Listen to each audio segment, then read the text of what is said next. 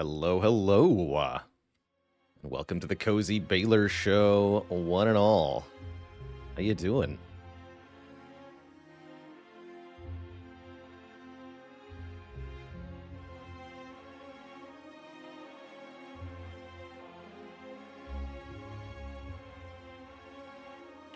Hello to Storm of the Seas, to Josh B, to Steve with a B. Good morning, Hoya. How's it going, Dr. Noodles? Some Amir. Where are you, Eop? OWM, Renraku, Oshdogger.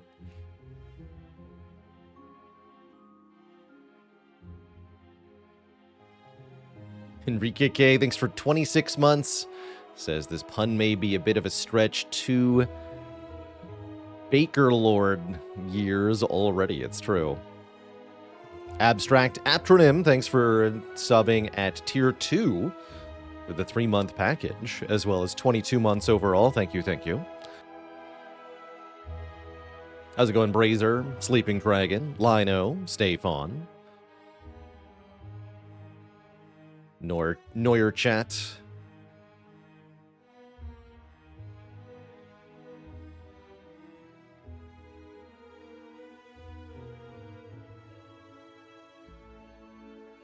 I think I sent you an email, Beards and Bacon, for the giveaway. I just had to...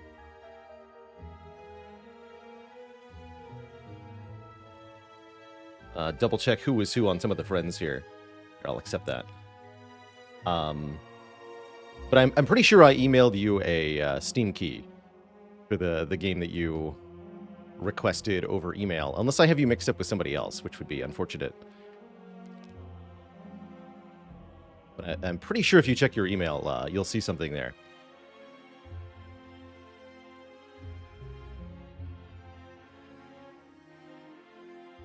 How's it going, Ark and Ike? Hey there, Lino. Dr. Noodles says, crazy windstorm here in Maine this morning. Spent the morning watching a team cut a fallen tree down.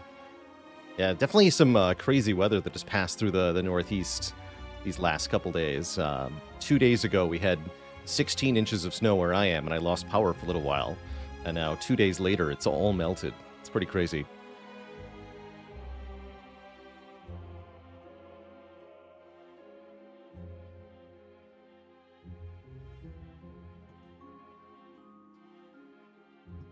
Zochipili, thanks so much for the Prime sub. What's the slogan of Ironclad's sneaker company? Just True Grit. I like that.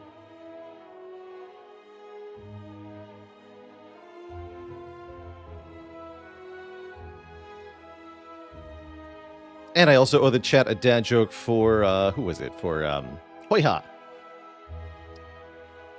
Did you hear about the duck that tried to become a doctor?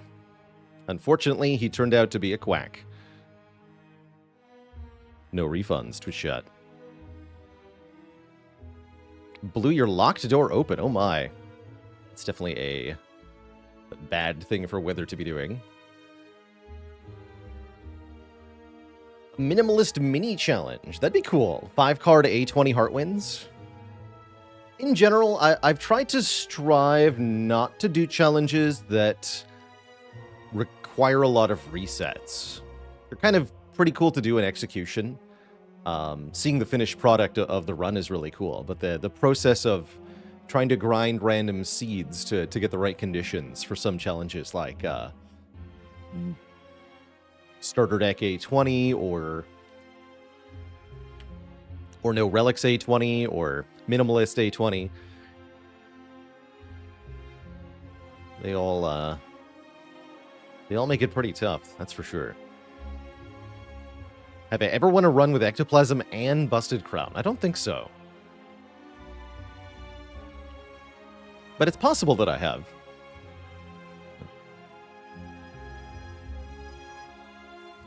You hear how surprised the Ironclad was at being unable to upgrade cards with a fusion hammer? He was completely nonplussed.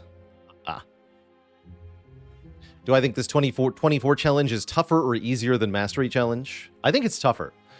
The Mastery Challenge was something that we could complete just by putting enough hours into it. Something we could always make progress at. It's part of how I designed the challenge, was to be something I could chip away at and ultimately achieve. But getting a win streak is never a guarantee. I could try all year and not achieve any of the characters' individual win streak goals that I have. So this is definitely tough. This is, yeah, very terribly hard. It's so hard that on 2 out of the 4 characters, no one has ever done it before. And when I first envisioned the challenge, it was actually 3 out of 4 characters, but then Zeknar did 27 in a row on Silent like a mad person. Zeknar seems like he's likely to break our rotating record, which has stood for over a year now as well. 20 wins rotating. Zeknar has been streaming a lot of rotating runs and getting some ridiculously consistent win streaks. So I expect to see the record fall in the next 3 months or so. But that really is all up to Zeknar.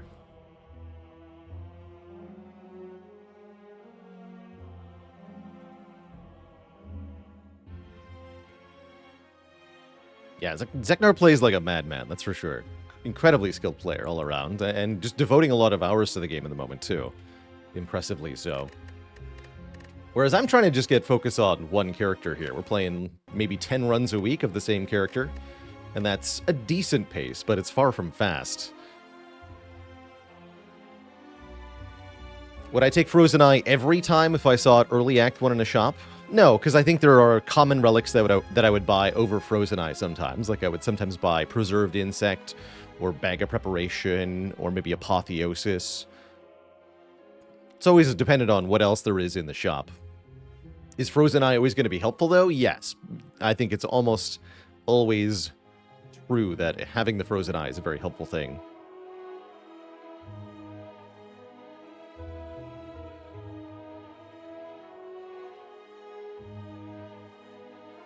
Adonis Incarnate says, did you hear that the police threw a couple of mute crows in jail? They were arrested for attempted murder, but luckily it was without cause.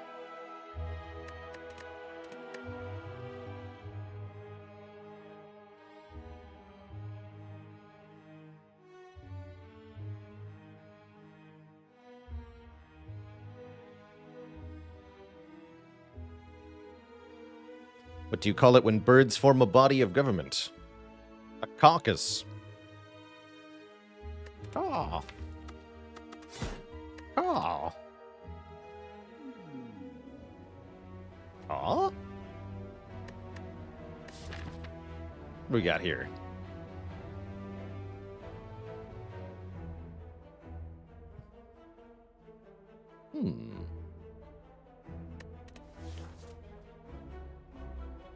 Eyeing 7 max for Transform 2 here. Who's a Rack Boss? Rack Boss is Hexaghost. Speaks to wanting to deal damage. I could see transforming 1 Strike and 1 Defend for 7 max health, and depending on what we get, that could be either very good or very bad. Boss Swap is an option. We've seen how that can go very well with 3 recent Snecko swaps, but also very badly with 1 recent Busted Crown swap that did very poorly. I think Random Rare is not bad on Ironclad. There's a pretty good likelihood that this pays off big, although there are a few stinkers to get at the start of the run, like Barricade, like... Brutality's not that good. It's okay. Brutality is fine. Fiend would be good. Feed would be good. Demon Form's pretty bad. Bludgeon's good. Immolate's good. Berserk is pretty bad. Although not that bad. Berserk floor 1 can be decent. Limit Break, that's the one I was thinking of. I was trying to remember. I knew there were a couple more useless ones. Limit Break definitely is quite bad on floor 1, and Corruption is not particularly good either. So there's definitely some stinkers, although most of even the bad ones can end up being a very important part of a deck later on. Exhume, also, yes, Exhume. Did we win the Busted Crown swap? Not that most recent one, no. No, we got offered hot garbage from our card rewards.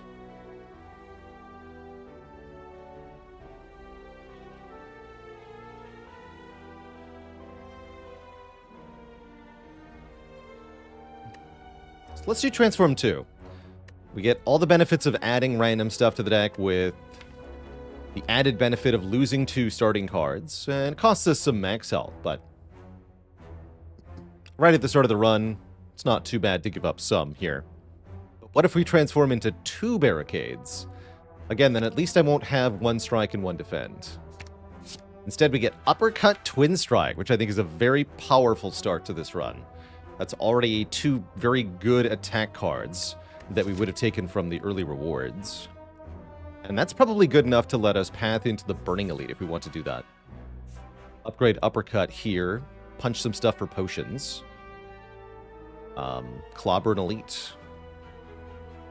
More and more I've been liking avoiding an Act 1 shop on Ironclad, although if I look at the path, hold on, we also have this option. Fire, Elite, Elite. So we can get a 3rd Elite by not getting the Burning Elite. That's probably worth it. The extra fire before the 2nd Elite is also very nice.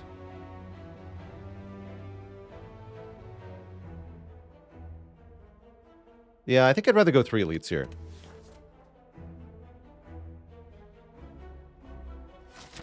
And even if we have to miss an Elite in Act 3 for it, it's better to have the Elite now than in Act 3, basically. Especially with our current power level. We should be pretty good at fights. Even opt out for Searing Blow path. Boop bop it. Well, I mean, yeah, actually.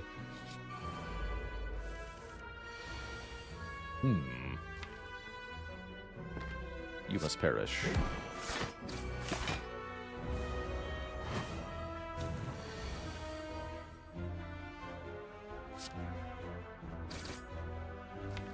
Just gonna uppercut this. We could have taken less on that turn, but we healed a full, so I don't care. Fire Pot is very nice to start, and if we want to fix our missing block, I think Ghostly Armor would be spectacular. Could also consider an early Burning Pact to let us exhaust the deck down. Or a Heavy Blade if we really think we're going to get strength, but there's no need for a Heavy Blade with the uppercut. Take a Ghostly Armor. Round out our block a lot here. With 1 defend missing, I really like it. Act Boss is going to be Hexaghost. How greedy do I think early Burning Pact is? Pretty greedy, kind of like an early Acrobatics. When you only have 3 energy per turn, you really can't afford to be spending that energy on drawing more cards.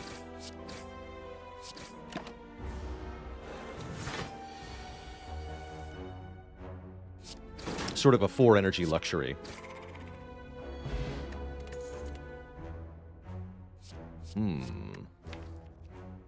Take a Power Through or a Cleave. Cleave is pretty reasonable to get some AoE here.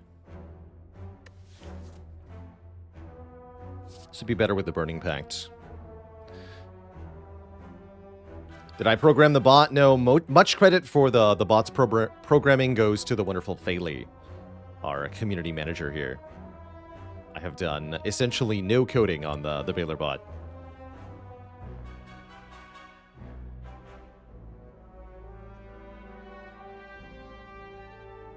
Tuet says, I've been doing some low ascension runs as part of a test to see, quote, how many ascensions the heart adds. And you've been greeting Act 1 pacts a lot. Really curious what your science yields as an answer to that question. The rule of thumb I've said for a long time, just based on personal experience and feeling, is about 15 levels of ascension. But I'm curious what you conclude as well.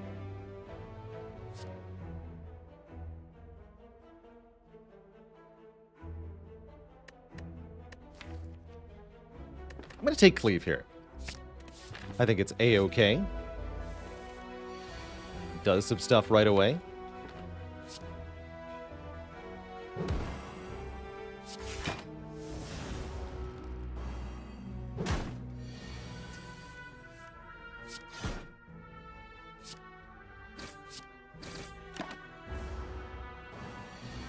Oh, cutie alert. Jim Matt joining the illustrious list of channel cuties. Let me get you added right away here.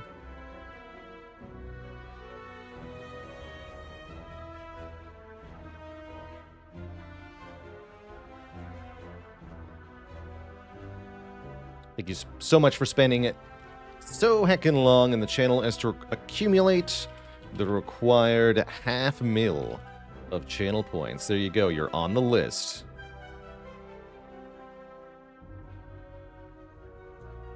And Fickle Beast with 14 months of support. Thank you, thank you.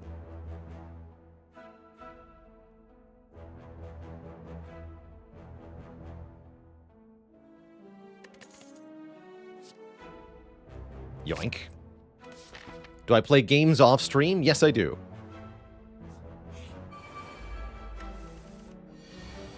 Yes, I do.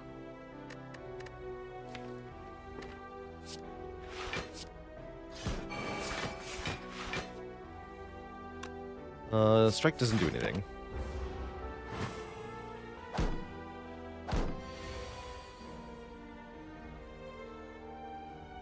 Boop.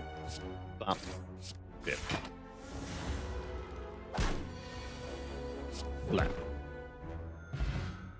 Alright, 2 good potions. Kind of wish I'd taken power through. I'm still going to take second wind. This is a very important synergy card here. Second wind lets us exhaust other cards, particularly non-attack cards, such as stinky status cards like the one Hexaghost adds. Ever played Dota? No. Actually, wait. I believe I've played exactly 1 round of one MOBA game, but I don't remember which one. No, generally, don't opt for multiplayer experience as much these days. I know, so much potential on this run already. So much potential. And now we get our max health back. Could take an extra relic here, but I don't think that's wise. Go to 73 out of 73. Upgrade the uppercut to the additional weak and vulnerable. And let's see what we can do here. Kremlin Knob with turn 1 bash. I almost don't want to play the Battle Trance here, because it could make our draw worse, but it could also make it better. Currently, we're guaranteed to get uppercut for turn 3, although we're hoping to kill on turn 3. I don't think I play Battle Trance here. Yeah, we would have drawn uppercut. That would have been not bueno. So, if I deal 14 here, next turn we only deal 18 more. So we're going to need the Fire Potion, looks like. But then we'll heal back to full. We have a 40% chance to get our potion back anyway. Could go 1 more round, spend effectively 18 health to keep this Fire Potion. I don't really see a need to do that. Best card upgrade in the game. Steering Blow? No, in terms of absolute values for the card, I think it becomes very hard to compete with the Blood for Blood upgrade. Yeah, as GamerCat says, Blood for Blood, as it both decreases the cost by 1 and increases the damage by 4, which is very, very, very powerful. But then there's, of course, contextually good things like early cost reductions on cards, or an additional draw upgrade that makes you infinite could be the best card upgrade in the game. Glass Knife gets +8, that's pretty strong. Vision's pretty cool, because it fundamentally makes the card do something different. You could actually argue for Discovery, because upgrading Discovery lets you break the game by farming money with Hand of Greed. Stuff like that. As ever, there's no wrong answers, really, in Spire. Or more accurately, perhaps, no correct answers. At least nothing that's universally correct. Alright, our first relic is a do-nothing relic. That's never good to see. Our first rare is a do-nothing rare. I'll take a Headbutt. I love Headbutt with Battle Trance. Probably we don't need very many more attacks for now. We have Uppercut plus, Twin Strike, Cleave, Headbutt. I'd like my next attack to just be adding strength of some kind. Although I am gonna be the kind of guy who upgrades Battle Trance. Sarah Kate G, thanks for the Prime sub in the 2 months. Or healing. One might argue we don't need this healing, at least not right now. Too bad.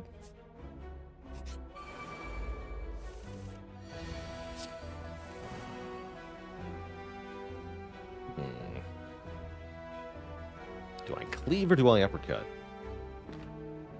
I think we're going to play Ghostly Armor here. Because I don't want to lose it. Uppercut would bring you to 26 plus Vuln. That would mean 3 strikes would kill. Let's do that. We want to kill one of them as quickly as we can here.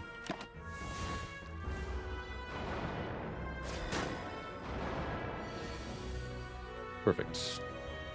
Then we can headbutt either the Ghostly Armor, the Battle Trance, or the Cleave.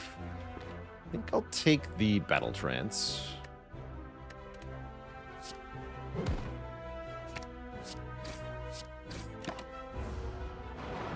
Crawl through more of the dazed quickly here.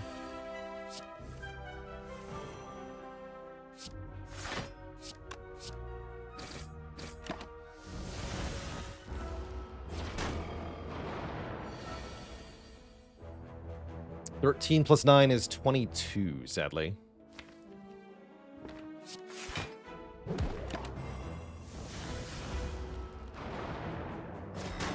How do I avoid tilting after bad RNG or just losing in general?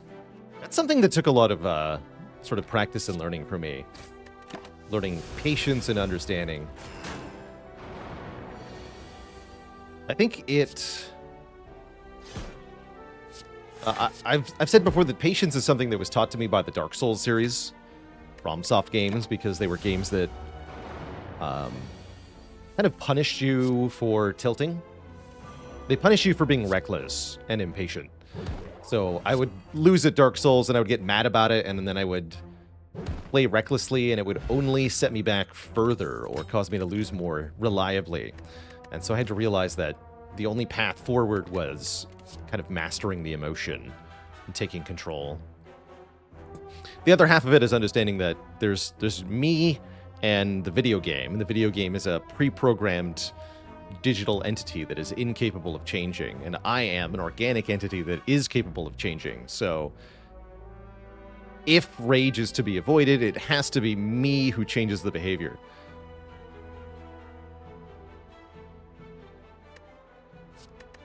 By picking Flame Barrier.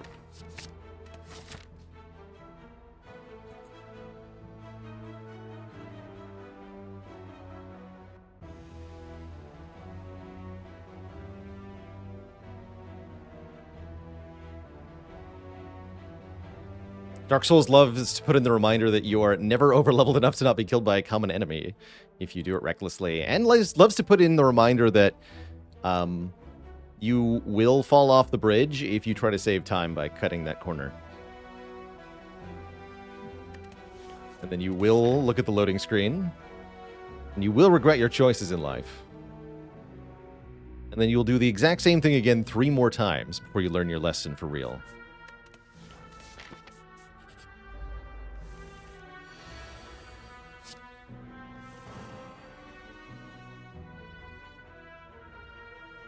You died. Interesting turn 1 here. We're getting frailed and jawwormed. Probably we're uppercutting someone. Could be uppercut second wind. We could also play uppercut cleave, I suppose. I think I'd like to kill the spike slime next turn, so we should uppercut the spike slime in second wind. That's the play here.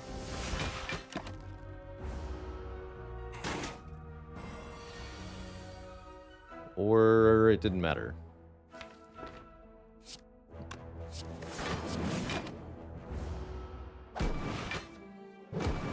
Still gets us closer to killing the minion, though. It's fine. Bye, say. Oh well. We had too many hit points as it is.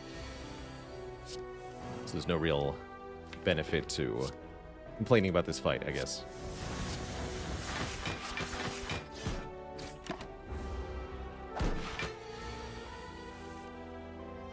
Although, made another mistake. It's all set up for Hexaghost, don't worry.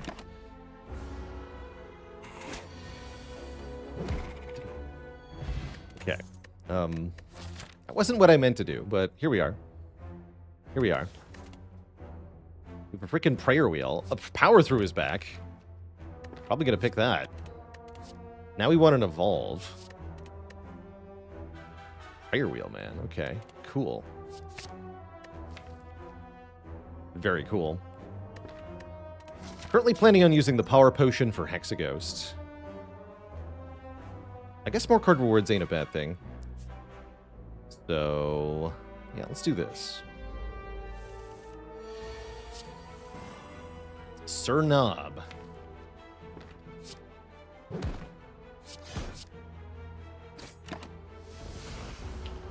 Knob should be no prob.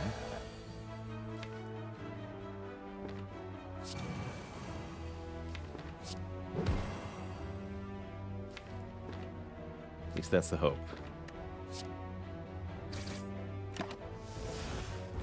Unlikely we can kill next turn, though. Although, what if I Forge Potion? We can deal 16, 13, 13. That's enough.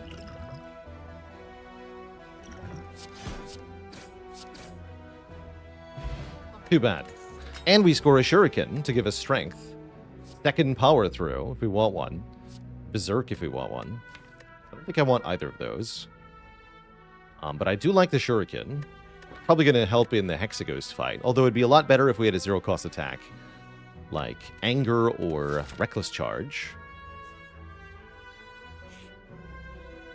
Purple Fire Spirit. Should have taken Berserk, I guess. Hilarious.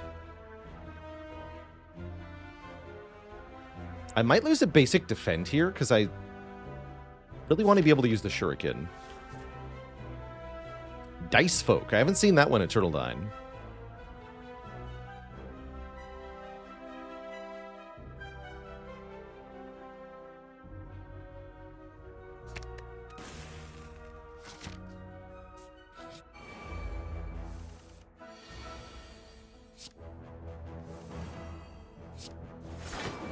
These two aren't bad. Guess we'll hit the one with slightly lower health, although I don't think it's going to matter here.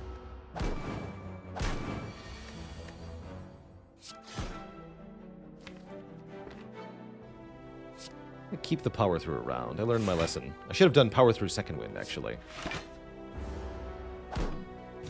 On that turn. Still good, though. This fight is over. 41 health. More than that, actually, with the Eternal Feather. Going into Hexaghost here. Rupture. Searing Blows here, although it's a bit late. If we want a bit more damage, Pommel Strike is a perfectly fine addition. Deal damage, draw 1. Goes great with Shuriken. Probably I should pick that. Scotty doesn't know with 11 months of support. Thank you for the nearly full year. Let's grab one Pommel, just to be sure. And like I said, I am, even with this deck, a little intimidated by Hexaghost. You really got to respect the Hexaghost. It's a very dangerous opponent. It's going to be Flame Barrier upgrade. That sounds cool. Tom just put up the game vote for the month. Heck yeah. Is the command up to date? Heck yes, it is. Twitch chat. The game vote for January is now live. So it's down to 8 games to be chosen between for a new game that we're going to play on stream this month. As always, the top voted game gets played live on stream, usually on a Saturday. And if I enjoy the game or think it's a good fit for the stream, we'll keep playing it like we've been doing with Sea of Stars that won the game vote back in November. Upgrading Pommel Strike for more draw could help out here. This deck would appreciate more draw so that we can do second wind power through things more reliably. Oh, and we've got a mods page on the website. That's cool. That's much better than the old mods command. Thank you for improving that. Big ups for that.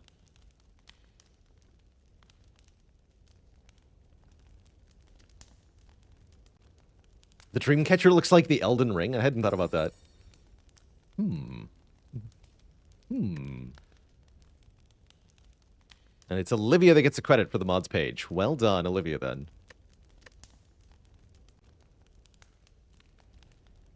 Let's go on Real Dather.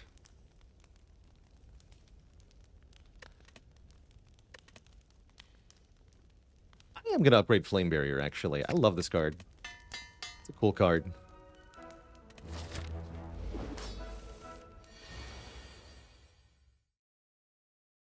It's not when we're supposed to draw it, though. Although we could get Headbutt Battle Trance next turn, perhaps.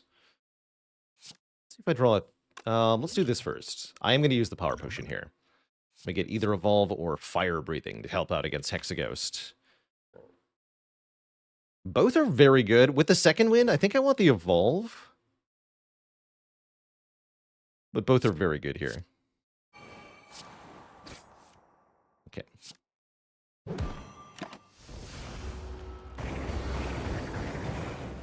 Do get Headbutt, but not correctly timed. Unfortunate. So we are going to get bonkered here. Just a bit.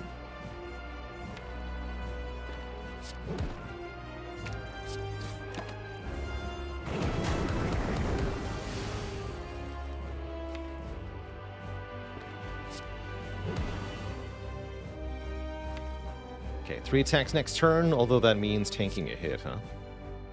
So I'm okay with that. Just want some strength here.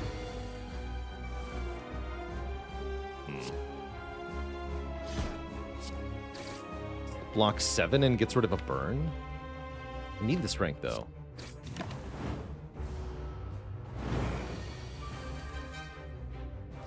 Absolutely need that strength.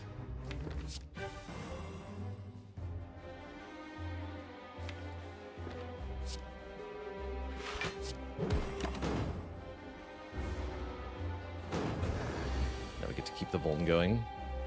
Ooh, or I could do a ton of damage here. Tempting.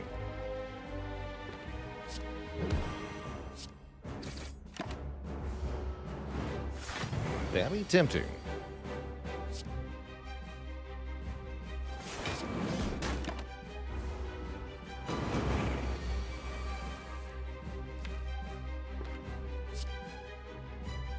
Don't mind me, I'm just going to delete all of your status cards. Wondering if Fire Breathing might have been better, though. Next turn we might die. The Hexaghost here. As you can see, we're way behind on damage. Keep the power through.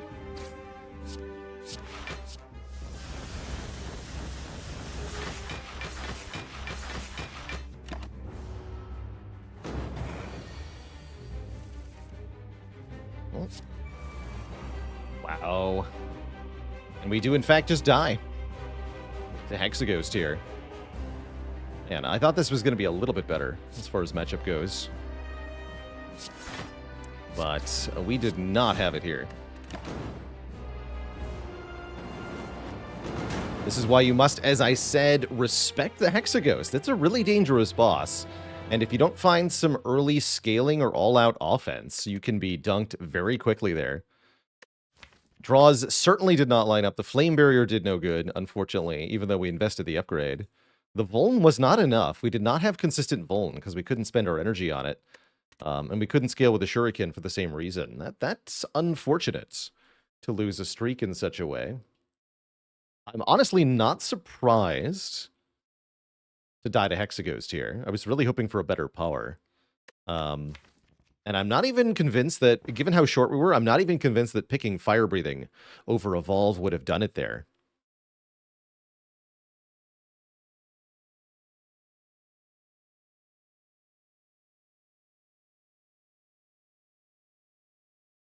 Do I think Berserk would win that?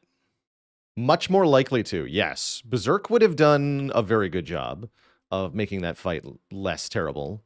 Although could have suffered from being unplayable with bad draws. But very likely Berserk would have helped significantly. Bummer. A big bummer. What pick in hindsight beyond, other than Berserk might have changed things here? We could have taken that Flex, and that could have been big damage, potentially. We didn't have to take all the block cards. Yeah, we could have taken that Berserk. I don't think taking a strength scaling attack would have been good, but we could have skipped power through.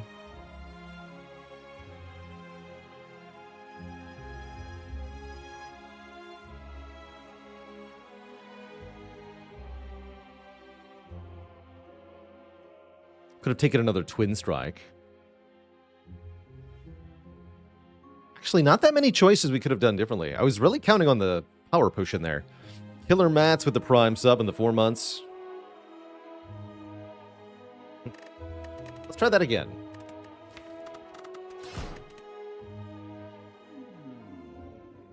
Do I think ultimately too many defensive cards were taken? That was part of our problem. That was part of the problem.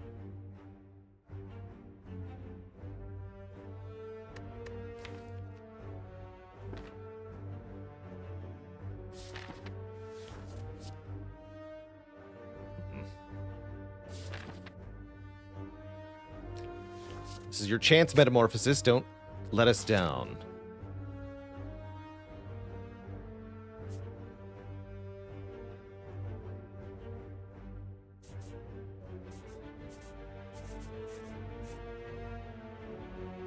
What's the goal with Ironclad? 20 wins in a row.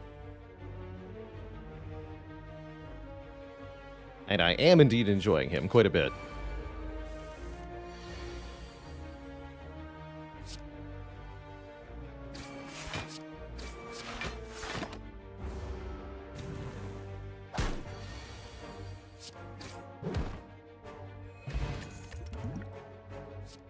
Definitely want card draw with Metamorphosis here.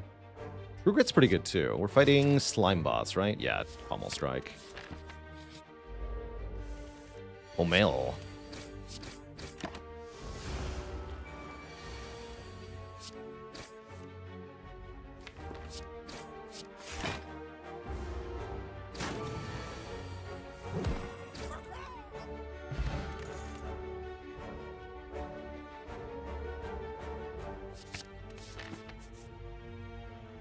Whirlwind is interesting. An event here. I like where this is going. Is it ever tactical to just pick the choose a card? Yep, that could be the right pick. And yeah, sometimes then skipping is also the correct pick. In which case you can still be in a advantage position, because if you see any number of common cards from that first card reward, then you're progressing towards your first rare find, essentially.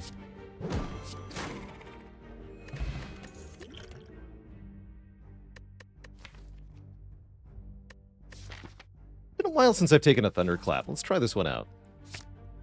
Give me that. One vulnerable. Oh, dear. Oh, crap. These guys are gonna destroy us. I wonder if we're just going to allow ourselves to be robbed here. Kill the little slime. I don't feel like I can get them both very easily. 23 damage on turn 1. It's tough.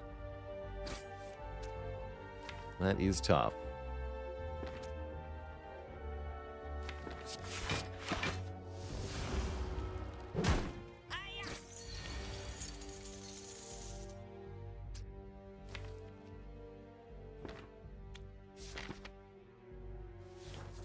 Yep, that's tough.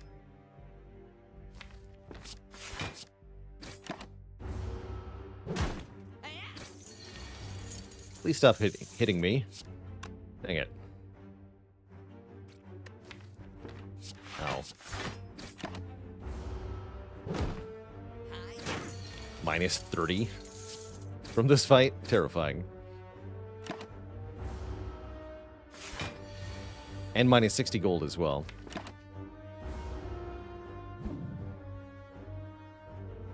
But I have nothing to lose, so I really don't care.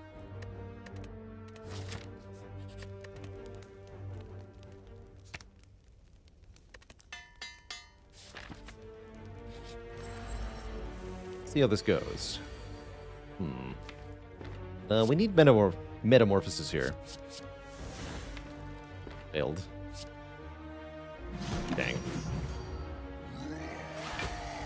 Those weren't the cards I was looking for, although they might be sufficient.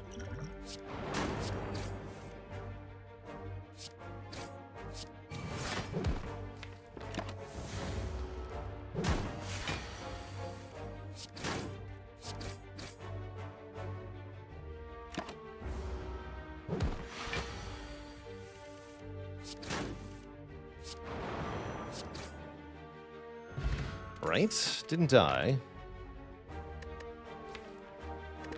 Let's try a flex. Weird flex, but okay. It's safe to rest, huh? I want to go 2 more elites. We don't have to do 2 more elites, but it seems crazy not to. Let's do it.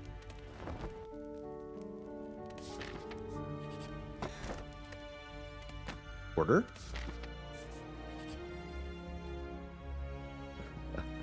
Nice try. Nice try.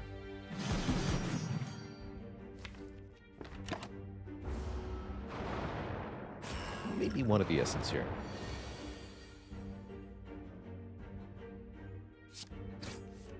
It's not too late.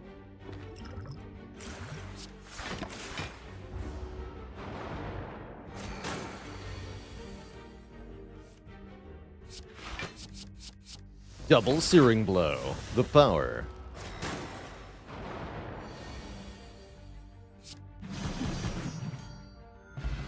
Okay, we get the Eternal Feather again, as well as a block potion.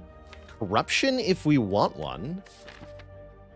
And because of the metamorphosis, I actually kind of do want one. Although anger might be more reasonable here. I'm taking Corruption. It's a powerful card. Whirlwind. Thank you. Okay. And we should probably consider a Combust just to make sure we get through Slime Boss here. Intact. I'm not under the belief that Whirlwind Metamorphosis alone will be sufficient. Now, there's not a whole lot of defense going on, but that's a problem for future us, of course. Bonk.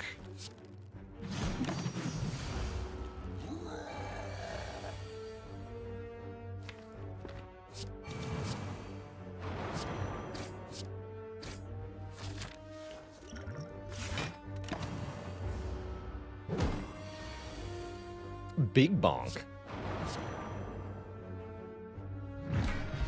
Get crushed, sir. I'm down for an armaments.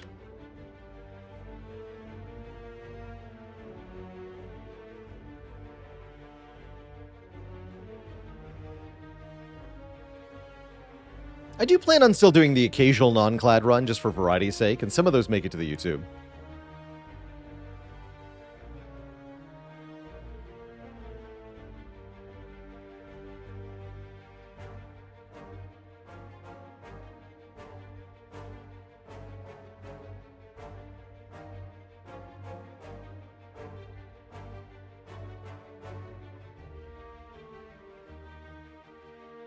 Microchip T, did you hear that the Ironclad launched his own line of chocolate wafers?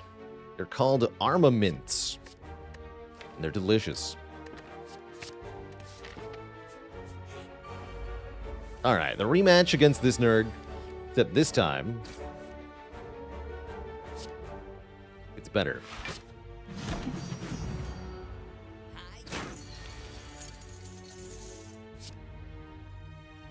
Play only 3 energy of skills when I can play 4.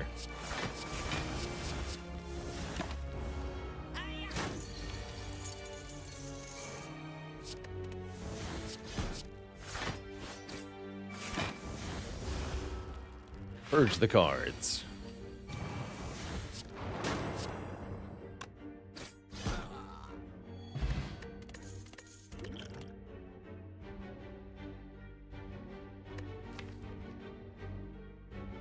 Berserker's back, huh? Probably I should just take another Pummel Strike. It's an interesting Berserk, though, especially given that I can upgrade it immediately. And that we have an X-Cost card. I don't think so. Corruption makes me not really want Berserk very much. Because we're likely to have a lot of 3 cards in hand at any given moment.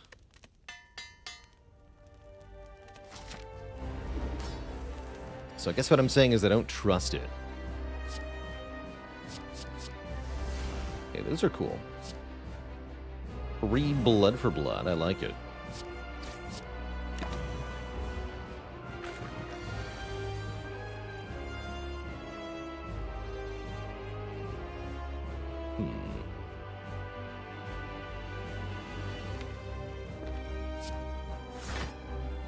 Do Bash Combust thanks to Nunchaku here? Worth it.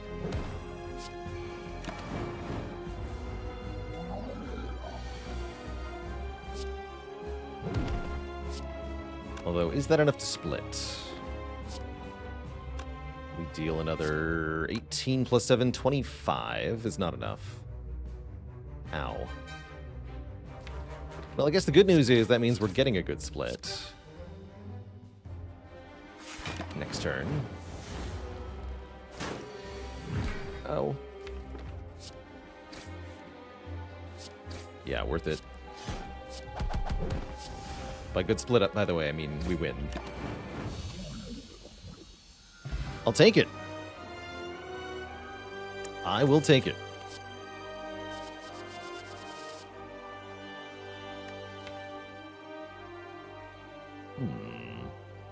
Corruption says take Impervious. Everything else says take Offering. I'm on team everything else here.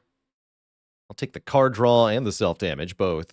We got lots of healing with Eternal Feather, so I don't mind doing some self-harm here. And it's either Fusion Hammer, Busted Crown, or Pandora's Box for us.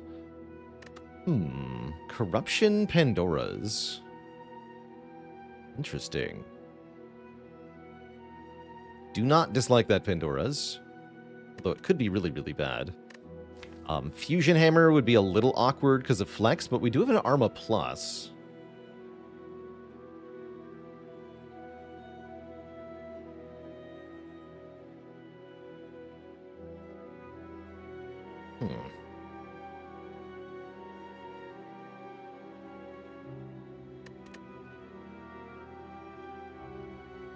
Who'd have guessed this run gets out of Act 1 and the last one didn't? I mean, last run would have dunked Slime Boss just fine.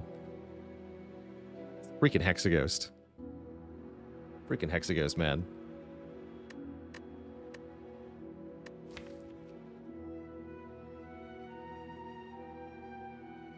What if we just trust in Metamorphosis?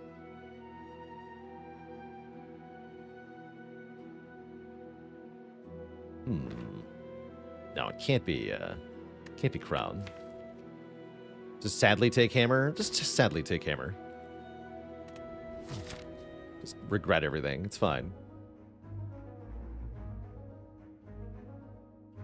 Just fight 1,000,000 elites. Easy.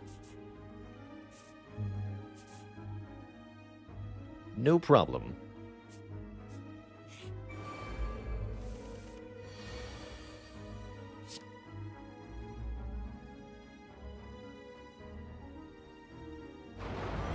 Gentlemen.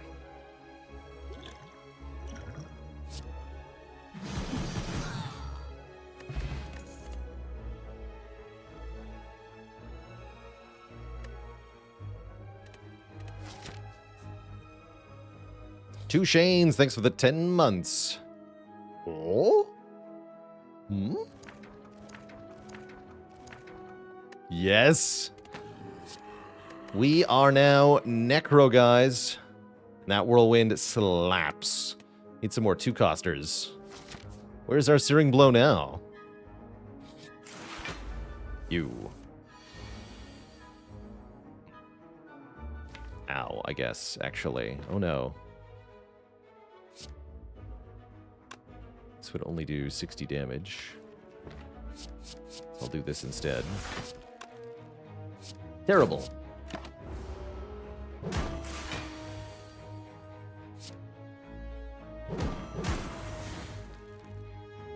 Simply terrible.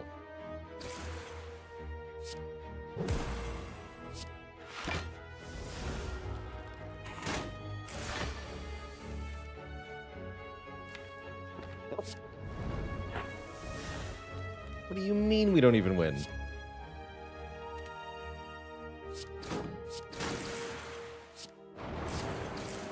That's terrible.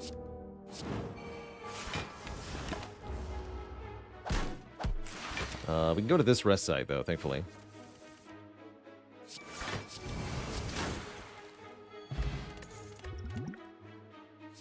Strength. Real strength. Unupgraded real strength is a bit disappointing, but I think I still take it here.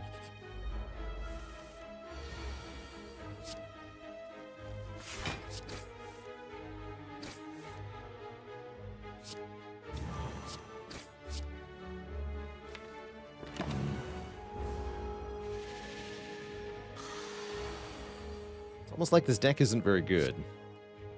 Almost.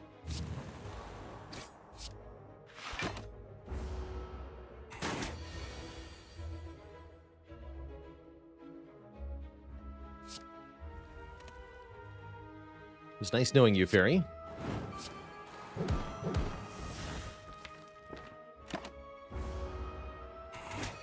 Thanks for the heal, at least.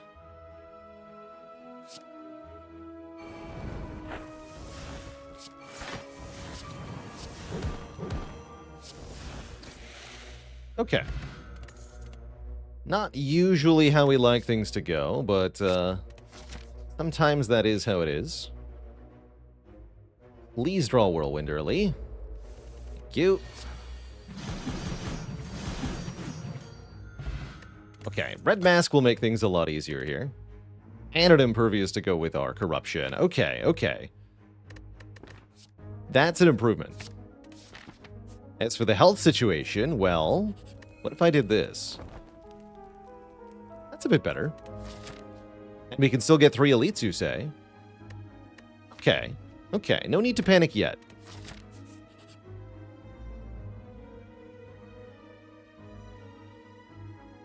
Hey, you want some ginger? Hey, kid. You want some ginger? Tasty, tasty ginger? Give me the rare cards. Don't ask too many questions. Disaster. Didn't draw a Whirlwind. How sad.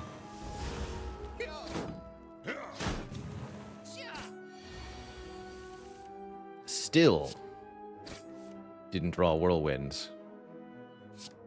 Ominous music plays. Not getting entangled, though.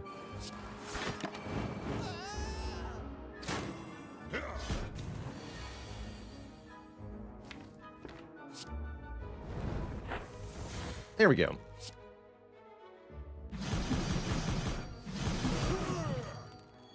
Satisfying. Get a Juzu bracelet. Alright.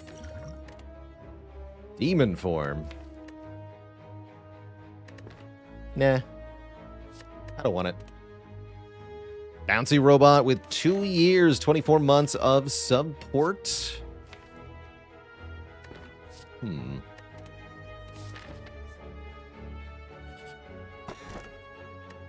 Guaranteed block sounds pretty good, actually. Let's see what our third elite is. It's Gremlin Leader, who is attacking turn 1, which is a good thing.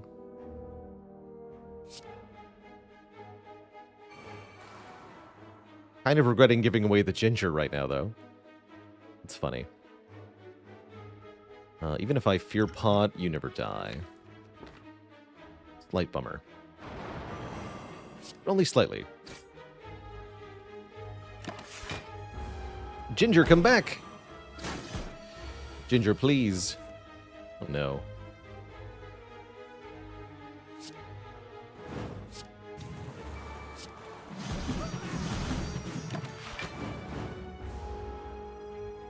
Maybe should have Fear Potioned then.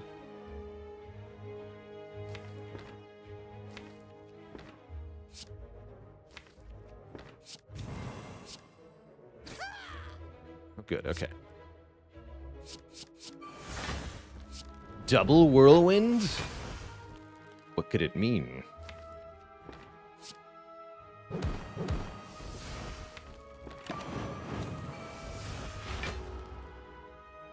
Okay. Don't need to. Finally, some good news. Also, we can. Okay. We get through our second elite fight just fine. Scoring a bag of marbles. Now they're weak and vuln on turn 1. We're offered another demon form. I'm going to ignore it because there's a disarm here. Rupture is also not that bad because of Combust and Offering. I am definitely a firm believer in clicking on disarm. Generally speaking.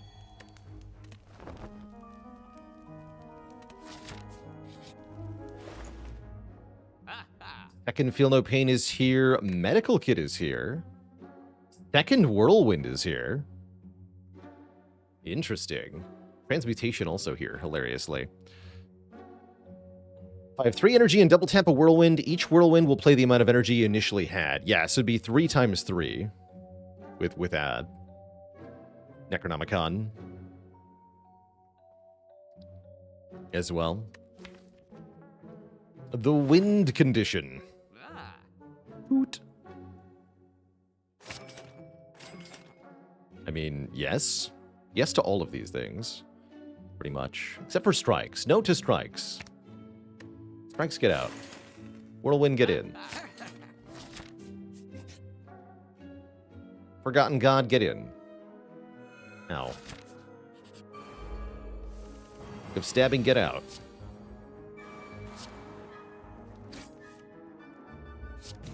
Get out.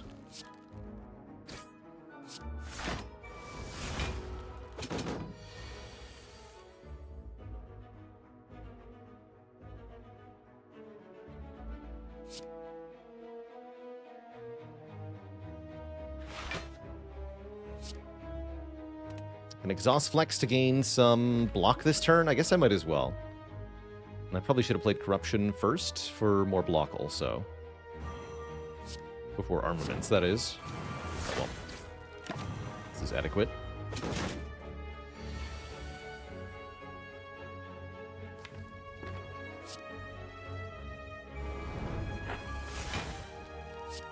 This would be 12 times 12, which is 144.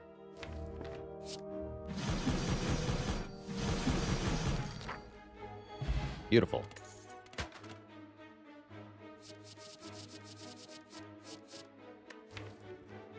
Double uppercut or double heavy blade? I've got flex and inflame. Tempted by double heavy blade here for the single target damage to really kill stuff fast. Although its inability to be upgraded is a little iffy. Would I buy Chemex now with 2 Whirlwinds and the Necro? I sure would. Oh yeah. Big time. For sure. I don't have good weakness yet, which makes double uppercut pretty powerful. It's a really good artifact buster as well. I'll take the uppercut. Take the uppercut. You'd sell your kidney for Chemex in this position? Yeah, no kidding. Add Chemex to this and you have basically a speedrun deck.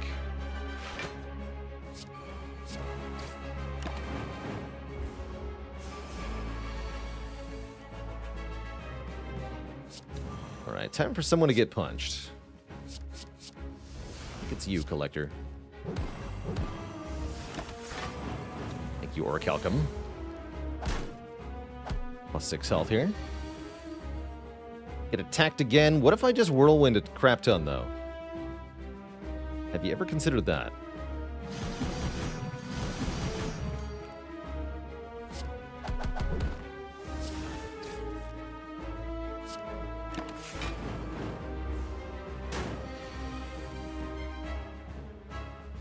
Deal 40 damage with Whirlwind.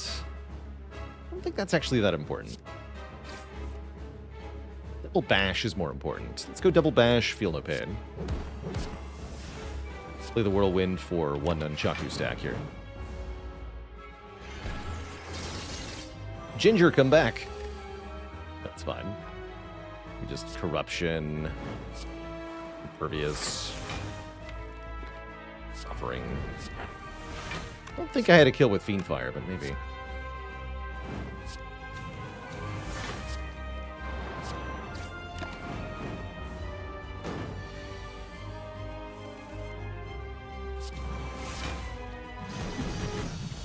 GG. Collector drops without too much of a struggle, quite frankly. And we're offered a Barricade. One of my favorite things to see with Corruption Double Field Opain is Barricade. Limit Break would be kind of cool if only the strength was more reliable. I'll take a Barricade. Take a Barricade all day. If one Corruption's good, surely 2 Corruption is better. Oh my lord. The Holy Trinity. Wow. I think with the Barricade, we want the Snecko Eye over the Runic Pyramid. We have a couple of things that make Snecko Eye particularly appealing. One of our best damage options is X-Cost cards, and those are ignored by the cost randomization. 2, we have several high-cost powers that we want to put in play. Corruption and Barricade.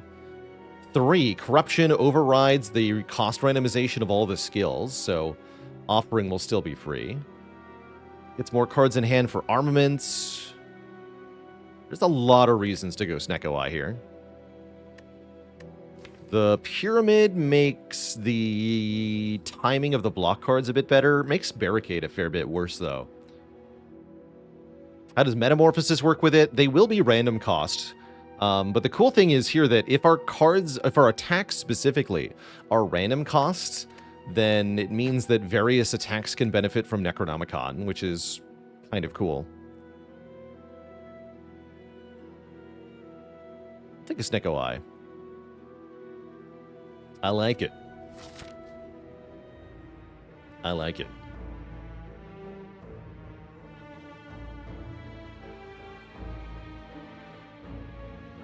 Not actually very rich.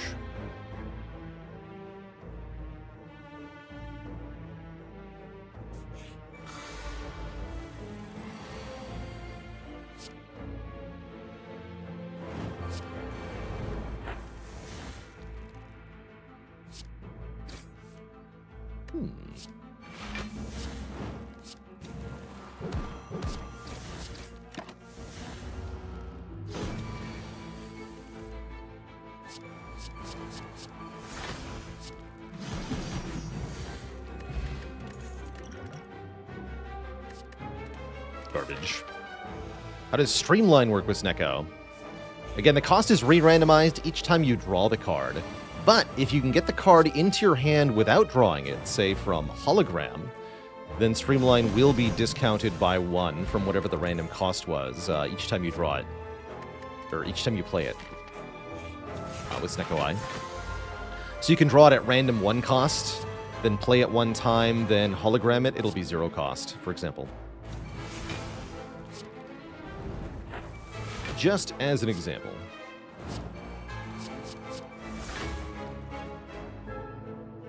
Double Thunderclap. Build your own shockwave.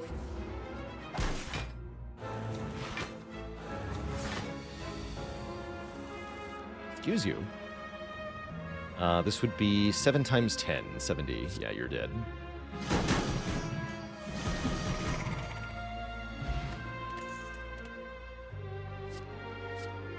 Get a real shockwave or get a disarm plus.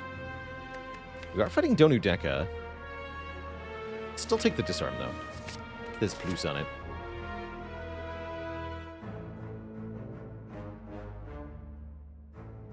Yeah, so Secret Weapon or Seek or anything like that, Haligonian, those bypass the cost randomization on draw.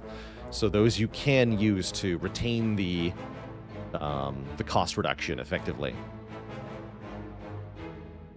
Paolini 1995, thanks for the Prime sub. Welcome to the Cozy Sub Club. Welcome, welcome.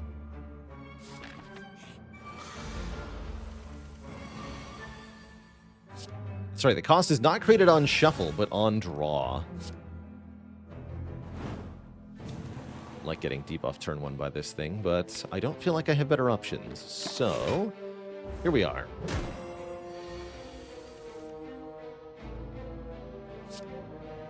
Let's go feel no pain. Change the intent. That's better. Barricade impervious.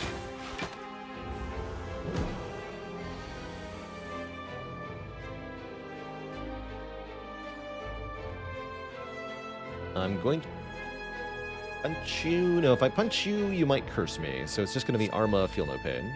Ooh, I don't like that. Concerning. What can you do, though?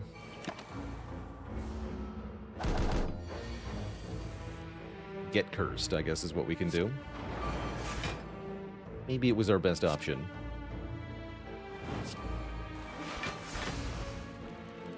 Yeah, I'm not going to risk it.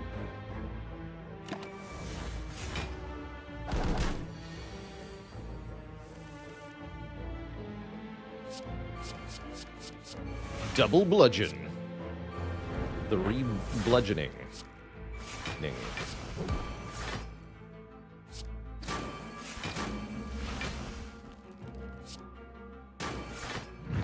Good.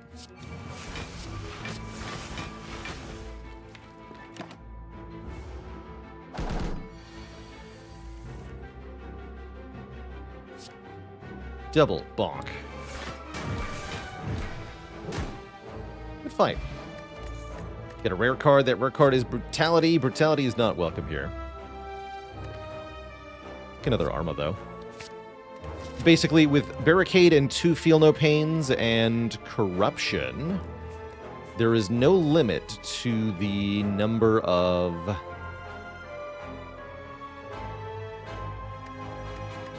skills that we want.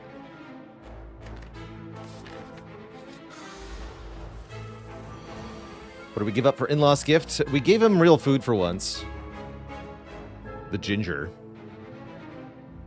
Let's see. 1319 times 8 won't kill, huh? No, but it is a tremendous amount of damage.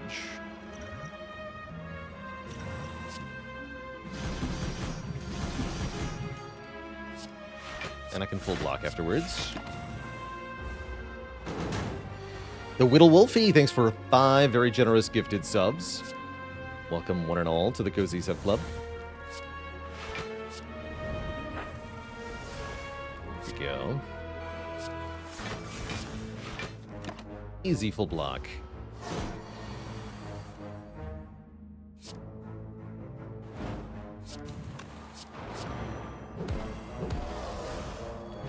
Get punched. Paper Frog is nice for making vulnerable enemies take more damage. I guess I'll take a True Grit. Exhausting a random card in hand, generating some block.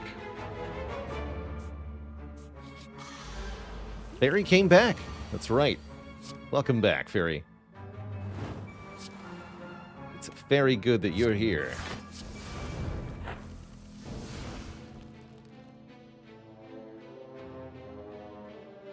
It'll actually cost me some damage to do this, but I want to demonstrate something that I've mentioned a couple of times. When you upgrade a card that has a change in cost upon being upgraded, unless it was already 0 cost, it will change its cost to the new upgraded cost. So Barricade is normally a 3 cost card that upgrades to 2 cost. Currently it's 1 cost. If we use armaments to upgrade it, it becomes 2 cost. It actually increases in price. One of the few situations where that can happen. I'll play it.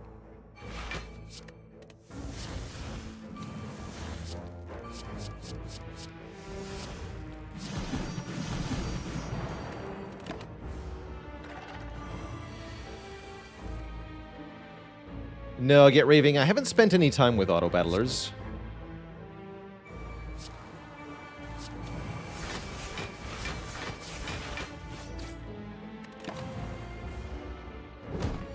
I can see where there's a lot of overlap, especially with the communities at large, but I have 0 interest.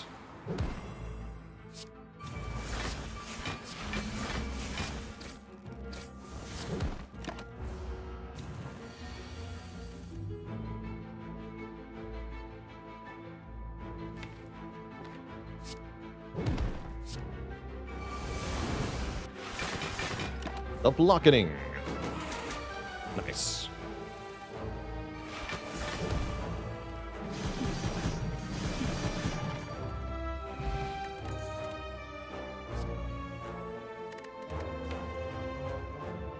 Now, that one we take. Heavy Blade with a Plus should slap pretty well.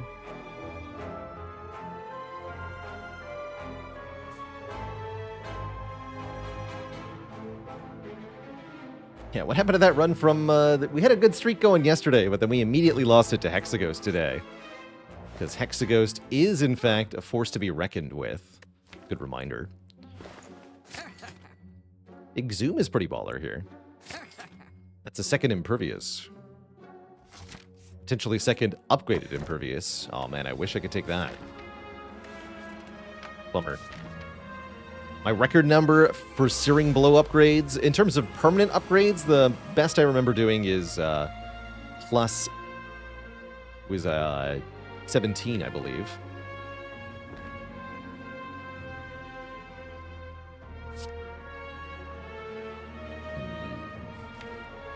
Perhaps against my better judgment. I'll play both of these.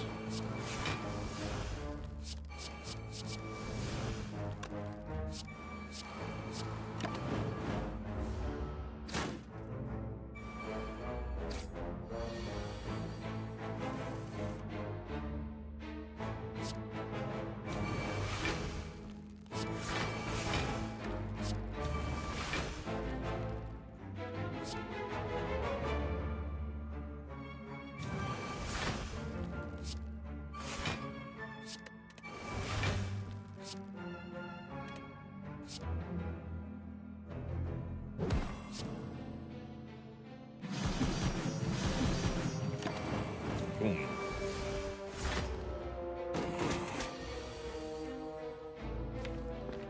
Barricade? Where are you?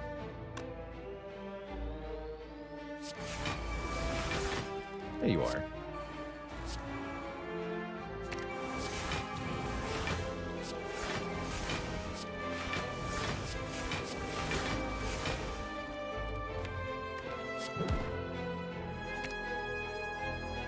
Double strike.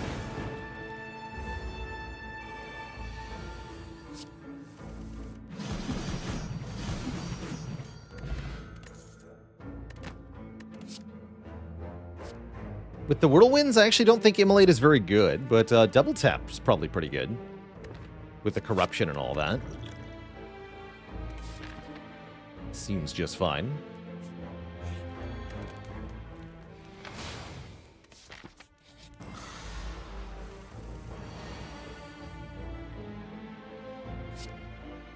Triple Tap.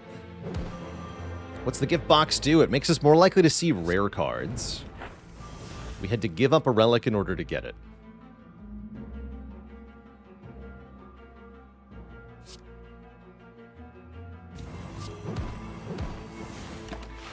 Gotta keep that Impervious around until after we play Barricade. Or similar.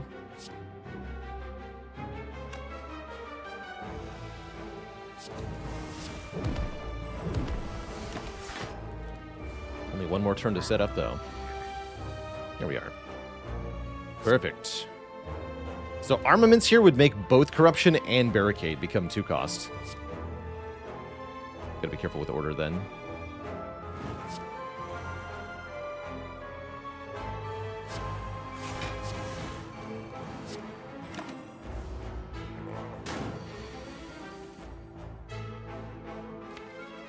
Uh-oh.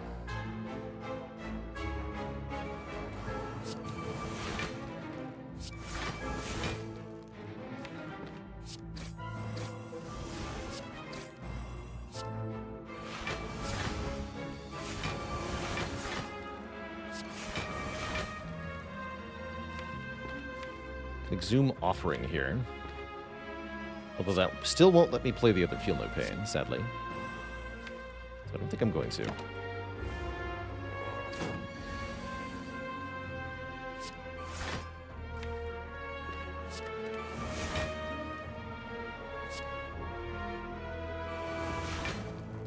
Dear.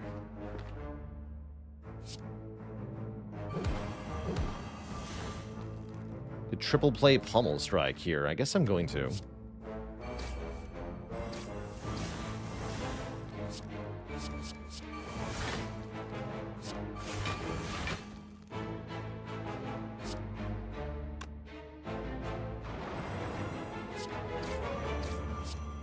$53.80, okay. Good turn. It actually went pretty well.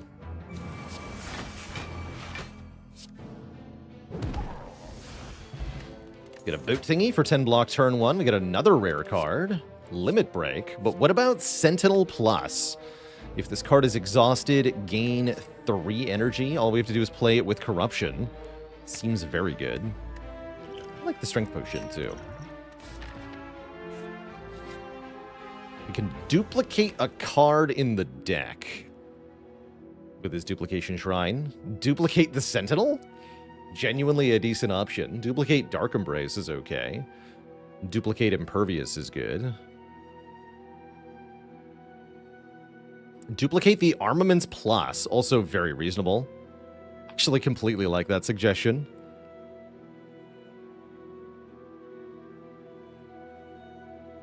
Currently at 36 cards. It's a lot of cards. Duplicate Necronomicurse to get the Mastery.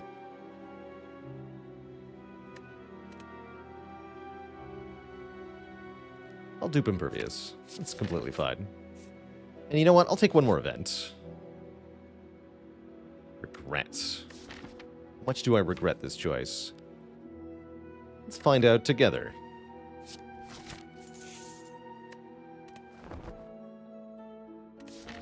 Go to dupe the strike.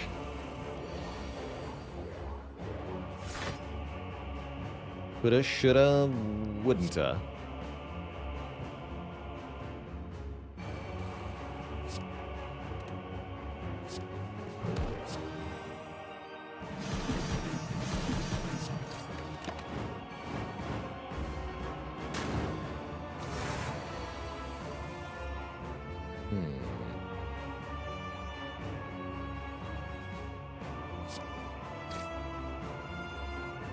It's not a great turn.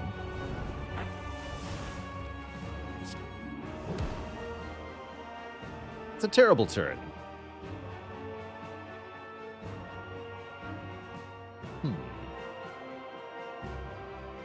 Oh well. I guess oh well.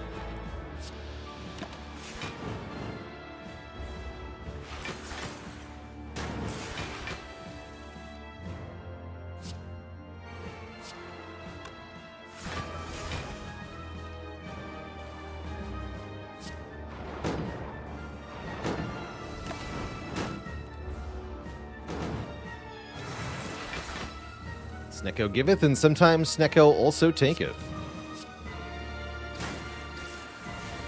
Thank you, Free Corruption, for saving me here.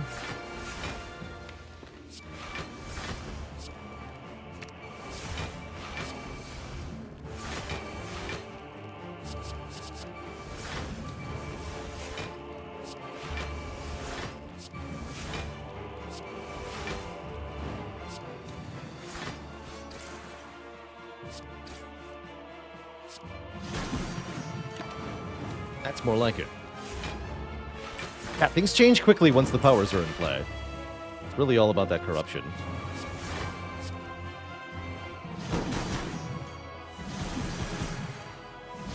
The triple whirlwinds.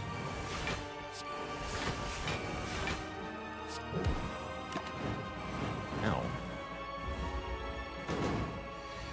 Regret, don't kill me now.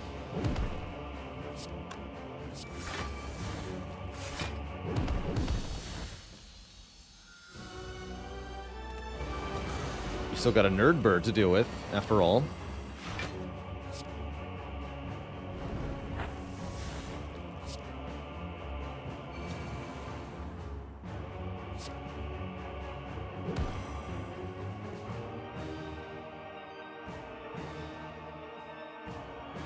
Better play defend, huh? No, whirlwind gives 1 energy.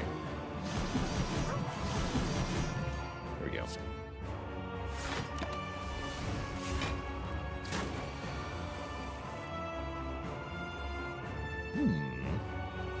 Spooky.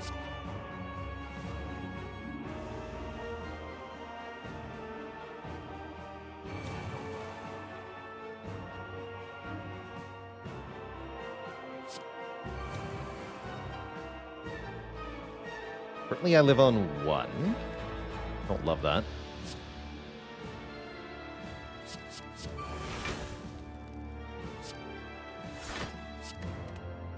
Ow.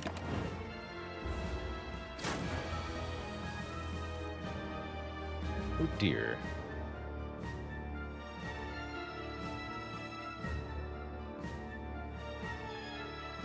So it's just Fiend Fire then. Spooky. And someone to exhume something first. Not really. Okay. How's it going, Munchie Dan? I don't have any rules against backseating in general. You're more than welcome to suggest lines or ask questions about the play. I won't always respond or listen, though, but you're more than welcome to ask. I don't want to lose my impervious yet, for no reason. So I'll take 1. 1 damage, please.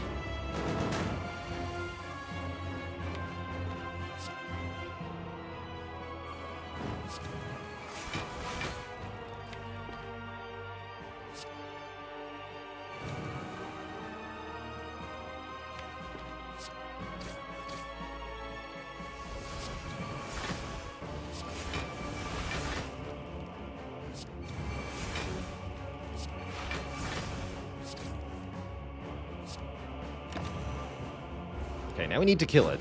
Ideally on this turn, if possible. Looks like it is possible. I also need Regret to not kill me, which may not be possible. Terrifying.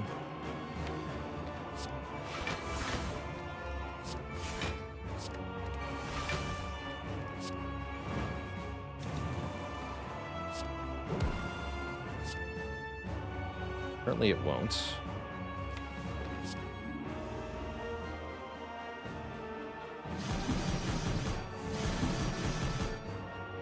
We're going to draw it again soon. Then what? Then what, I say?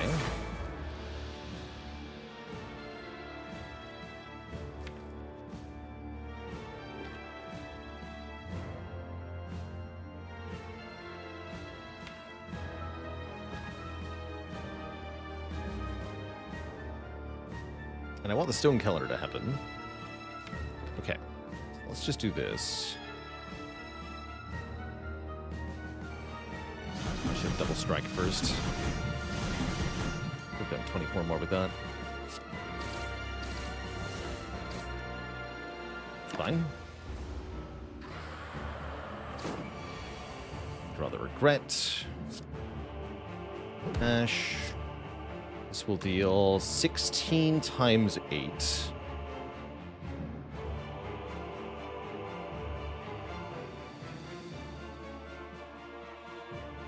$128. We're a little bit short. Strength Potion gets me there. Does I not have Medical Kit? That's not how that works, unfortunately. Status cards. This is a curse card.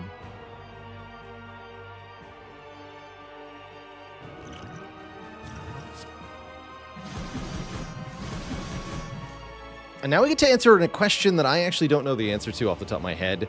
Does Stone Calendar activate before Regret does? The rule of thumb that I've learned is that we go top to bottom, left to right in terms of screen space. So potions, then relics, then power effects, then cards in hand, but I'm really not sure. My guess is Stone Calendar will save us here. Yes, it did. Cool.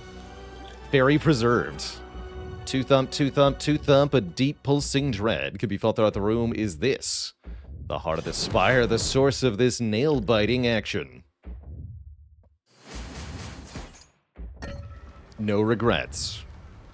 Yeah, I figured that regret might cost us going through the Boss Gauntlet, but I wanted the extra cash for the shop here. Let's see if it pays off. Did we need the strength potion with calendar? Yes. I think we're about 7 damage short if I didn't use the strength potion by my count. Telothrix, thank you for the sub. 3 generous months. Appreciate it. Salty Old Badger, thanks for 15 months. Could have had double transmutation. I'll take an ancient potion. Make the heart kill us less hard. I'll remove the curse, please and thank you. That leaves me enough for Vajra here. Or Akabeko, actually. Akabeko for turn 1 Whirlwind slaps, although notably it only affects the first Whirlwind. But that would mean if I drew Whirlwind Plus on turn 1 against Spear and Shield, it would do 8 times 12. 96 damage to them both. That's not enough. Fling better than Vajra? Well, only if you don't value damage in the heart fight. Which I do.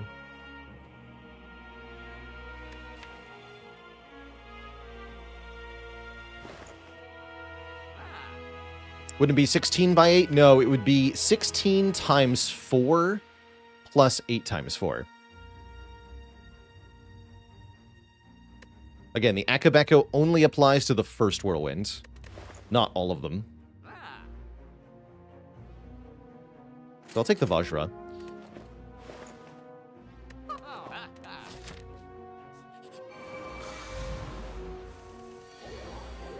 Ooh, nice turn 1. Spicy. I can even flex before a heavy blade here. My only regret is drawing both Imperviodes, but there's still Exhume here. I'd prefer to keep both of these potions for the heart.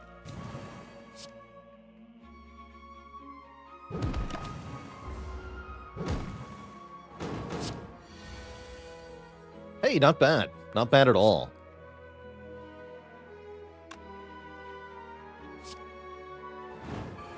Really lucky overall.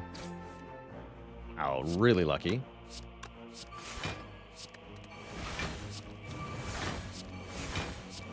Don't even have to play the Defend and Sentinel to keep those.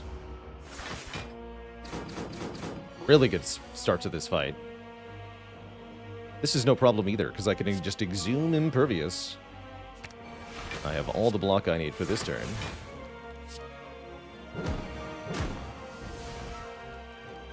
Maybe should have Inflamed? Yeah, I should have Inflamed.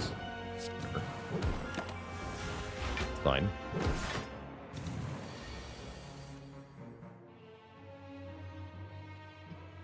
Heard variations on that one before, BM Petty. Like, what is the least number of floors you would need to be able to beat the heart? That's another variation on raising that one. Kind of a cool concept, for sure.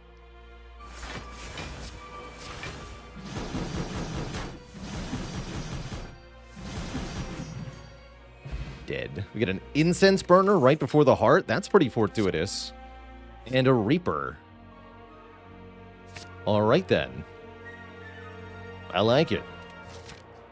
I like it a lot. Onwards and upwards. Riminduim, thanks for the Prime sub. Welcome to the Cozy Sub Club.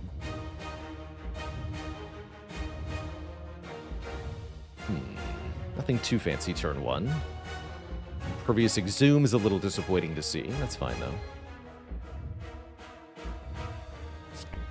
We can extend the weaken through the entire first cycle, which is quite nice. Combining that with blocking vulnerable by using the Ancient Potion means we only take half damage from the heart during the first cycle.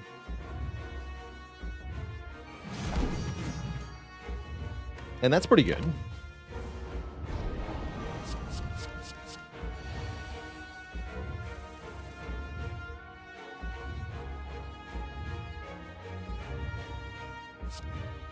Go armaments. Upgrade the Feel No Pain. Play Corruption. Block a lot. Just so very much.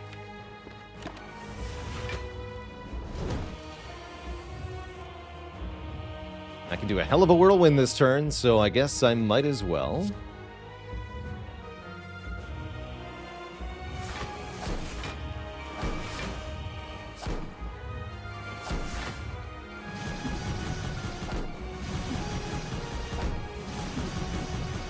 Anytime you can cap damage on heart, seems like it's a good idea to do so.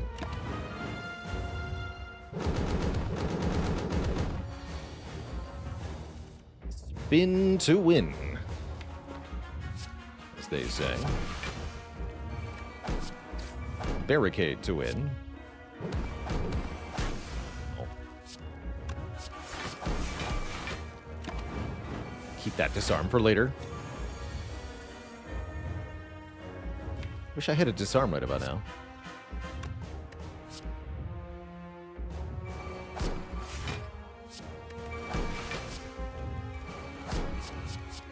Body slam's cool. Ow.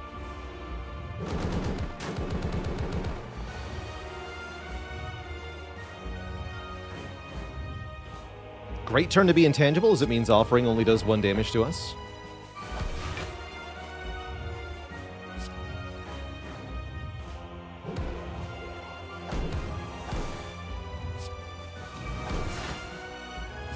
Heavy blade, keep body slam, delete something at random. Losing hemo is fine.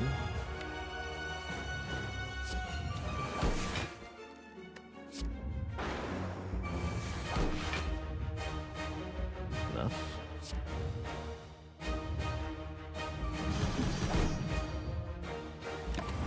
Good enough.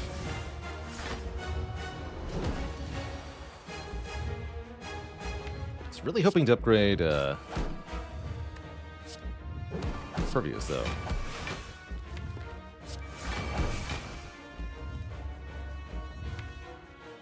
Oh well.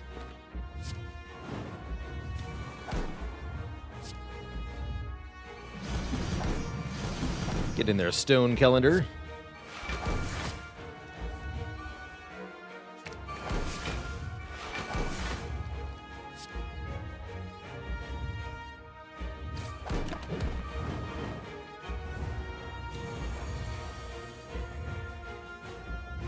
Get punched. GG, nerd.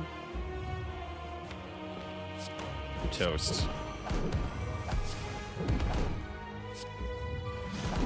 GG. There we go. Nice clean run. Under an hour. Get us back to 1 there. Kind of a shame we died so quickly, though. GG.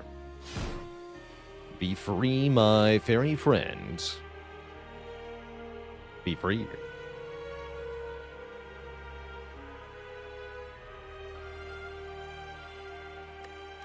It's a cool run. Very cool run.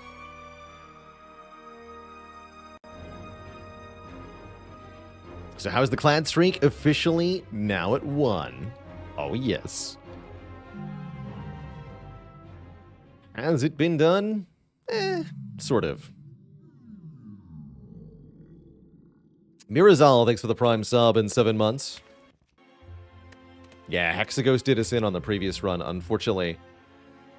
Even with our upgraded Flame Barrier and some decent attacks, it just wasn't enough damage output to even come close in this fight. So this is a pretty tough Hexaghost. Interesting.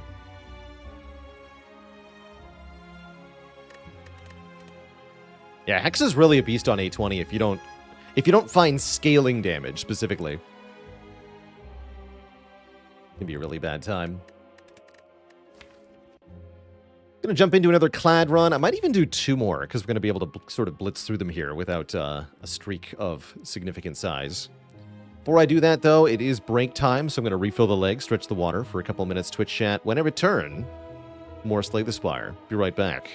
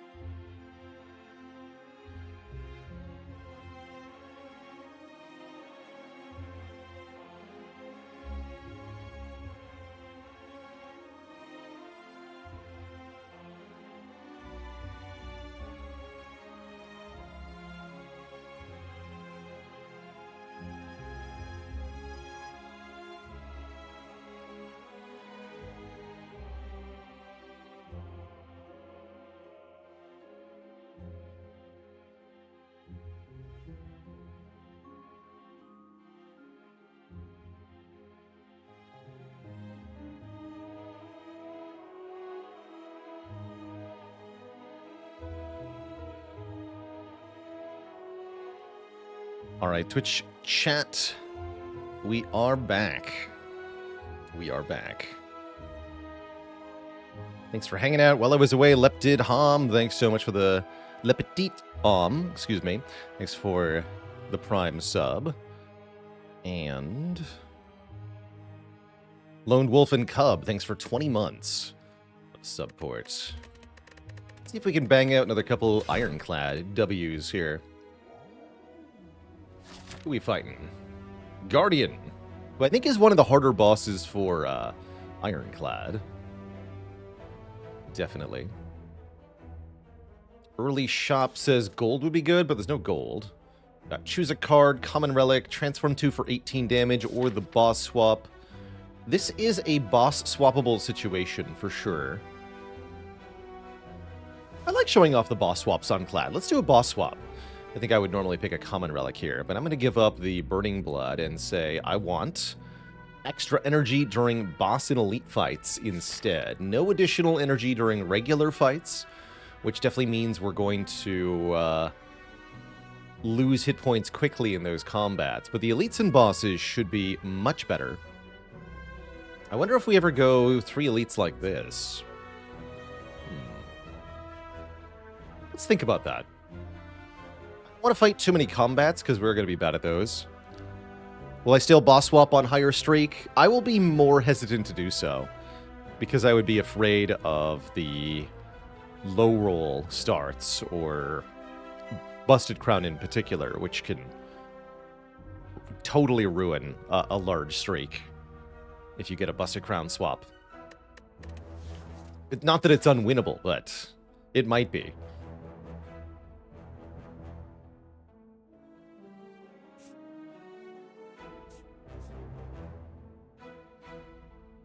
Let's start here. I don't mind going to an early shop. I am a little afraid of Jawworm. Only a little bit, though. Is this Bash Defend? Never Bash Strike. I would like the opportunity to play 3 strikes with Vuln next turn. Let's do Bash Defend. Take 7 here. Only 2 strikes, but I am glad for the Vulnerable. And then this could go badly from here.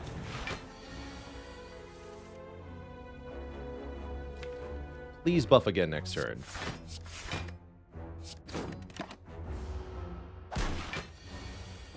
Bummer. Yeah, let's go double defend again. Do 1. Okay, now we can triple defend, and we still won't kill. That's really unfortunate. I can kill if I play 1 strike. I feel like we're due for a buff. Getting chipped away here, though. Bummer.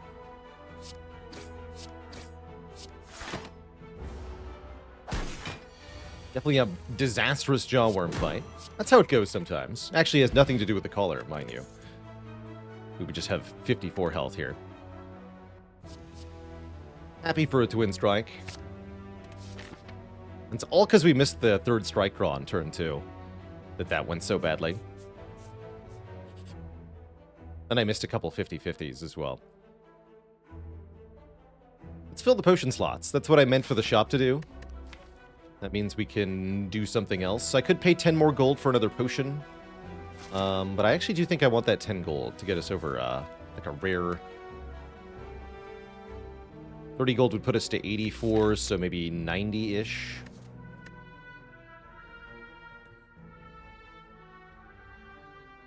Yeah, that would let us buy a high roll on sale rare. Or a good potion. Although I wouldn't likely want a good potion. We get 2 decent potions, the Elixir and the Liquid Memories. The Furks, excuse me, thanks for the 11 months of support. Let's go double defend here.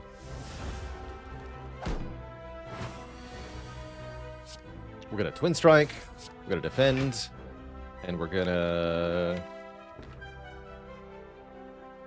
Let's see, you spat web next turn. You could attack next turn. We need to take this one? I really doubt it. And it seems like at most we take 1 next turn. Yeah. So this is the one I would have taken anyway.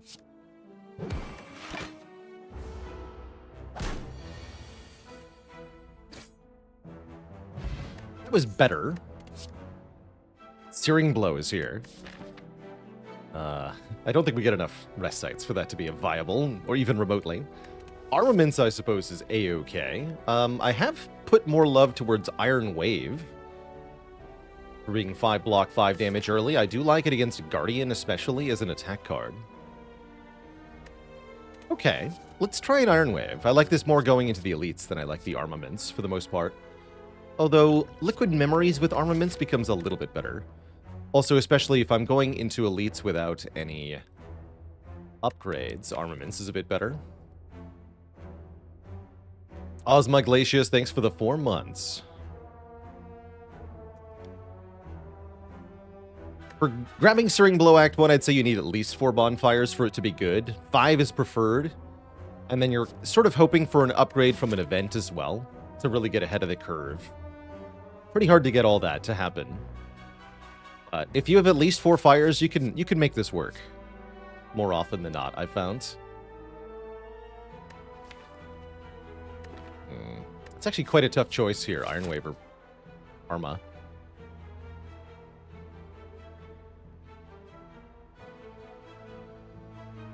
Wing Boots also make Searing Blow exceptional. It's really rare to get both Wing Boots and then be offered a Searing Blow early, but holy moly, it's good.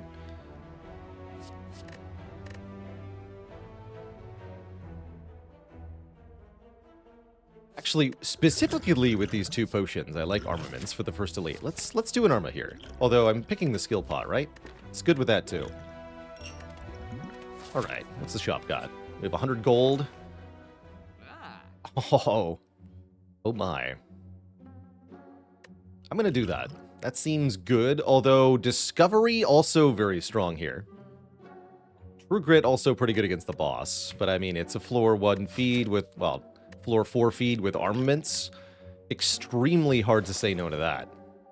Seems just too good. I'll buy it. Got lots of card rewards to deal with Guardian still. Lots. Now you show up, you stinky serpent. You're too stinky. Disagree. Remember what card I have stashed in the hole in a wall?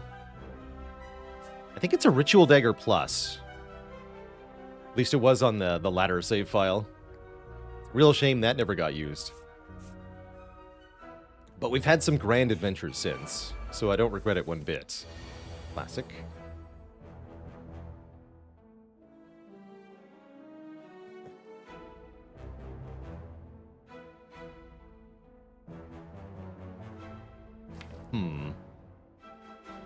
Thinking if there's any skills that would really help here.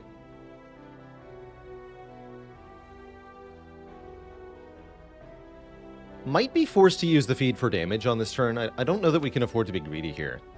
This is already a fight we're doing kind of poorly in. Probably we want to skill potion next turn, not this turn. But I'm not sure.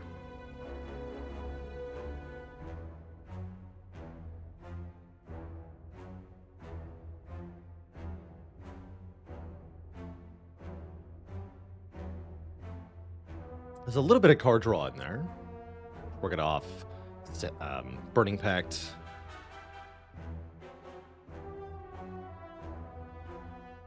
We'd be hoping for block mostly. There's also energy gain, yeah, entrench. Exhume. Exhume's fun. Get our feedback.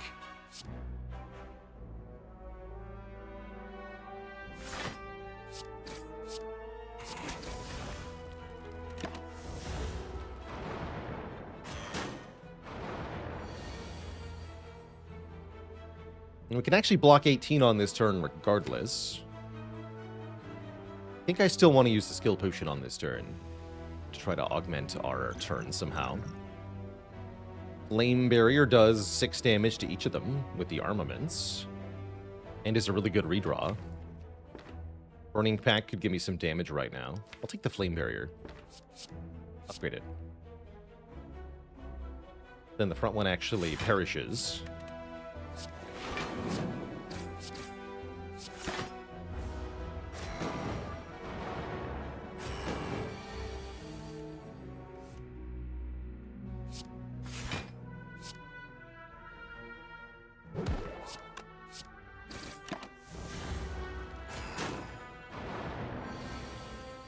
Oh, when we actually get this one. Nice.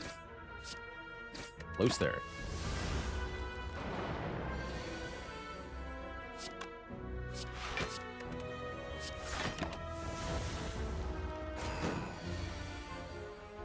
And we get the Flame Barrier redraw on an attack turn too. Lucky. Good first elite, for sure. Considering we had no upgraded cards.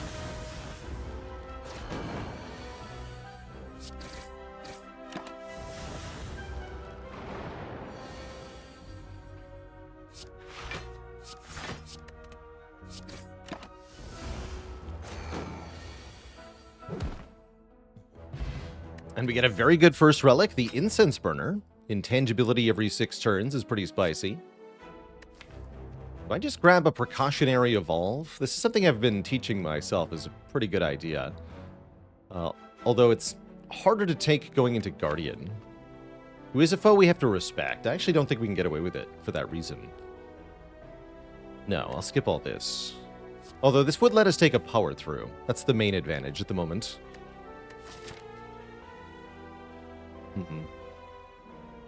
Featherbacks, thanks for the 3 months in the Prime sub, and Big Herbs, thanks for the tier 1. I think we skip.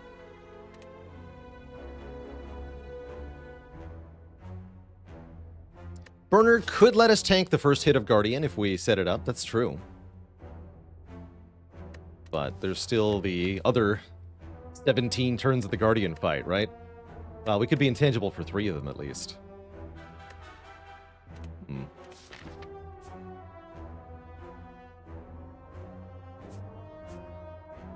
I'm going to skip these. Ooh, remove transform upgrade. Upgrade feed. Now that's greedy. Upgrade feed in this situation. Transform might also be greedy though. Because we're really hoping to improve our damage here, and I think upgrading Twin Strike or Armaments perhaps is the better option.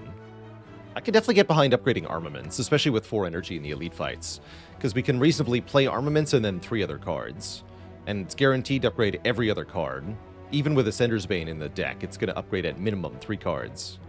So yeah, let's upgrade Armaments for the short term. And we can also use it with Liquid Memories for an even bigger impact. This is a great enemy. Speaking of Ascender's Bane. How do I evaluate Evolve's upgrade? +1 draw per status. So you kind of want to count how many statuses your deck creates before you can evaluate how good Evolve is as an upgrade. And if you don't make any of your own statuses, then you're looking at an upgrade that doesn't do anything in fights where you don't get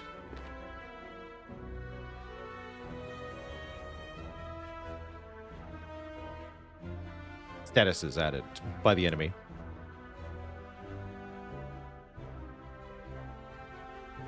So I guess it's as good as the Evolve is in the first place, in a sense. I also evaluate it a lot less valuable because there's an upper limit of your hand is entirely full. So the Evolve upgrade can also be bad if you have a ton of statuses, because if you draw 7 statuses, even with an Evolve minus, you're going to have a full hand. Or if you have Snecko Eye or something else that's drawing cards, you may also not need the additional draw. Let's see. So they started on 1. This is turn 2. Turn 3, it wakes up no matter what I do. Turn 4 and 5 would be attacks. So we have to wake up right now if you want to take advantage of the incense, is the thing here. And that's actually not bad. We get to block 10 next turn, which is better than I can say if we bash strike. So I guess we're starting now, is the conclusion here. I'm not too afraid of Lega with 4 energy and burner setup. Oh, we don't even take that much. Good.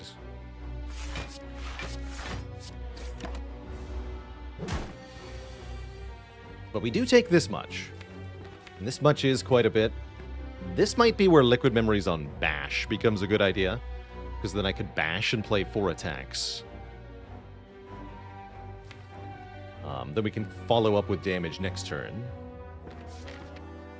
Looks like we might not fight the Burning Elite. We can fight this Elite, though. Let's do it. Could also Liquid Memories defend, but I think we need to make sure we have a win locked in for this fight.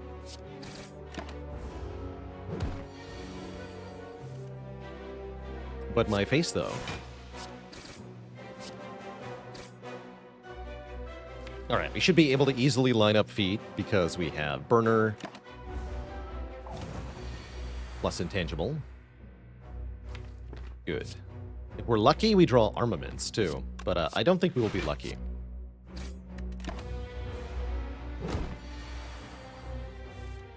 We are, in fact, lucky. Delicious. We get a Happy Flower, we get a Power Potion, we get a True Grit. Okay.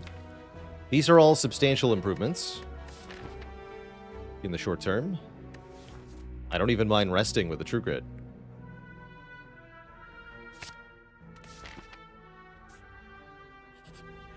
Get a Relic, which is Lantern for even more energy. Actually quite like the Lantern Happy Flower because this is energy that we can use during non-boss, non-elite fights to not fall so far behind in those regular combats. That's quite good. Love them both together. Gives us reason to put Happy Flower on specifically 0 or 1 as well.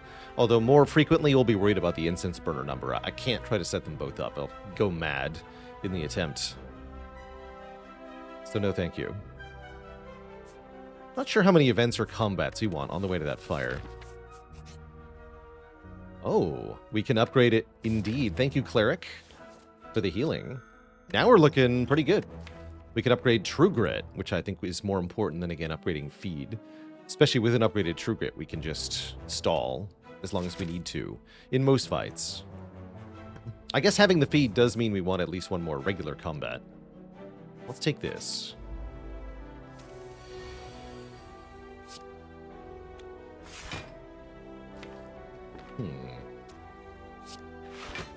Presumably we kill the small one, yes? Although realistically that's going to be our feed target.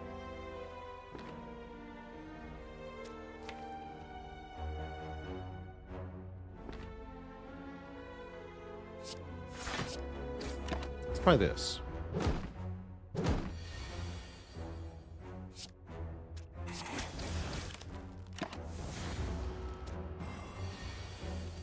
Feel good about that.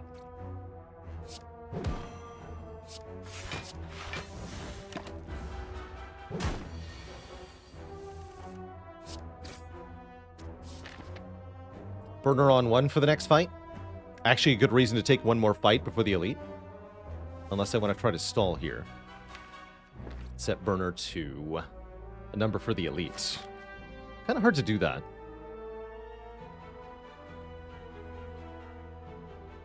We just fought Lagavulins who are fighting either Sentries or Gremlin Knob. For Gremlin Knob, we want Burner on 3, excuse me. For Sentries, we want it on 2. Kind of helps having it on 2 for Gremlin as well. But we definitely want it on turn 3 for Gremlin. We're not that afraid of Sentries, so maybe I just put it on 3.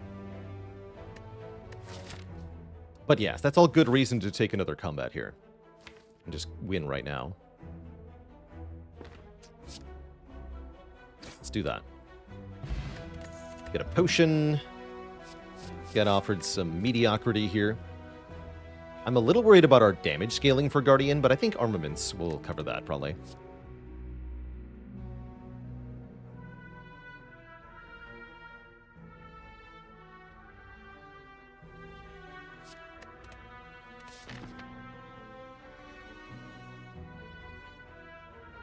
To expand on what Faley said about Relic Order, there are some weird consequences as a result of how the relics are sorted.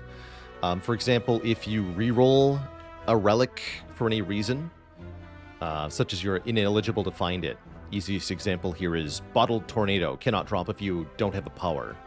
So, if you have no powers and the next relic in the list is Bottled Tornado, you get a different relic, and you will not see Bottled Tornado again, even though you never saw it in the first place.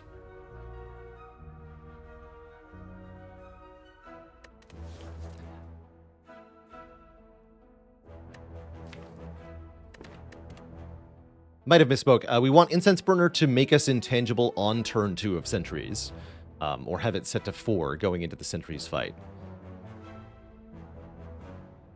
So that you block the double 10s on that turn. Don't think we're taking P-Strike, are we? Actually, that's a pretty good P-Strike. Get in here.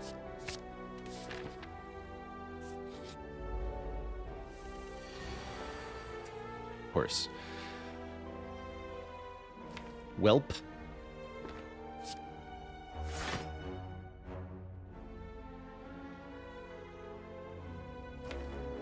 Realistically, when we want to kill that cultist, looks like we're going to be able to as well, so let's just go for it. Although the Spike Slime will likely attack for more next turn. Exactly. We could actually kill the Spike Slime instead of the cultist. That would save 4 here. So we can do Perfected Strike, Strike, Feed here. Then we still have Vuln for these strikes, although it won't kill. We would only take... We'll draw double defense strikes. So we play 10 block, take 1, deal 9, leave it at 11 with a fresh draw. Could be pretty safe. Let's do that.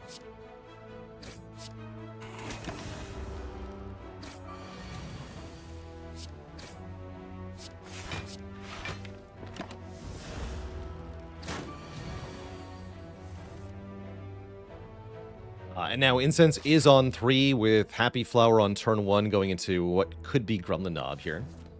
And that's perfect.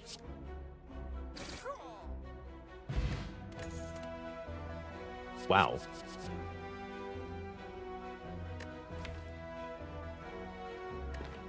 Gotta say, this one's pretty easy for me, actually.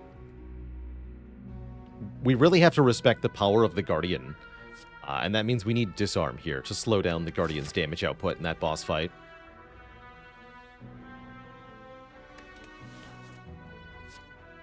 Reaper's kind of a hope and a prayer with 4 energy anyway. Although Reaper Feed is often a game-winning combo. Right now we just need an act-winning combo. So I'm going to take that Disarm. And we're going to upgrade True Grit. And probably Disarm for Guardian. Yeah.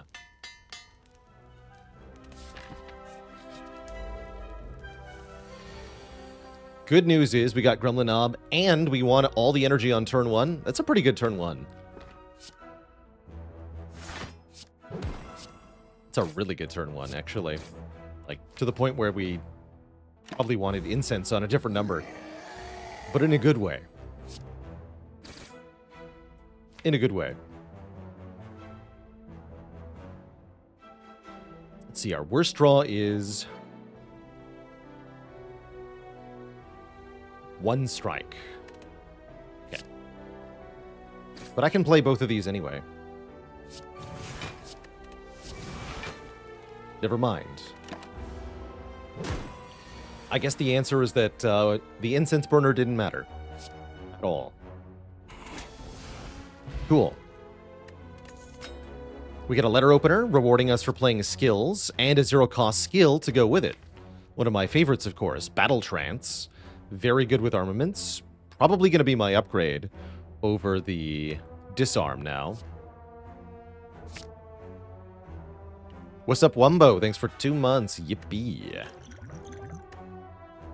Block pot over Distilled Chaos. I like the Power Potion quite a bit.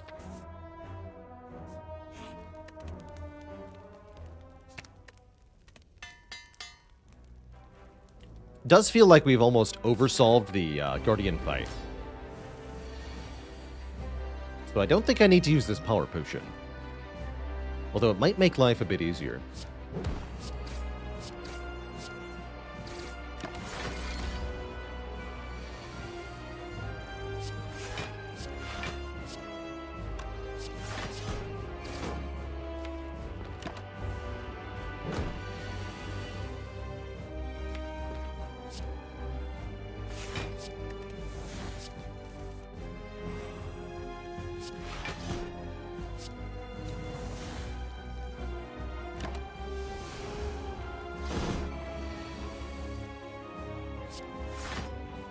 so much energy.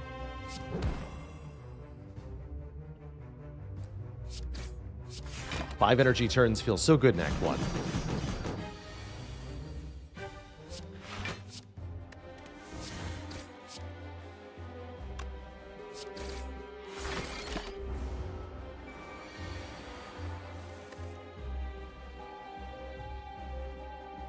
And I actually don't want to delete any of these cards.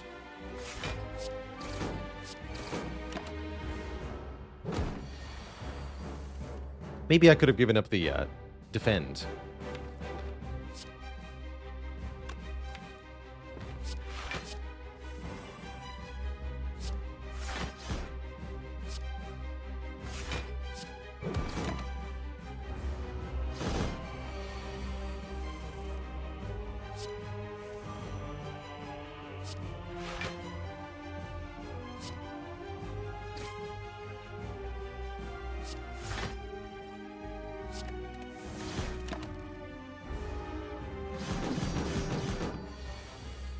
Really just very clean fight.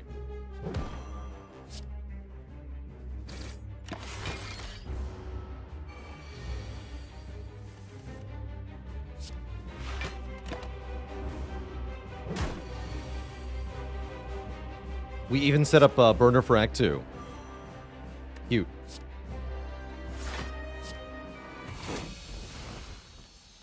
Tasty.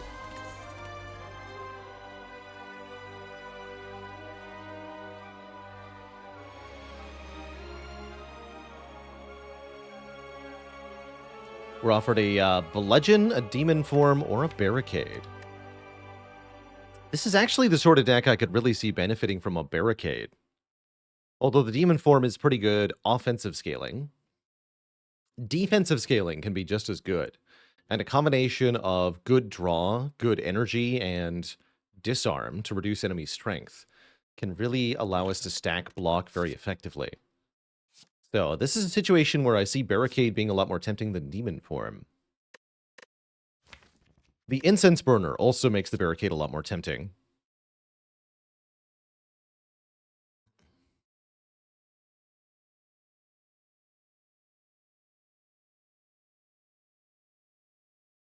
Do I think the current challenge will be more difficult than the mastery challenge? I think so.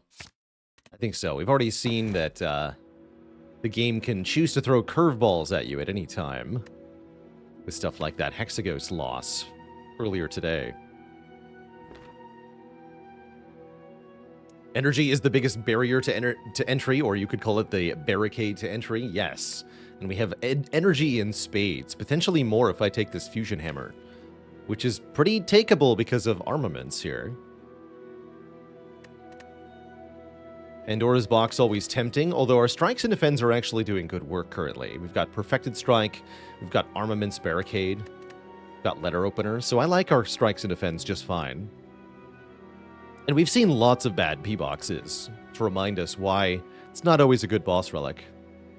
Double potions are kind of no-nonsense, pretty good here actually. I don't hate this Sacred Bark one bit. That is a really good Sacred Bark. But I think I want even more energy. I'll take a Fusion Hammer. Let's do it.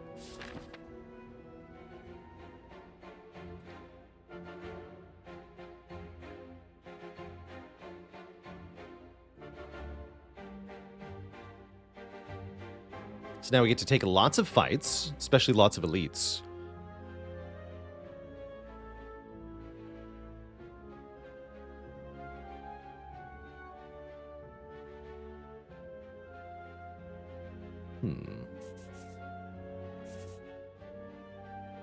Maybe go for this elite. Seems iffy.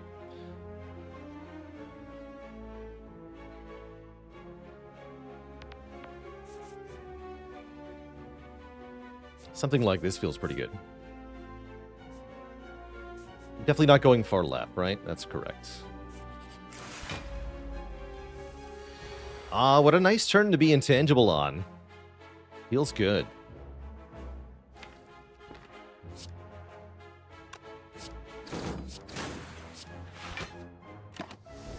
I'll be back for you, feed.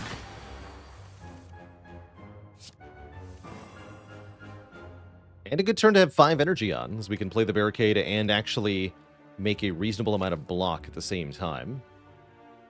Arma lines up with disarm, feels good. We could use the block potion now if we want to. It'll save 3 immediately, and we get to retain the other 9. Although I think this is enough block, right? Even with Frail, we'll get 3, 9. 9 with disarm plus. We'll full block anything that isn't the 21 again. And then we can use the block potion then, even if it is. So yeah, that's fine.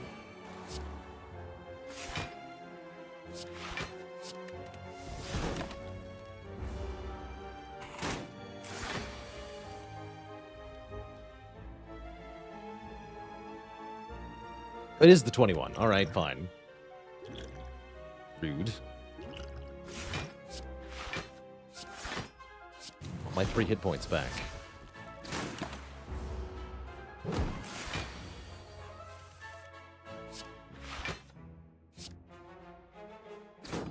Jerk.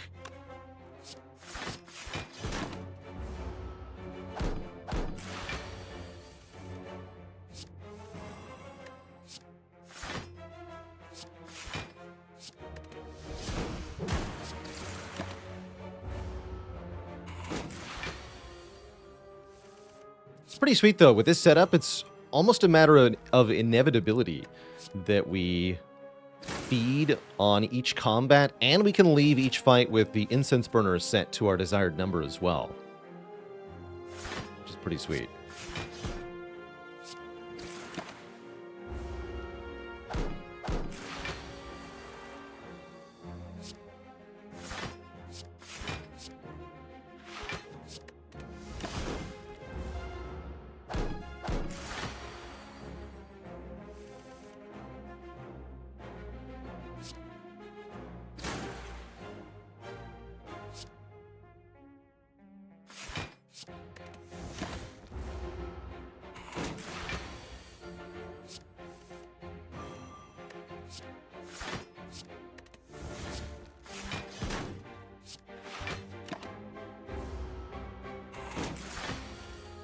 We want incense on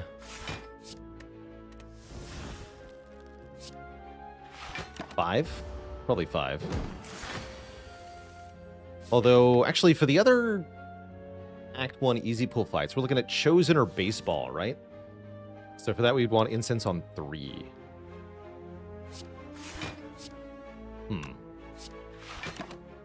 Could be birds as well, but, I mean, that incense doesn't really do anything either way. Just not turn 1 for birds. So, yeah, so setting it to turn 1 is the wrong number. Thieves, though, we would want it on turn 1 or turn 2.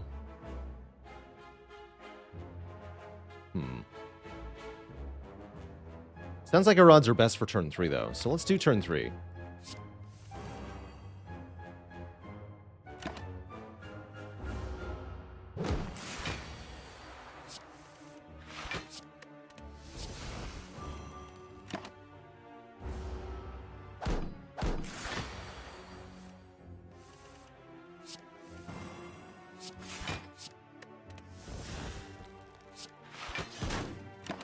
And we have no problem lining that up with the feed because we can shrink the deck to the point where we draw the whole deck every turn with the True Grit. So we can always line this up without having to rely on randomness. Very satisfying.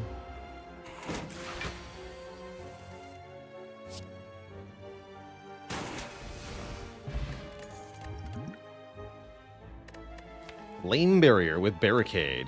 Flame Barricade, dear. Yeah. And we can transform 2 cards. Or gain strength on turn 1. I'm down to get rid of 2 of our strikes at this point. What do you got? Wait. Those are awesome together, except we're missing the strength to get started. Exhume is just insane, though, with feed and disarm. We can do crazy stuff. Seems very good. Gotta take 1 event more, guaranteed. Yes? Yes. Surprise shop. Oh. Well, now. That is a mighty fortuitous brimstone, let me tell you. Definitely makes stalling for feet a lot harder, but we have a limit break. We have Exhume. So that is really good.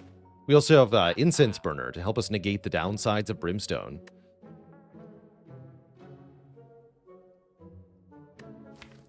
Seems pretty good.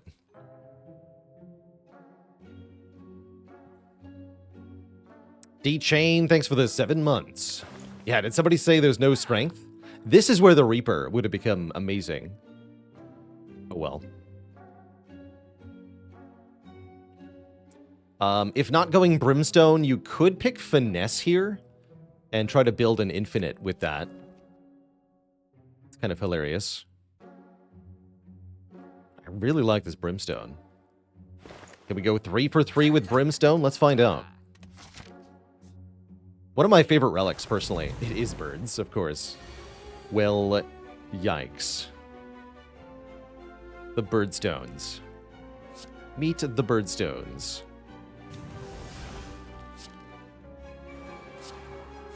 I'm gonna drink this. Flame barrier, save me from my own hubris. 3 strength birds. But don't they know? It's swooping time. And Flame Barrier is here, actually, so perfect. The Fools. The Weaklings. I could Exhume Disarm. Bring this to 2x6. That's not enough, though. Forget Defend is better. Surely. Surely.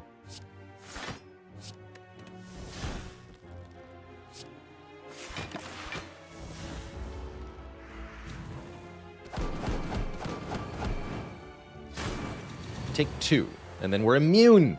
Look at that. We knew the right number. We totally knew the right number. Easy. Also, I want to eat 2 of them, right?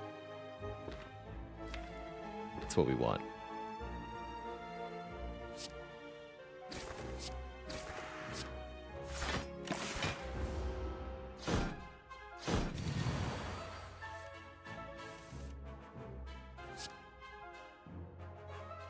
Well, let's eat 1 of them. How about... They are kind of dangerous.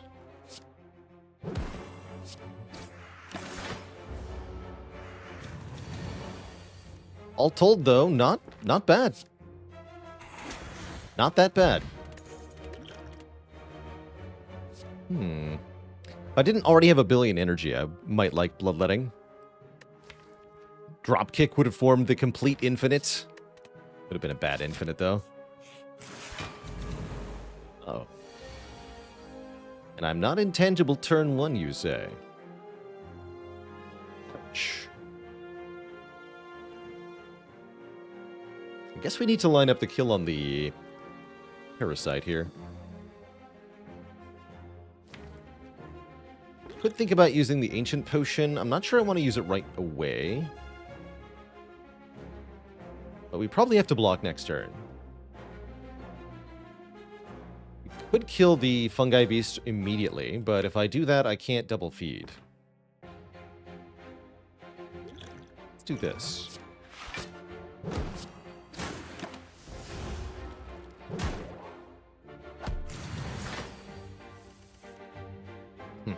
Well, not having Frail turned out to be important. At least.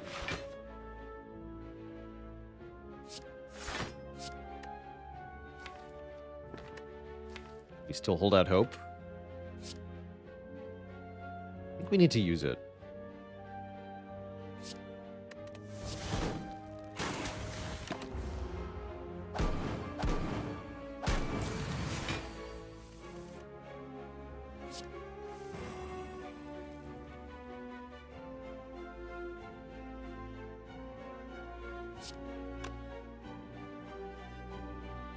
We could go Limit Break, Twin Strike, no. Exhume Arma Feed. We We can do Exhume, Armaments, Twin Strike feed. Is that enough? That'd be 14 twice. Yes, that'd be enough. There we go.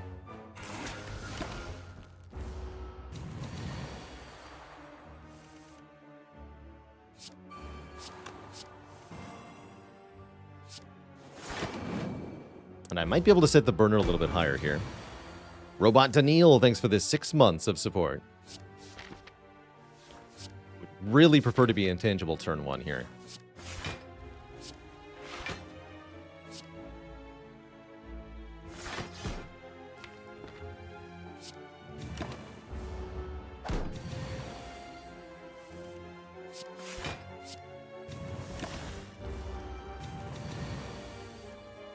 Cool.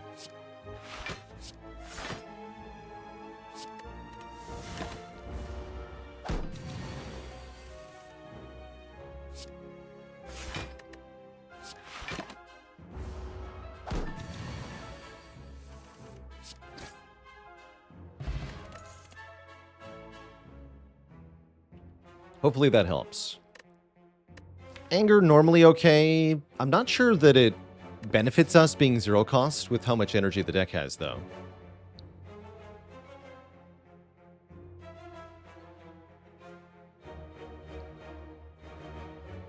And agree with chat. Disarm is very good with Brimstone. It's one of the things that made taking the Brimstone here reasonably safe. Is Brimstone an event relic? No, it's a shop relic. It will only ever appear in the shop. How scary is Champ with Brimstone? Not that bad.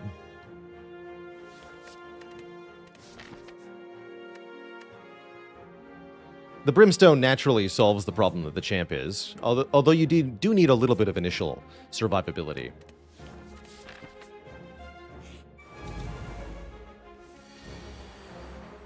Brimstone Book of Stabbing can be pretty spooky. Do I want to Power Potion now? I kind of do. I'm a little bit afraid of this book. Juggernaut's going to be good damage. Yeah, I'll take Juggernaut. That's Juggernaut plus, I'll have you know. And I'm going to play every card, including the feed, which we can exhume for the kill if we need to.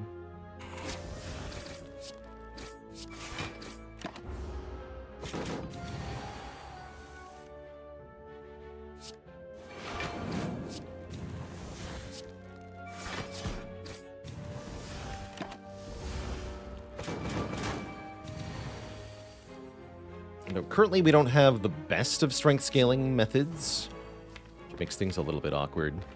So I cannot kill. We have 39 plus 24. No, that's not enough here. So we want to what? Defend? Maybe only one defend. We want to do enough damage to make sure it dies next turn.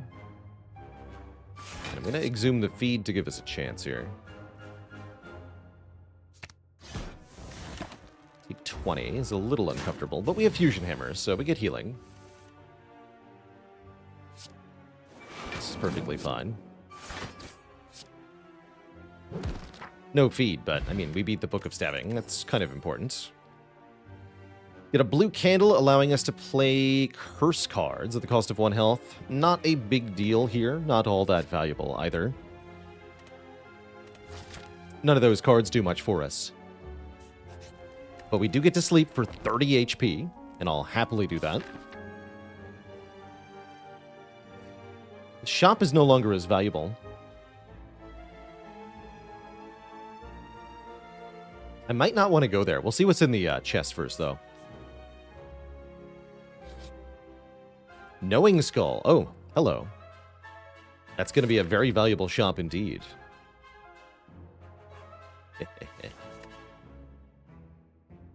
We have a lot of health here, so give me a potion. Thanks for that potion. Give me another one. All right, good potion. Give me some money. Give me some more money. Give me some more money. All right, we're done. Ooh, that's a good one. Enemies will have less health now, so that means we're way less likely to die in the elite that we're about to go to. Behind this shop.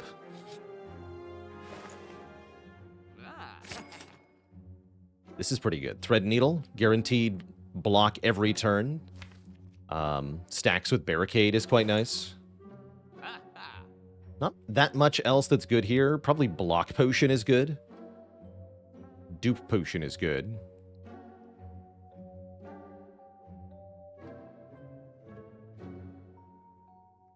Might just buy the Relic, though. Spoon could be cool, with Limit Break, with Disarm, with Feed, but I don't like Spoon that much with Exhume. Let's try this. See what happens here. Oh, they're so small. I love them. How cute they are. Attack Potion, save me.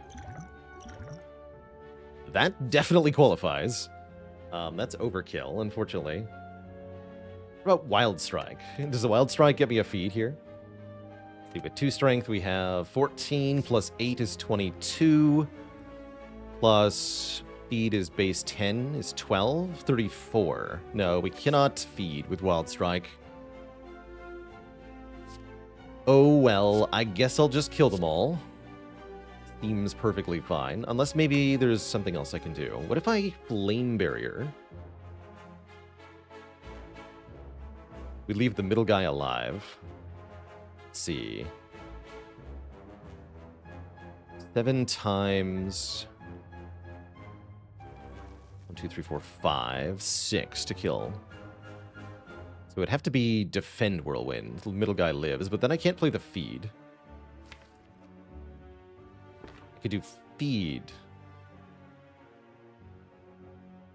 If I feed on 1, and I Flame Barrier, feed Whirlwind.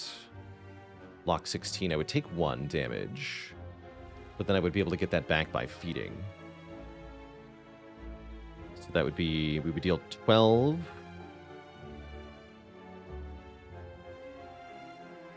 Plus 28, 40 damage. Yes, that can kill 1. Kill this guy. Feed, Flame Barrier, Whirlwind. Okay, that's the way to do it. You see a good move, look for a better one.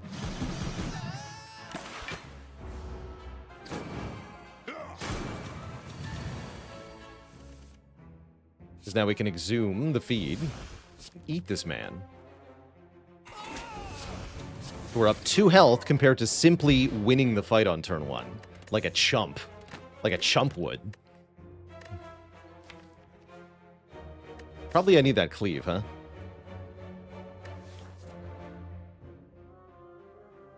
Or body slam. Actually, wait, body slam. To body slam. I almost got blinded by the plus there.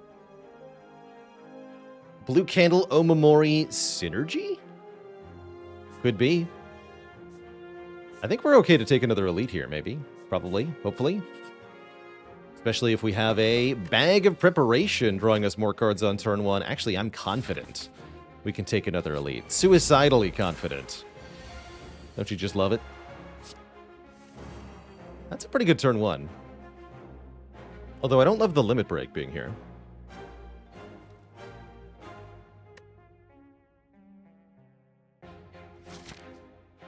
Do I want to Skill Potion on top of this nonsense? Next turn's going to be crap. And so is the turn after next turn, is the problem here. Maybe I need to be able to exhume Limit Break. I mean, we gotta play Barricade at minimum. Barricade, Disarm, Limit Break. I can still True Grit. Actually, that's a good turn. We retain quite a bit of block here. Not as much as if we had played, say, Flame Barrier, but we got some other important stuff done.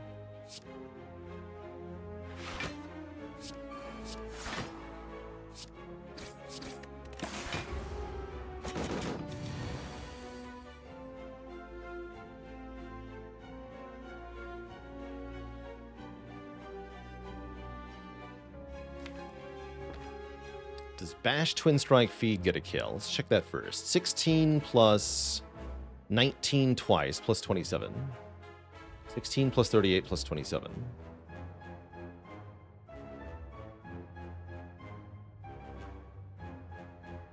Is 81. That will not kill. What if I exhume Limit Break? That'd be 8 more strength. But then I'd only have 3 energy, so I could either do Bash Feed or Bash Twin Strike. I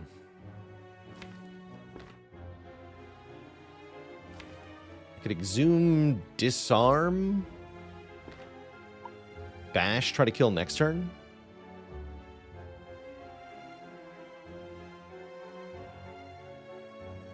Oh yeah, 38. Hold on, wait.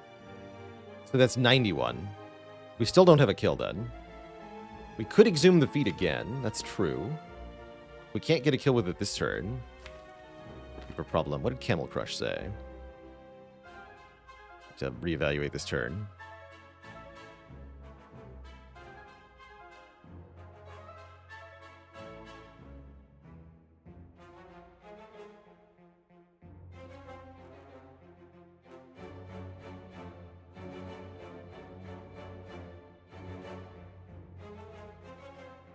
It's all good. So we either skill potion or we try to redraw. Not sure we have any particularly good options. I'm gonna skill potion. Given the situation. Alright, this can get us a feed. Perfect. Great suggestion, Camel Crush. Thank you for suggesting the potion. We get an ice cream now, conserving our massive energy gain between turns. We get a pummel, destroying 1 enemy.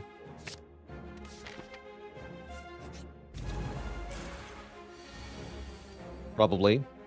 We get a feed plus.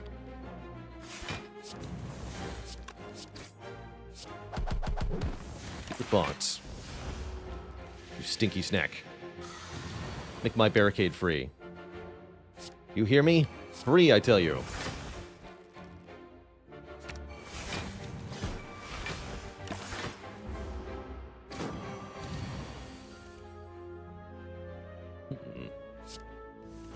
Ominous. Actually, can we just kill you? That would be really convenient. Am I willing to misfeed for that? Yes. Yes, I am. Given the situation, Reaper is back. Seems too good to be true. That's pretty much all the pieces we need then. Max health, healing, block, and strength scaling. Very cool. What we didn't do is set up Incense Burner correctly for this fight, but that's alright. We have Barricade. So I'm not too worried here. Just lose the Perfected Strike now. And I'm gonna bank an energy? I'm gonna bank an energy.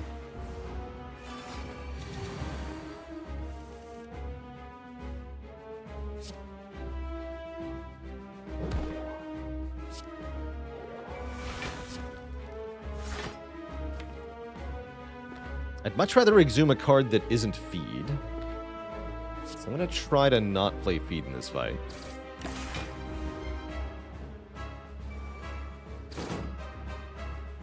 Limit Break and Reaper get stolen. Those are definitely not the worst cards to have stolen.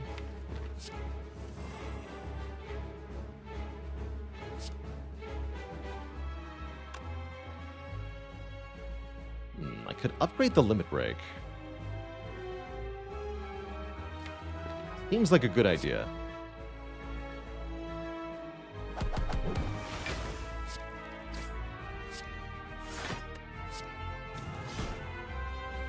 Then we can exhume something else.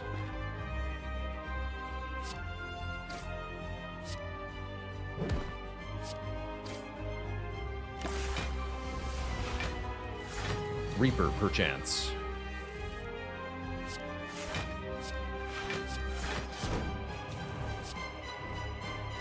Scaling Body Slam with Strength is kind of cool.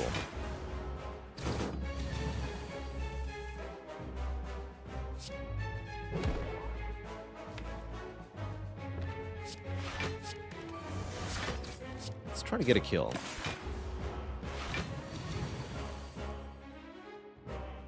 Looks like we can probably do that.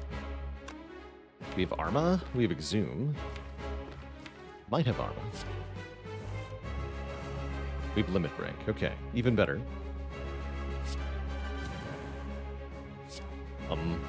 Alright. Nice.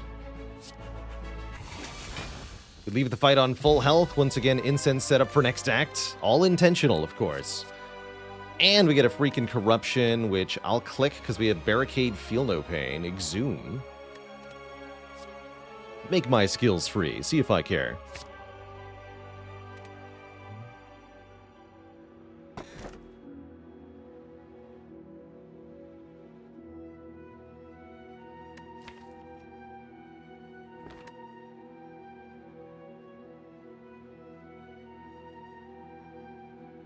Even more energy via Coffee Dripper. Philosopher's Stone with Brimstone, very spooky. Or we can Astrolabe 3 strikes away, getting 3 random cards. Feels hard to need any more energy here, with the Ice Cream especially.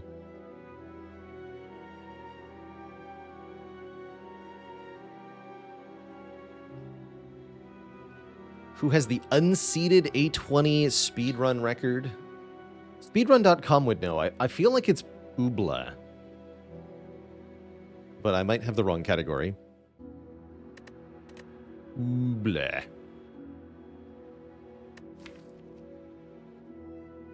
Actually, yeah, 2 strikes and Perfected Strike. For our transforms here. There it is. Burning Pact, good. Second Wind, good. Blood for Blood plus, maybe okay. I like the other 2.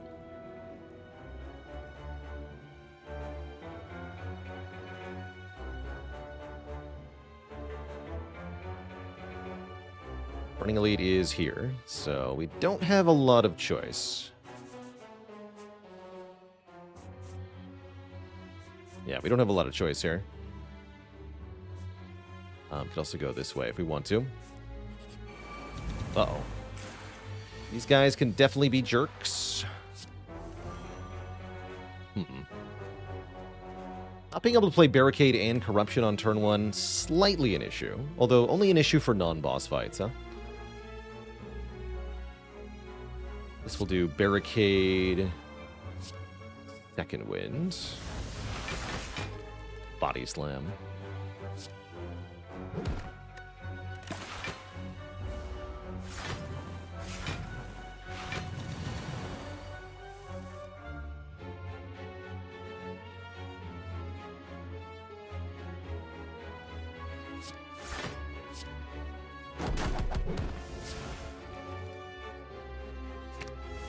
Exhuming Corruption would have been a cool play.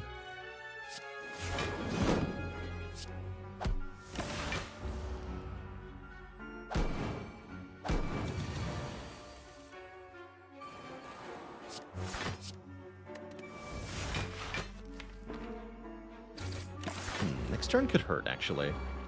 Even with 42 block built up. Oh, yeah. Oh, no. Terrible. Oh.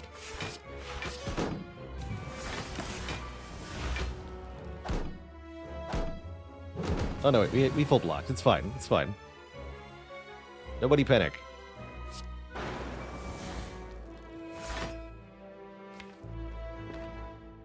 Not panicking, you're panicking.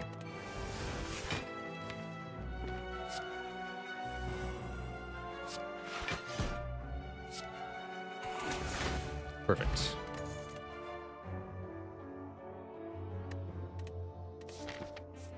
Onward. 1 Orb Walker. Shouldn't be that hard. Again with ease. Hello? We don't need a Barricade in this fight, though. Corruption, Feel No Pain will be sufficient. Or I could Exhume it again. Barricade this time. I'll exhume the Burning Pact.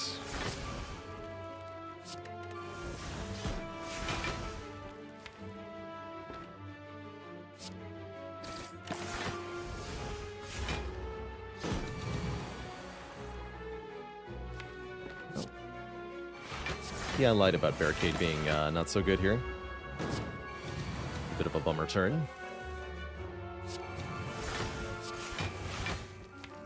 Still have Exhume? No. Okay. Well, too bad. Can't stick around here.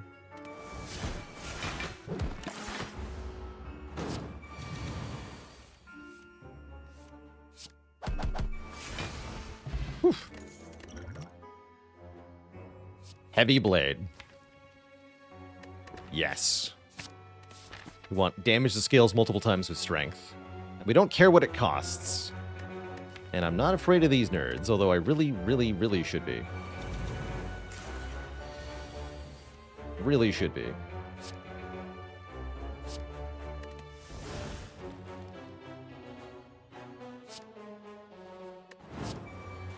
This can go really well or really badly. Indeed. Indeed. What if I had 8 strength on turn 1, though? I like that improves it a bit. Keep the Barricade? Probably too late now. Lose it. It's pummeling time.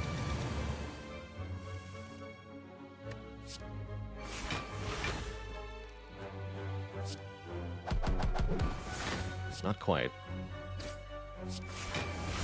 So close. At least we can feed now. Maybe. Yeah.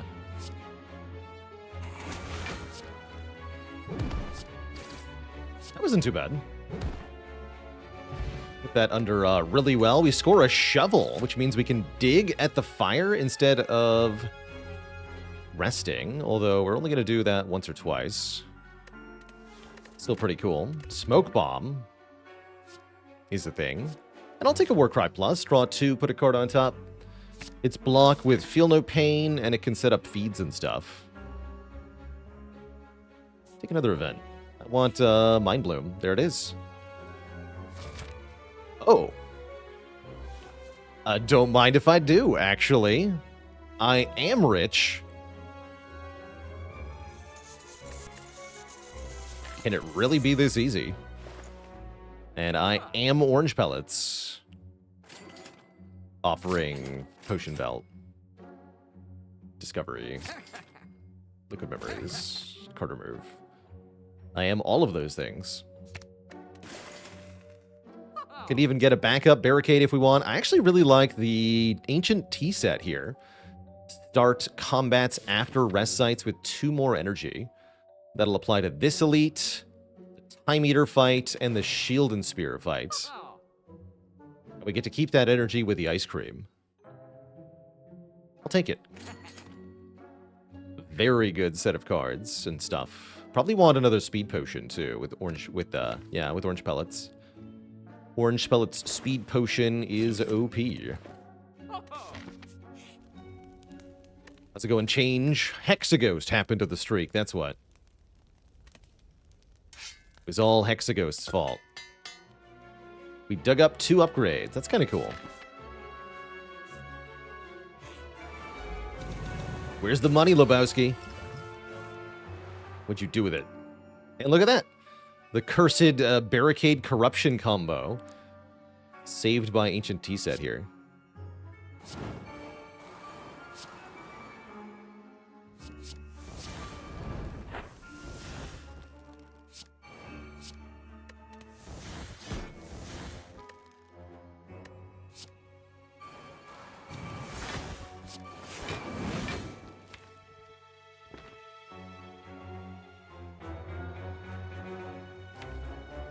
Going to exhume the offering, actually. I want my turn to stop.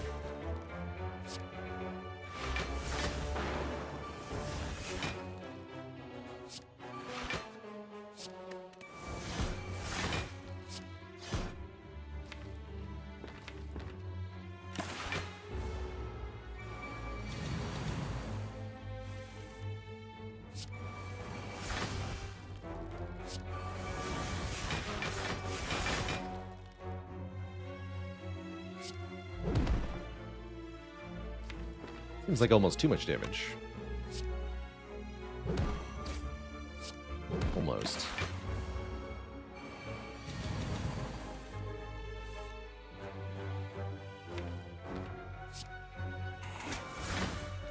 Seems to be going well. Get even more dexterity for better blockification. If we want, we can add a bloodletting, but as before, it seems pretty difficult to want even more energy in this deck, so I'm just going to skip here.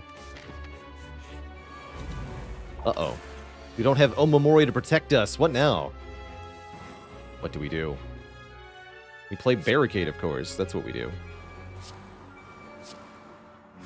That's what we always do.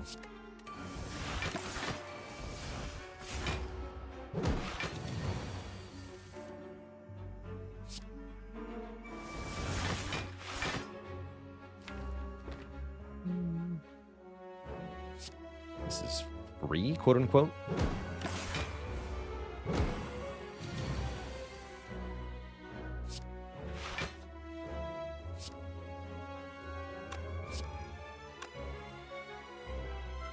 Limit break first.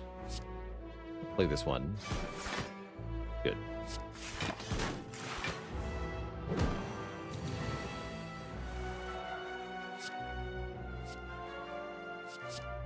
Launch.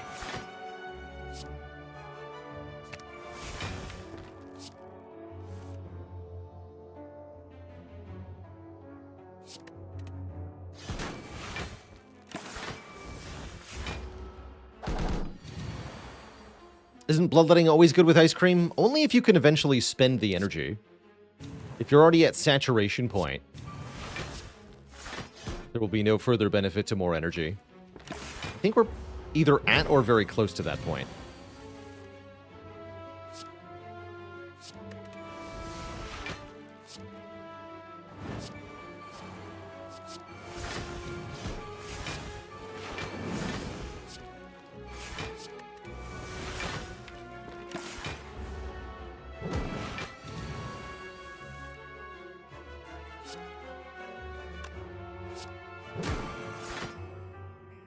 It's a reasonable number.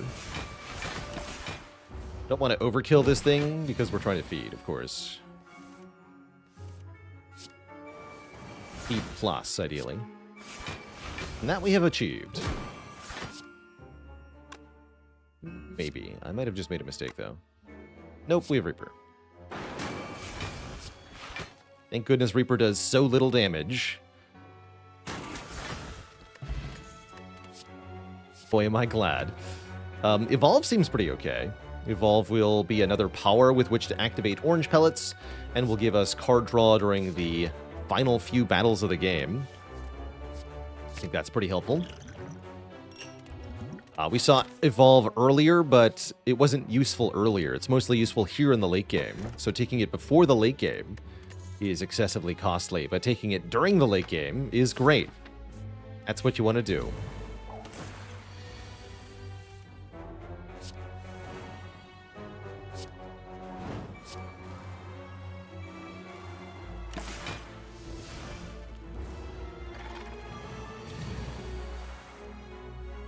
My only attack is feed, but we can exhume it, right? So I'm going to play power, attack, skill to remove my debuffs here.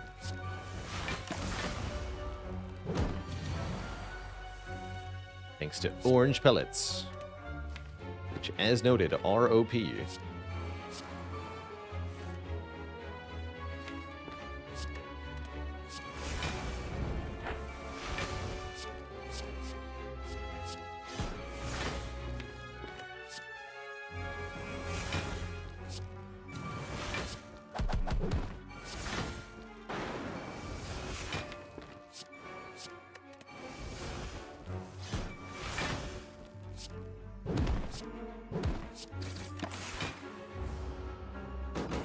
Surprised I managed to spend all that.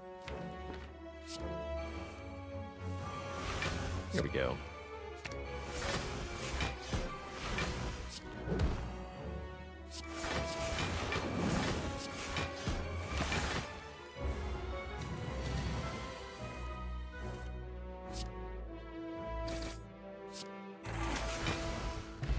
Tasty.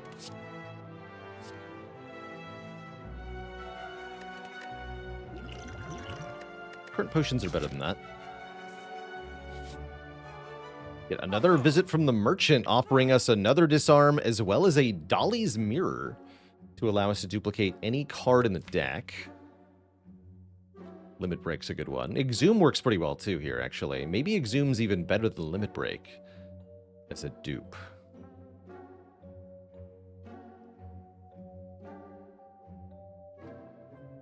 Feel No Pain's okay, but yeah, it's going to be either Limit Break or Exhume here. I think I want it to be the Limit Break.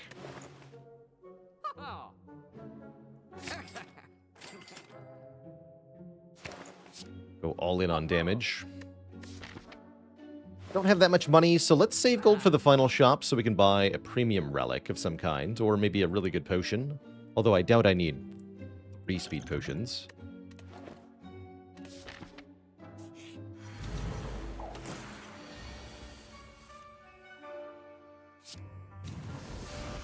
Will this run win? I wouldn't call it a guarantee, but this is a pretty secure run at the moment. That is good as good gets.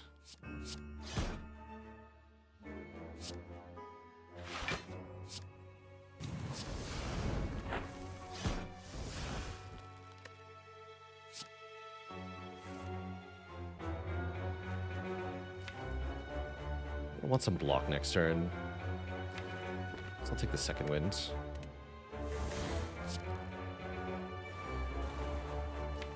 Only the one Exhume.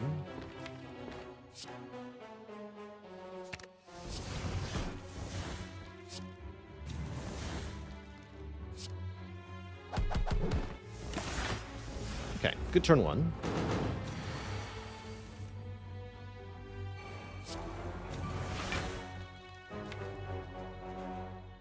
Barely worth playing.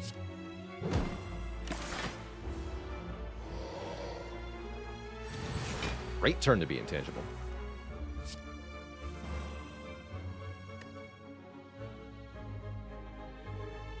Yeah, but I want upgraded.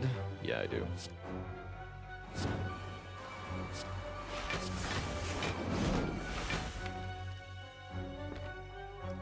One more disarm for the road, then.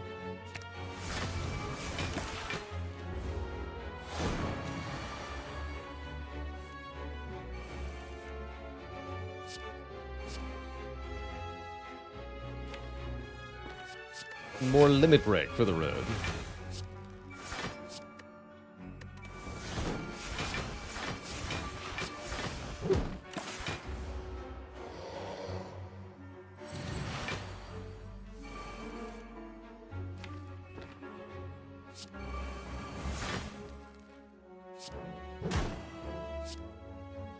Once again, thank goodness Reaper does so little damage.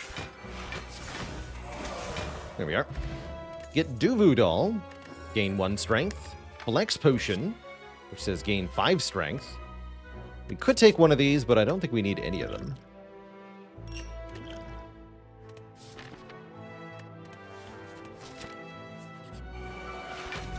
Here we can multiple feed if we want to.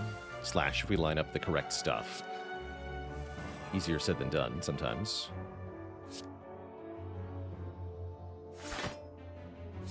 Also sometimes requires the enemies to cooperate. They aren't always willing to do, like exploders, for example.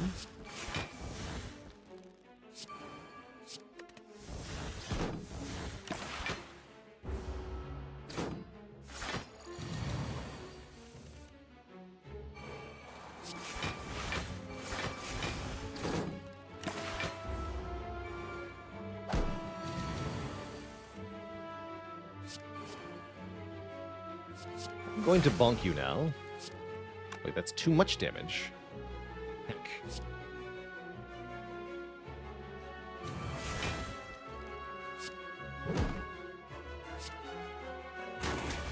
Perfect. Okay, no need to change that.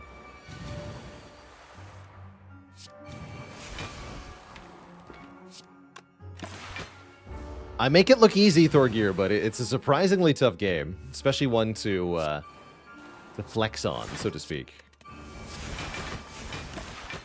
Very tough game.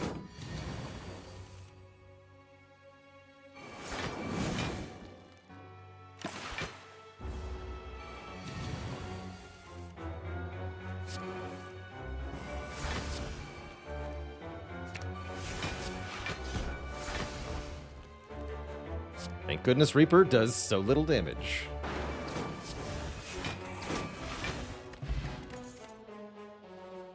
Don't need none of these. All right. One more fight. Another potential double feed. Again, should be easy to do here.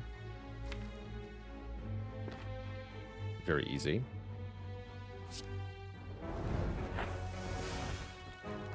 Just need to find the feed.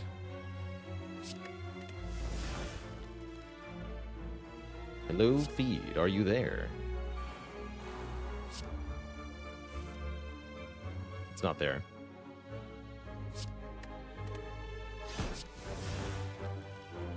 Feed was not there.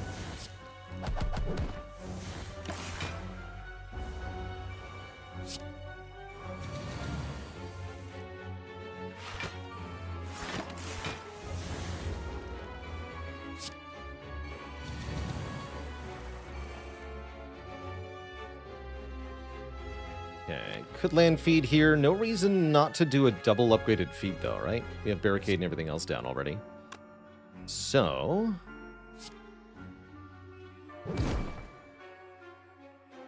let's do that.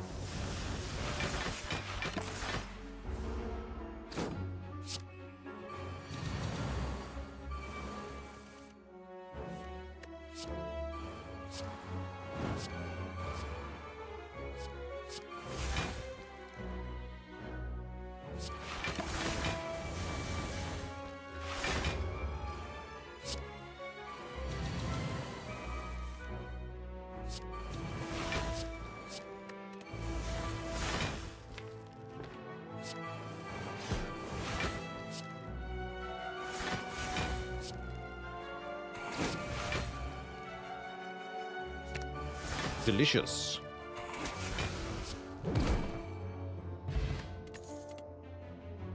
Sentinel, always good with the corruption type decks. Even better with the ice cream, right? I'll take that. And we got a recall. Can't dig here. Upwards and onwards. That's what I say.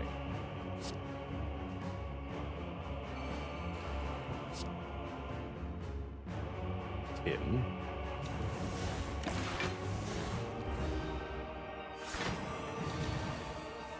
Terrifying.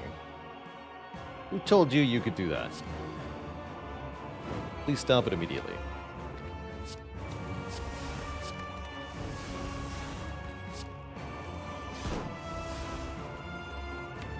We don't need upgraded feed in this fight.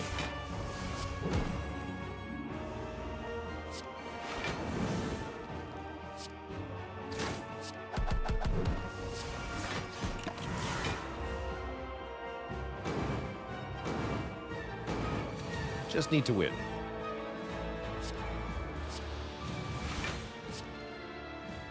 Bonk.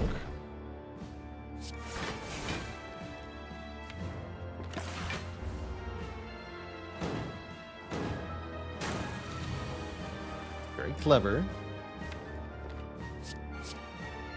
Have you considered Sword Boomerang?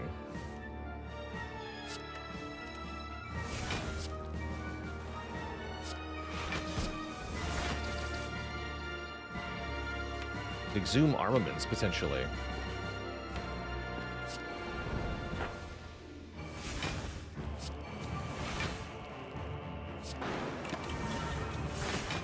Seems unlikely.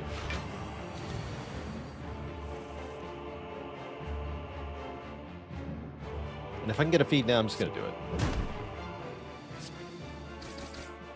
Nope. Fair enough, then.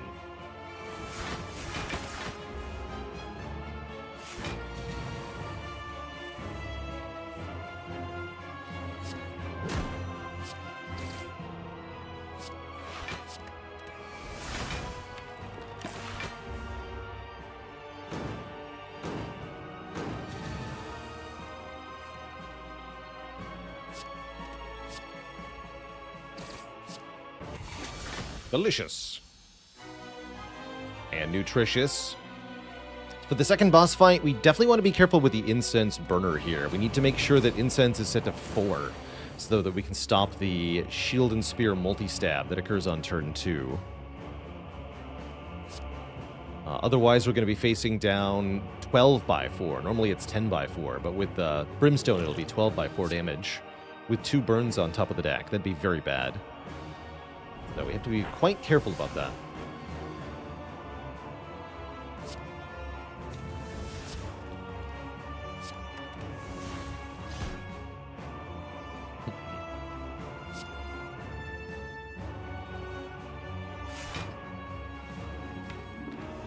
Body slam. Just feel no pain. I think I'm going to play corruption.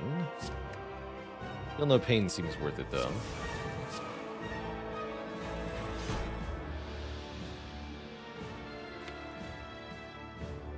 Assuming feed is a bad idea.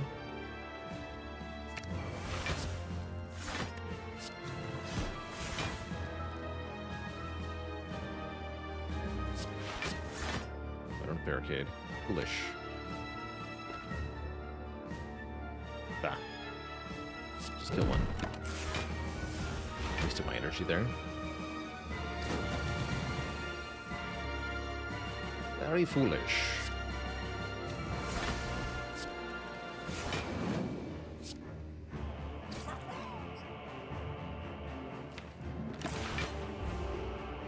Not that I really wanted to play Barricade on that turn. Maybe I did.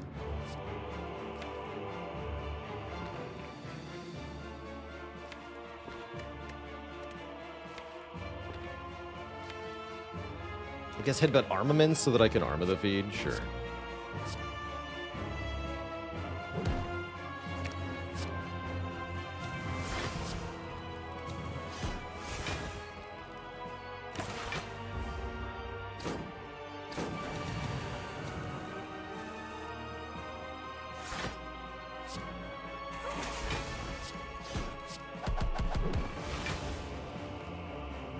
Probably worth playing just to avoid drawing it again.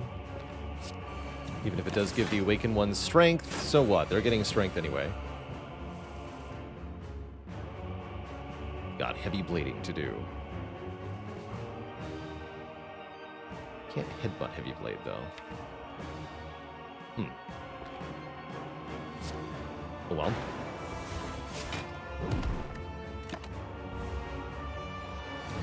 Again, Incense on 4 is the goal for the win here.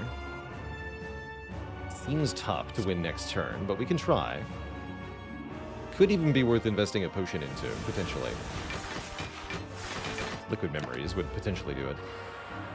Because we get Liquid Memories, the Heavy Blade, specifically.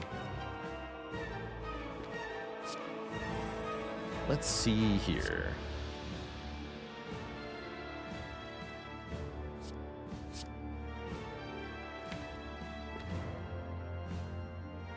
Or I could just play a lot of cards. Okay, hold on. We can do Arma, Feel No Pain, Corruption, Barricade, Bash. And now I can draw cards again. So let's Burning Pact. Let's Twin Strike first so I can redraw the Twin Strike. That kills. Let's just kill now, because Incense on 4 is much more important than anything else we can do. Excellent. Toot thump, toot thump, toot thump. A deep pulsing dread could be felt throughout the room. Is this the Heart of the Spire, the source of yet another Brimstone win? Deal 2401 damage to the heart.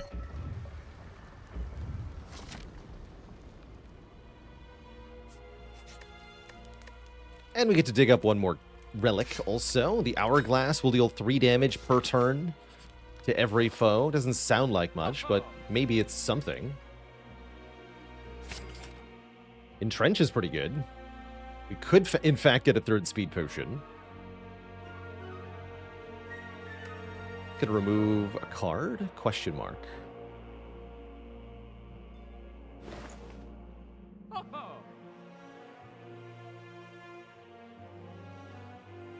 Panacea for the speed potions? No need. We've got orange pellets. No need.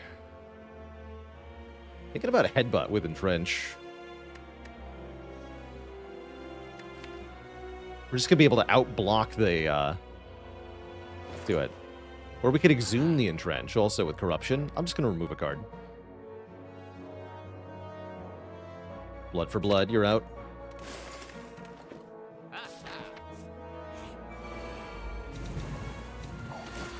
Easy. Just casually block 1 million damage on turn 1. It's a really good Exhume, but I'm going to take the Fire Breathing so that I can do this. Guaranteed. Turns out we got Corruption anyway, that's fine too. Oops, order. Ah. I'm just silly. I needed to play the Reaper there. Ahead of myself. It's all good though. We're immune to all damage on this turn. So I'll just buff up.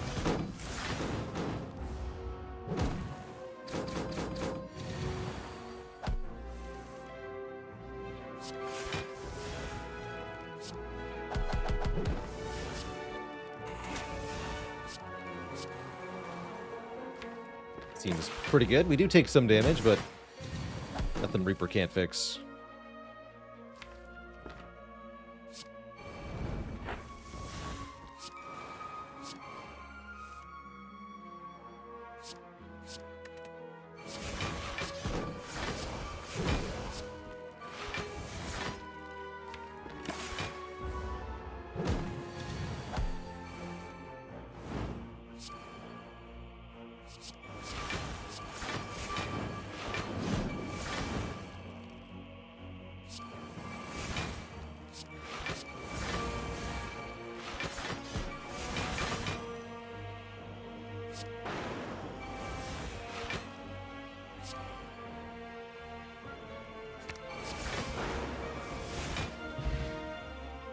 Might have wanted to wait one more turn for Incense Burner, but turn 3 will be good enough.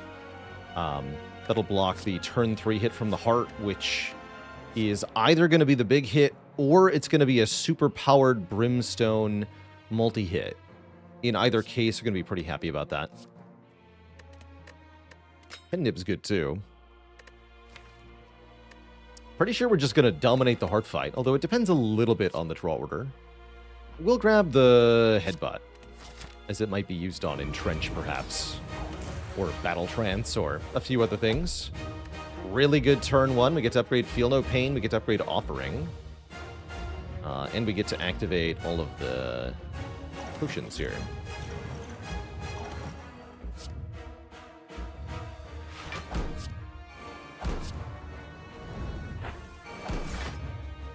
Just missing Barricade, of course.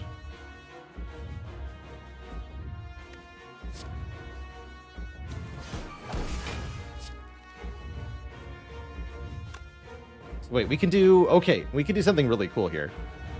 Which is... We're going to go Defend...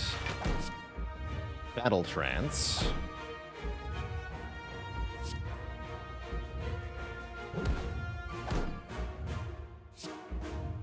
Headbutt Battle Trance.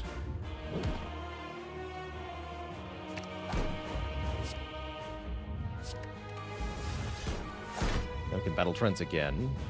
Although hand space is becoming a bit of an issue here. Definitely want to play the Evolve.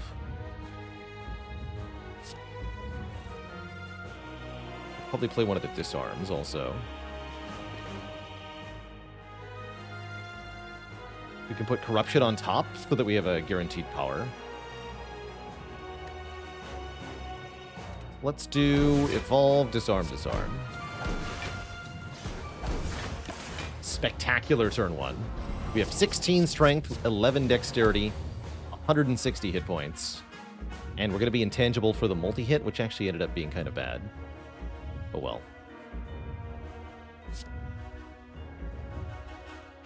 We could Liquid Memories now. Not the worst idea. I would Liquid Memories, probably Burning Pact. Maybe Battle Trance. Just Burning Pact is fine.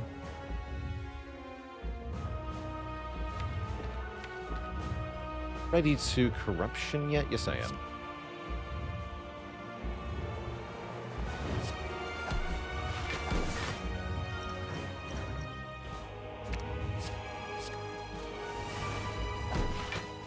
Well, that's quite a draw.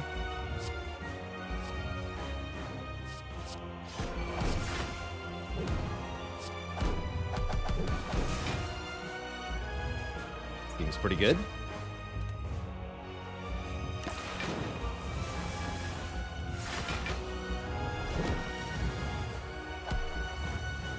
Just being intangible on this turn wasn't so important.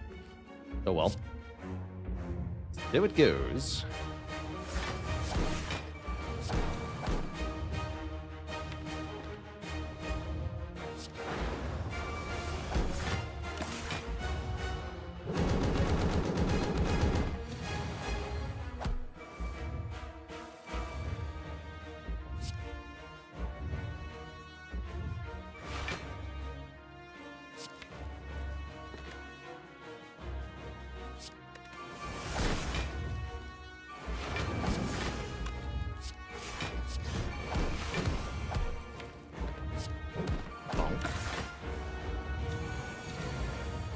Double your block. Just for fun.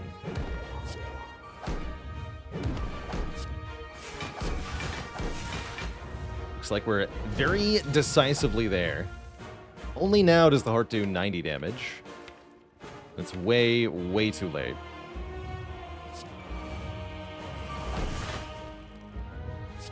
GG. 488 damage to the face. GG. That was a good one. Really, really strong Brimstone run. I like it. GG. Sweet chat. GG.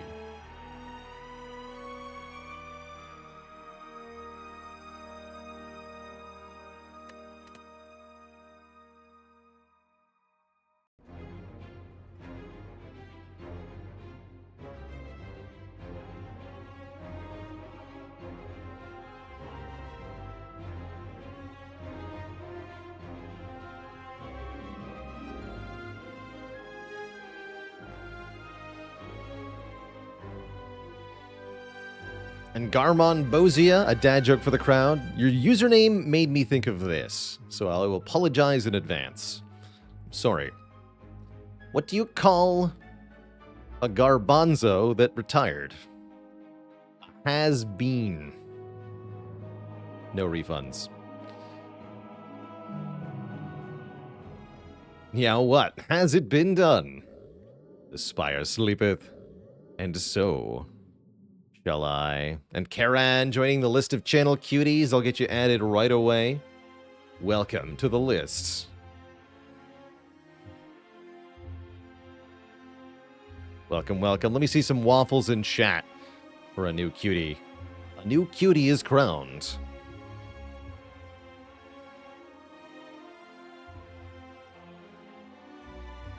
And thank you for 3 months of support. Angel Lycon. Thank you, thank you. No refunds indeed.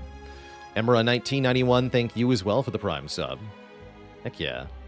That's a lot of waffles, Twitch chat. Holy moly. I do think we are going to go again, so to speak. Let's play another Ironclad run. Karen says, thanks for the great content. Love the narration. And the other day I did it for myself and friends. We were having a laugh and we won every run. Thinking out loud really does help you play better, I think. A bonus run, that's right, because we lost a run. We got to make up for it. So I'm going to do one more, but before that happens, it is break time. Going to get some water, stretch a little bit. Return in just a few minutes for yet another run, Twitch chat. Oh, and before that, I wanted to do a YouTube intro on this, because this is a good one.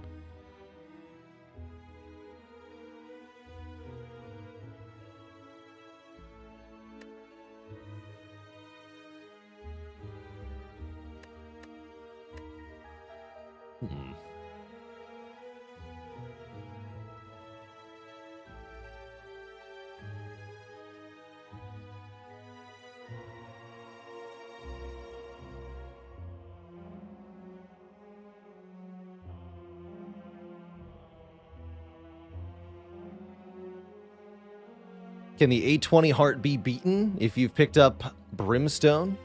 After this run, you'll think it looks easy. That's a fun one. Oops.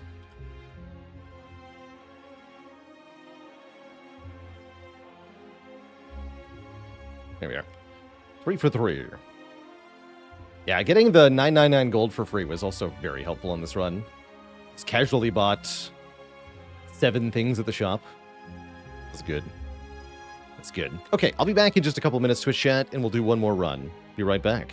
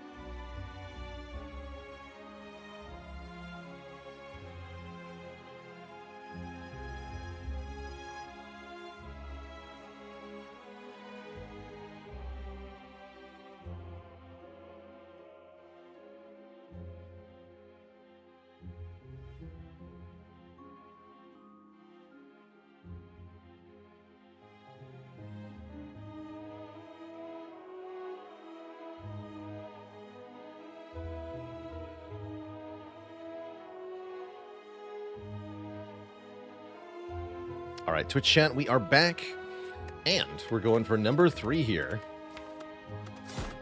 We're gonna make this one a little bit faster than our previous attempt, but we'll see.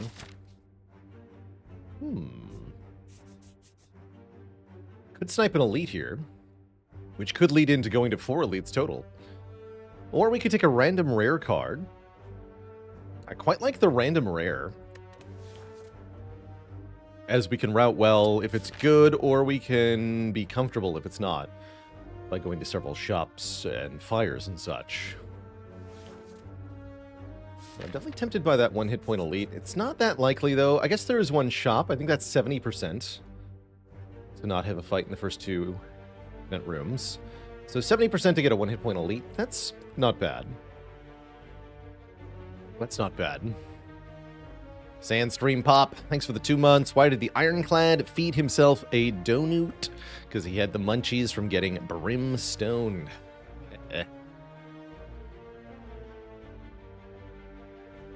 Good stuff. I think I might take that random rare. We were talking about this. Let's see how it goes for us today. We get Bludgeon. That's a perfectly good first card. And it definitely incentivizes us to go more elites. The big bonk, they call it. Let's start here. And then we have full flexibility in where we go. Squish, sir. I said get squished.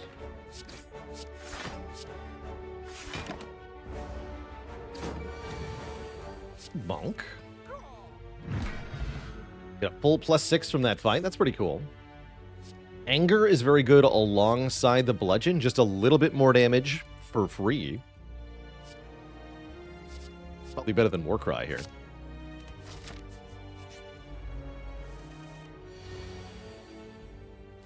Not yet.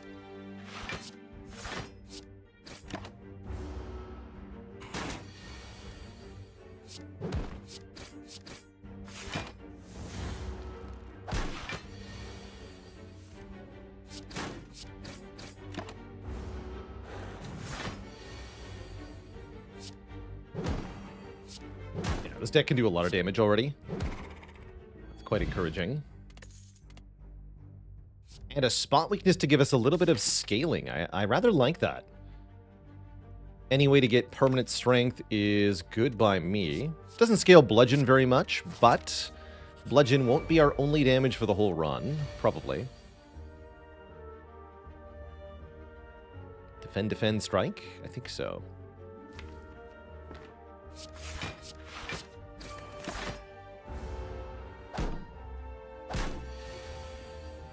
Perfect.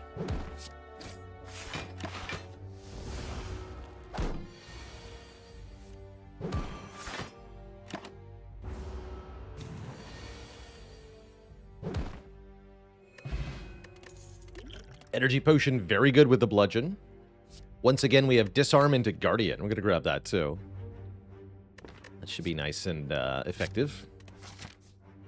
I don't feel like I'm quite ready for an elite. I don't know if I want to go for that one anyway.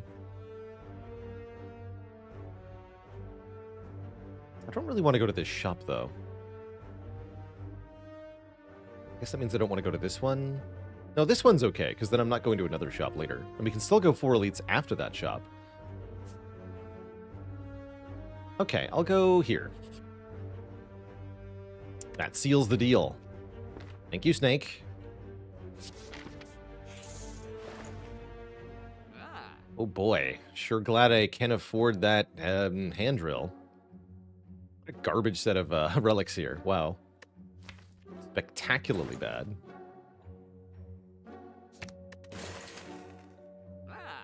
We could buy a Reaper, though. Pretty speculative, that Reaper. I'm actually almost more willing to pay for a headbutt here with a small weakness.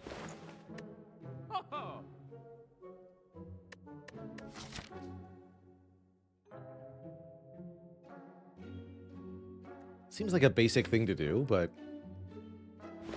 yeah, I'm gonna buy Headbutt. And not Reaper here.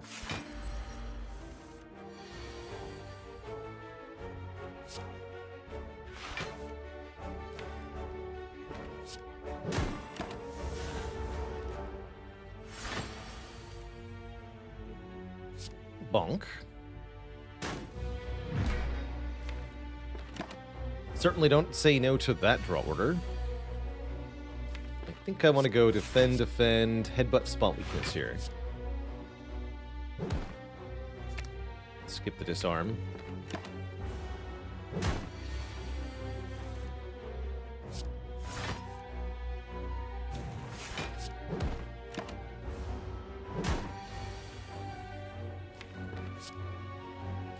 Guaranteed kill if I don't headbutt anything.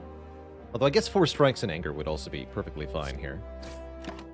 But we don't want to headbutt, that way we guaranteed get bludgeon. Bottom card here. Didn't know it was the bottom, but there was a 1 in 5 chance. Battle Trance, great with headbutt. Great in general. Similar cards to last run, but in a good way. Love the boat thingy too. 14 block on turn 2 is very good. Do I upgrade Bludgeon? Probably. Actually, not a bad upgraded Bash or an upgraded Battle Trance either. Let's do Bludgeon first. A whole plus 10 is a big, big upgrade. Hello. Hello?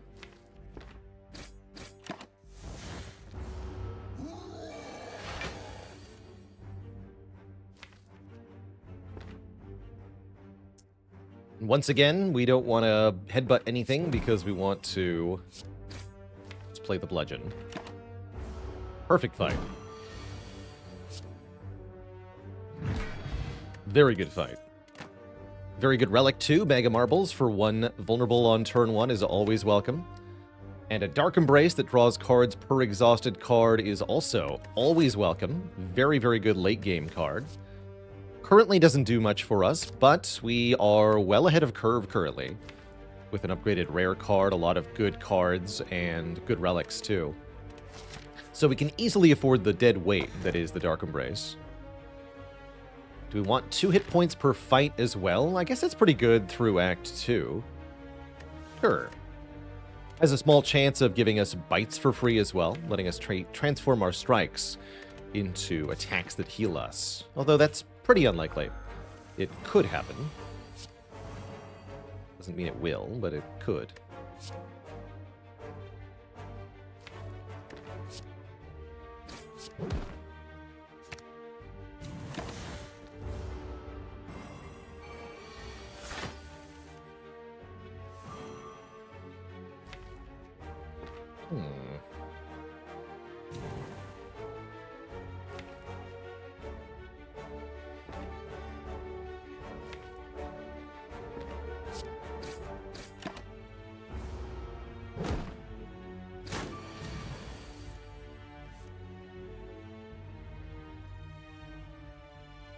Guess we bash this.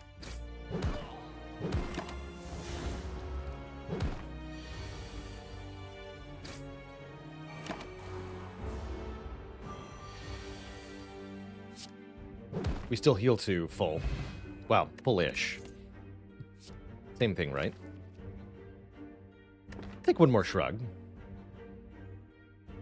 Heavy Blade's slightly tempting with our spot weakness, but I think with the bludgeon, we don't need it.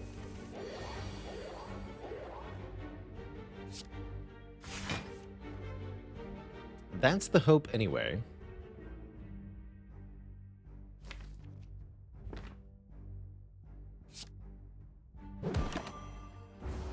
Should have bashed this one. Nope, we're good. In fact, that worked out perfectly.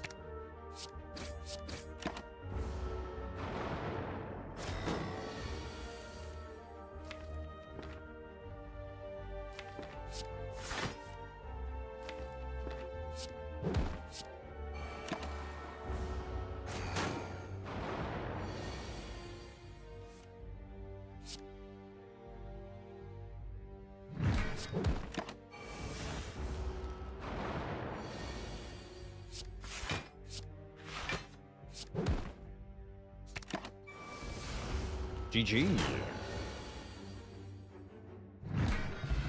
Now we're effectively at full health once the blood vial kicks in at the start of the next fight. Exhume is here. Exhume Disarm is very cool. Great with Dark Embrace. Whirlwind could give us some area damage for Act 2. I like it with Spot Weakness. Tempting Whirlwind. I'm going to take the Exhume, though. Whirlwind with Marbles? True. But still no. One rare card, please. Hey.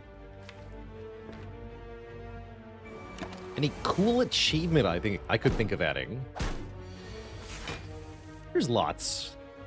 Kill the heart with a strike card is a pretty basic one. We saw that in Wild Frost. You could make achievements for building specific deck combos or other in-game states, like get 100 Metallicize could be an achievement, although that'd be tricky to do. Not necessarily fun to do either. Squished.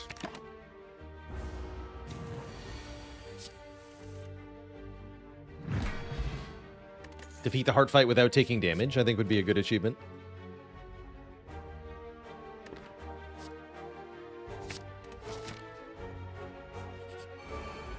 Hello. Bag of marbles you shouldn't have. Wait, you didn't.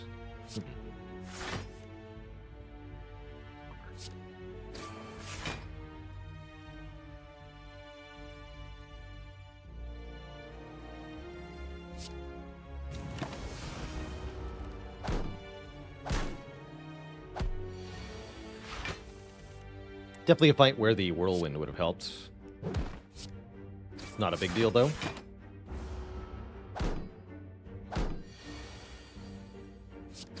Have 4 Angers in the deck. Have only Angers in the deck.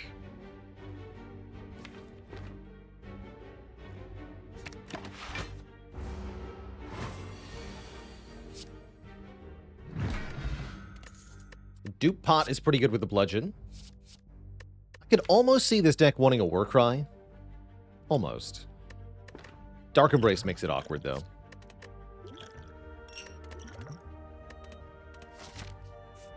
And our last elite, one Sleepy Egg, who's getting 63 damage bludgeoned on turn 1. Sorry, kid.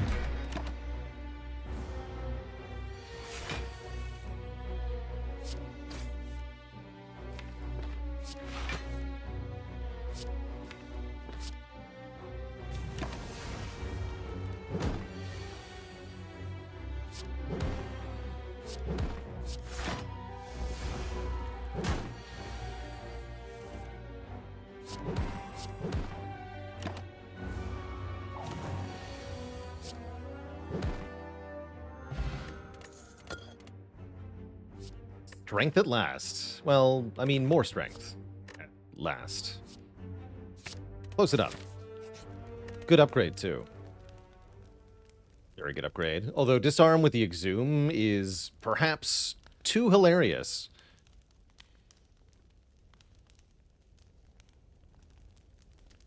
I like it. Especially with Tori, I like it.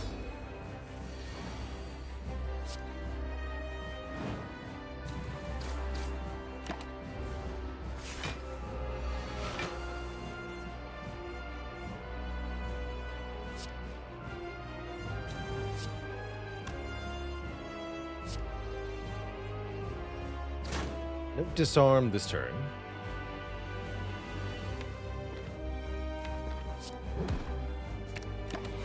No anger either, though.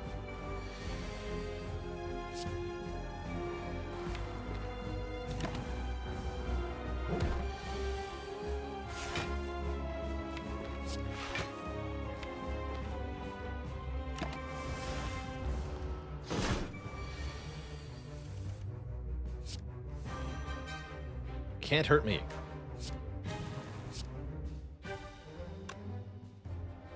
Or you shouldn't hurt me. Please don't hurt me.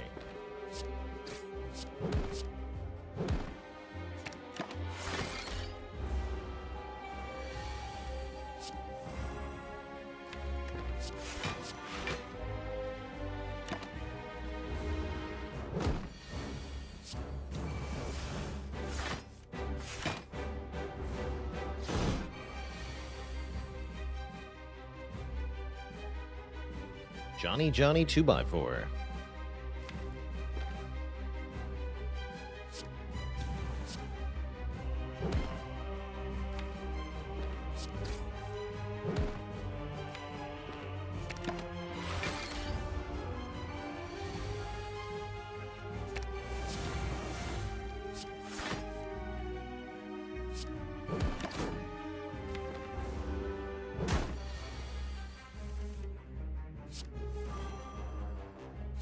Nice attack, Guardian. Very anemic. I like it.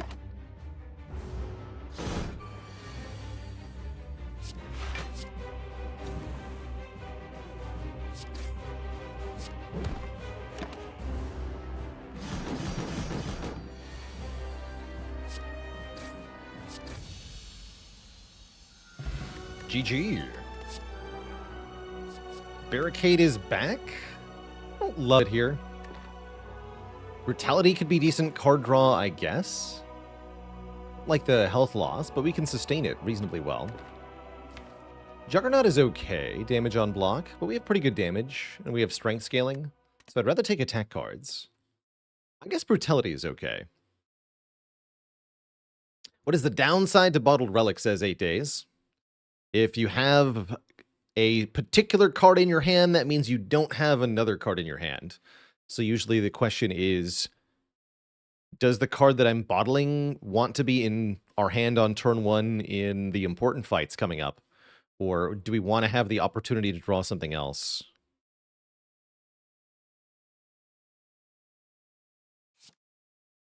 I'll take the Brutality. It means we could take Runic Cube, for example. Or we can take Runic Dome. But I am a cube enjoyer. Yes, I am. So I'm thinking about Runic Cube here. Whenever you lose hit points, draw 1 card. It's particularly good with Tori, which makes it easy for us to take exactly 1 damage. Yes, give me a Runic Cube. I think that's pretty cool.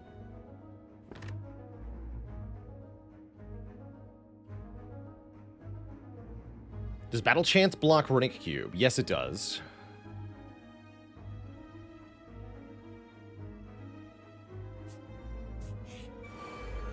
Yes, it does.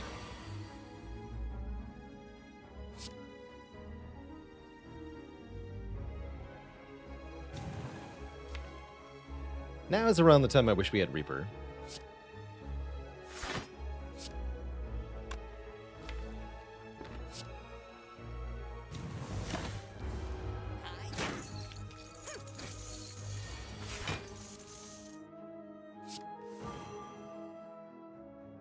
No strength potion. 19. We're only taking 1. Seems fine.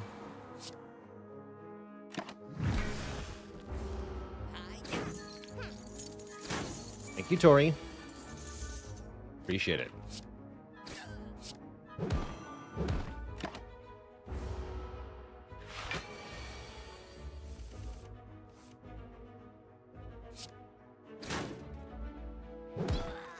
That wasn't too bad. Ooh, I really like Anger Plus, because we have limited energy and lots of card draw. So another Anger actually looks really premium here. Is it random which bandit leaves first? Yeah, they each roll 50-50 randomly to see whether they leave on turn 2 or turn 3. Squished. Blocked for free.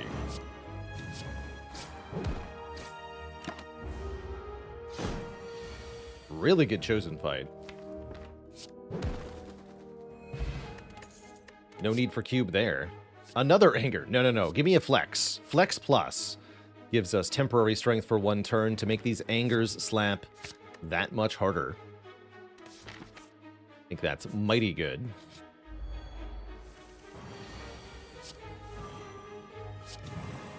Flexening.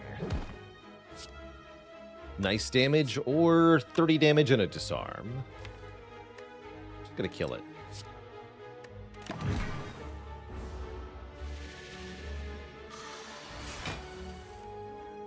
Just kill it. Ori will do the rest.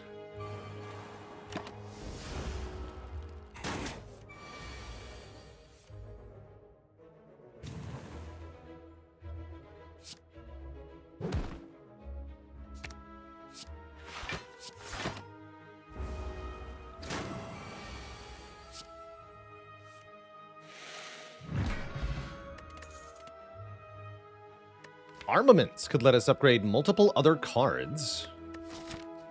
And we have really good card draw, so yes. Pick an Armaments. And with a lot of money, let's hit the shop too. Offering, here we go. That'll fix our energy situation a little bit. Can't do offering meat on the bone, though, can we? I don't think so. Could do offering bronze scales. Anger number 3. I think 2 is plenty. Although, definitely tempting. Would prefer offering over meat on the bone here, if I could only pick one. Pretty telling. Yeah, I can't quite get the meat. No need for Cauldron here, but maybe a card remove? -1 strike? Is this a Rupture deck? It could be. Certainly could be. Impatience could be neat. Draws cards if we have no attacks. Have a good way to thin the deck? I wouldn't really call it that. Although there's some fun stuff we can do with a Headbutt. I know we're in Bite's waiting room. We're going to get a couple more events. Potentially up to 3 more, actually. Good reason not to remove a strike, I guess.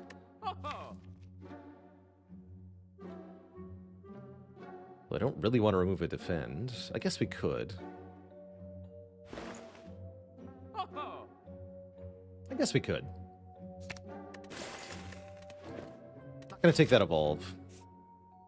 We already have a card draw engine, so to speak, with our cube.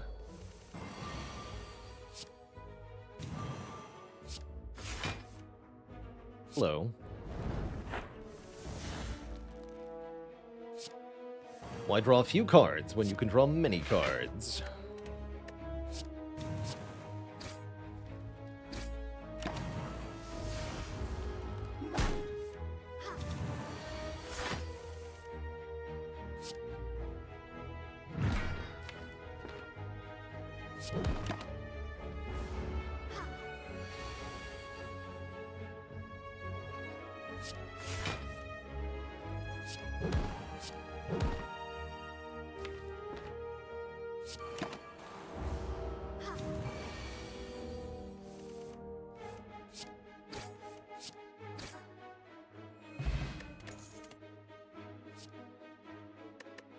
Second disarm sounds pretty good. 2 is probably plenty. Don't realistically need more than 2, usually. Shuts down stuff like the Book of Stabbing really thoroughly. For our upgrade, I think we want to upgrade the armaments. Since we have so many unupgraded cards and so much card draw. Feels pretty comfortable overall. Really good turn 1 draw. We also have bonus energy here.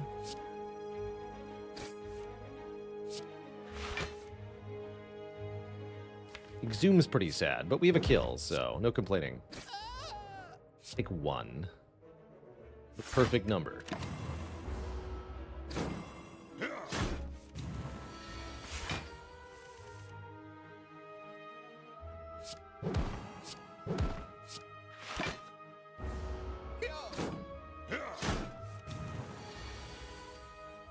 Sir, you wound me. Literally.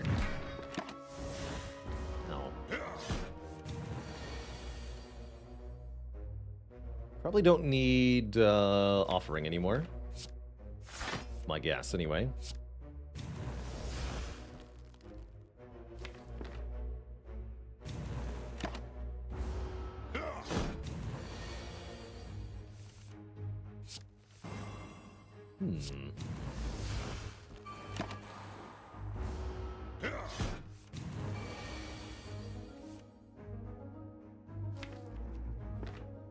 No.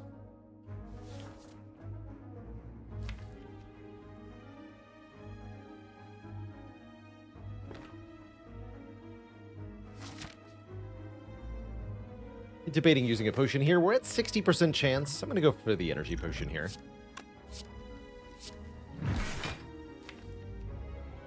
Basically no wounds left. Perfect.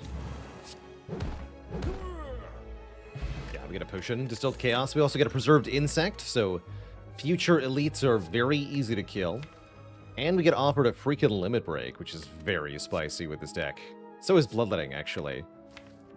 But limit break is even spicier.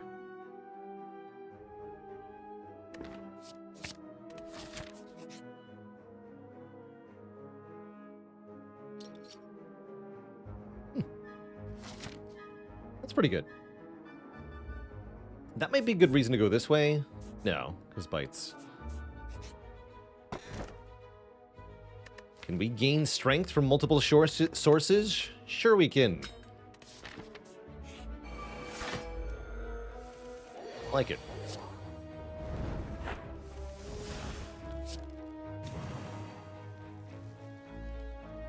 Quite a KO, huh? Can exhume offering, though.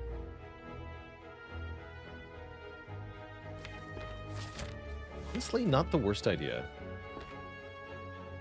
Well, actually, let's just go for this. Let's disarm you.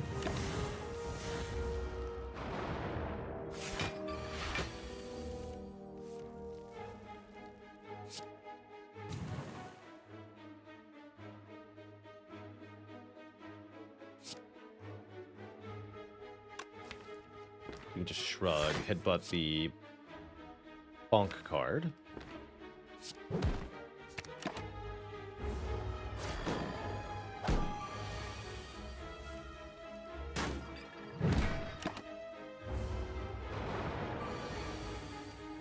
Good fight.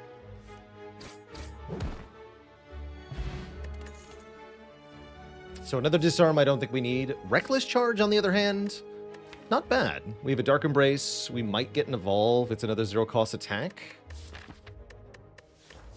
I like it. I like it quite a bit.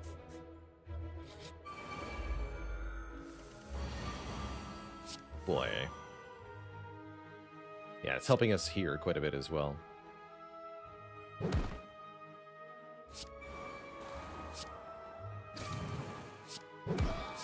Maybe not that much.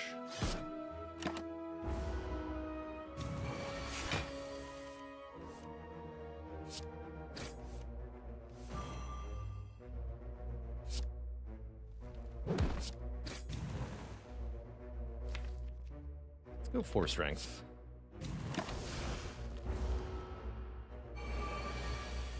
Excuse you. Great hand, though.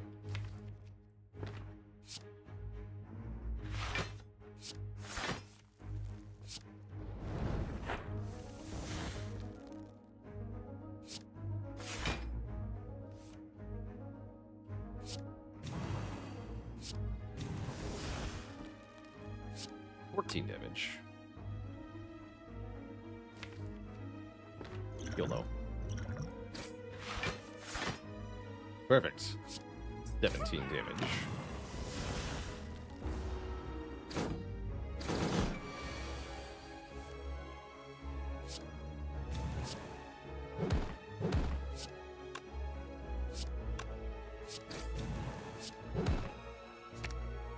Good fight.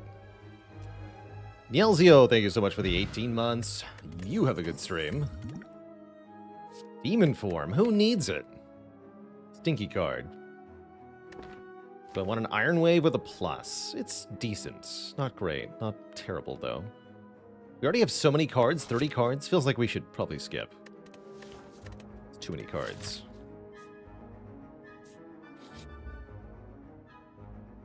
Ow.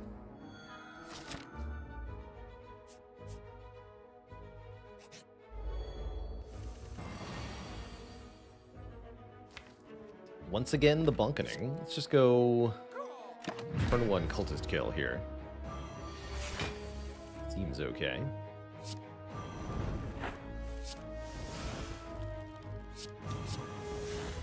Sad we did not see Dark Embrace. Next turn could be a little bad. A lot bad. Very bad. Exceedingly bad.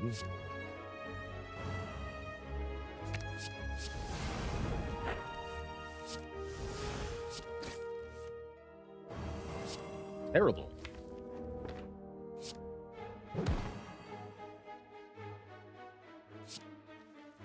really quite awful. Oh, dear lord, we're gonna die.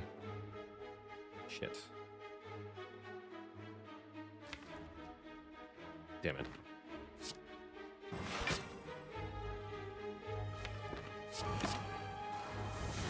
Oh, that sucks.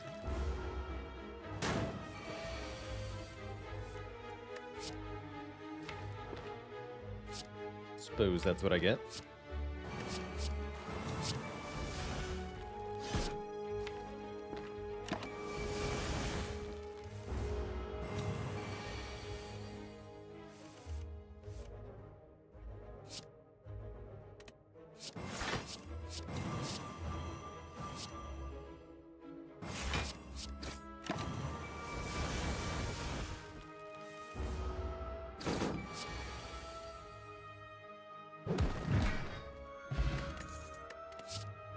Very bad. I guess I should not take an elite fight, although there's slavers who probably instantly kill us, or Book of Stabbing, who's really not that bad.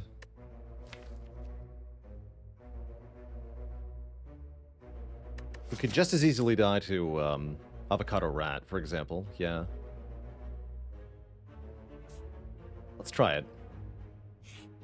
The Book of Stabbing, that's good news.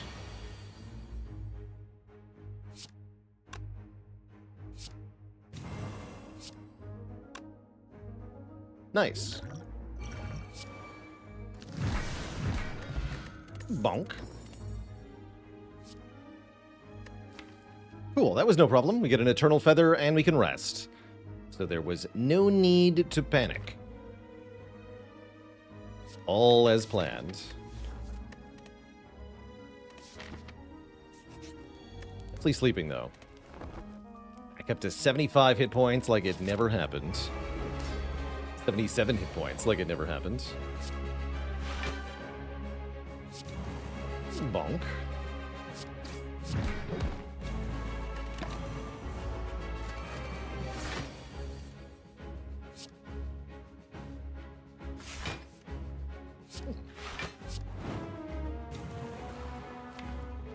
They're stealing Brutality, Exhume, Limit Break, Offering. Really don't want any of those to go away.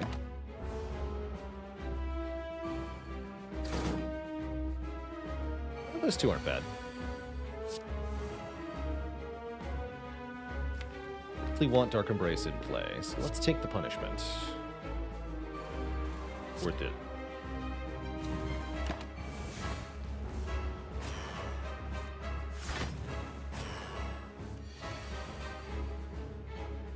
Totally worth it.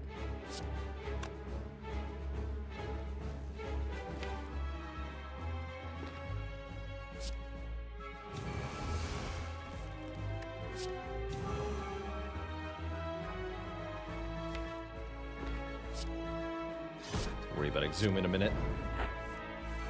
Although it would be better right now.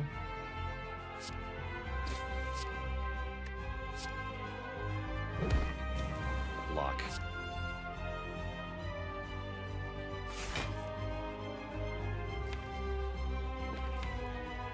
Well, sort of. We sort of got a block.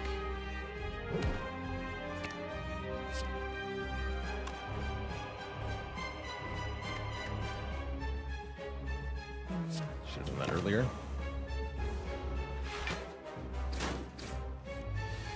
Hyper Beam next turn, yes? Actually slightly worrying, considering my draw, you see? Do not like my draw. Somehow that's not better.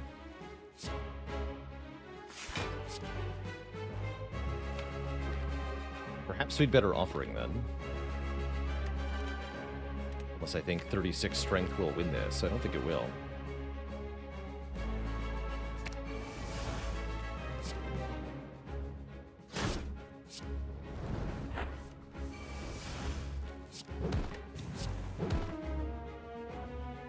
Strengths is more than bludgeon.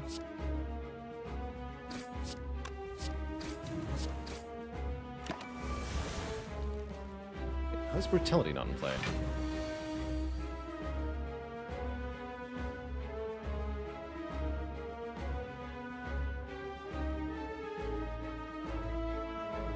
Maybe that's a good thing, because it looks like I'm going to 1.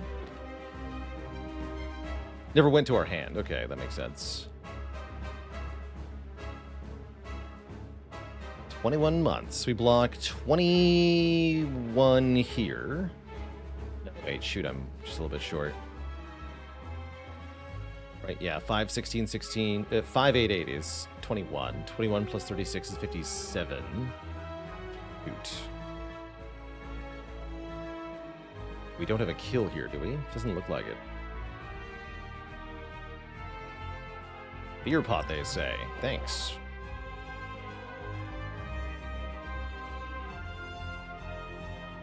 Tori? That's not how Tori works. No, that's not how Tori works.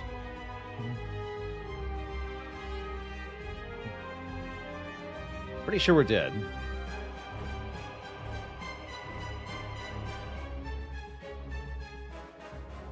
Can't believe we were too short. There's definitely a way to win this fight. Bummer. That is what I deserve for playing 3 runs in one day, quite frankly, but, yeah. Just shy, huh?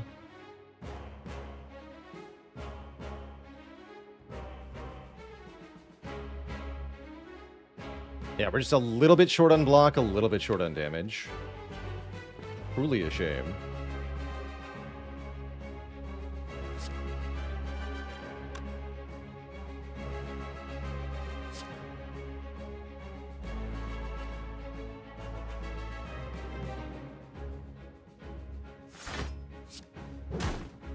Oh well. Not how Tori works. Edge. GG, Twitch chat, we're back to 0. So it goes sometimes. I have to put more energy into my runs, I guess.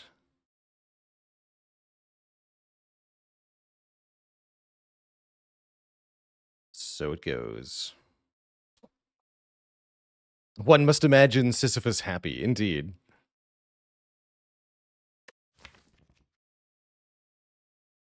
Where did it all go wrong? Probably here. This wasn't helping that much, but I don't feel like it's responsible for our loss. Well, it might be. Not sure what the flex. Heck. Can't believe we were just so close, but not quite. GG. Next up, we're going to play a little bit of Monster Train.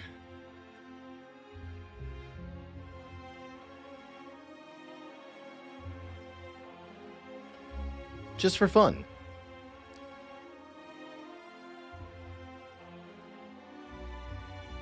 If you go back and look at the last couple turns, I'm pretty sure if you limit break the second time instead of playing the offering, you still don't get a kill. There could be some more math to have done there. Heck, our home.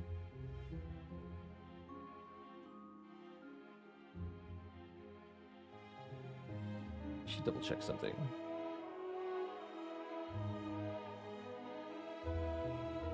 Perfect. All right, before we switch games here, I am going to take a quick break, refill the legs, stretch the water. When I return, we're going to play Monster Train.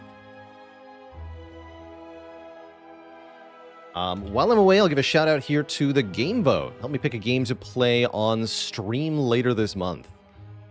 Top voted game on the poll gets played each and every month. And that's pretty cool. Yeah, it probably comes out in the wash with that Ironclad run. So close. You know what I think would have made the difference? Probably bloodletting. We should have taken the bloodletting. Oh well. What did I pick over that?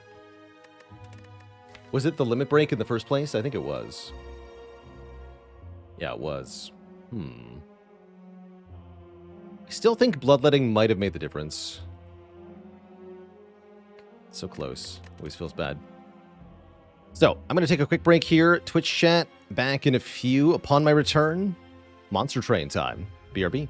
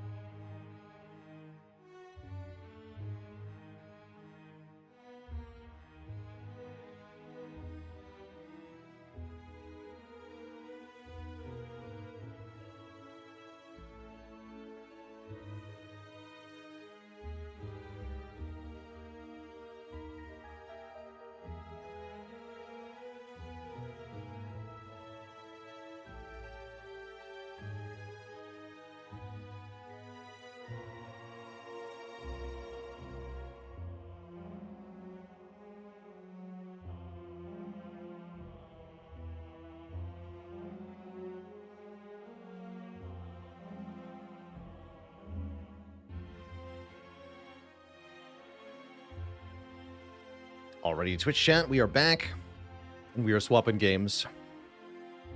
How long it took me to do the original ladder challenge? I'm pretty sure it was over a year of attempting before we succeeded at the ladder challenge.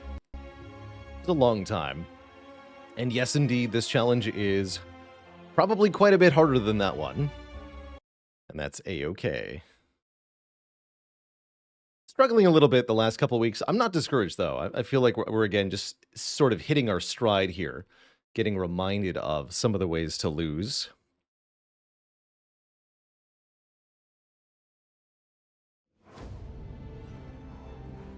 Hell, our home. Our home. Frozen when heaven extinguished the pyre.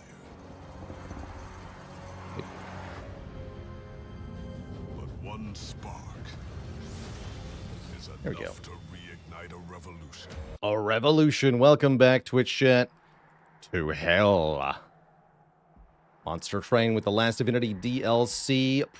Very likely my second favorite of the deck building roguelites.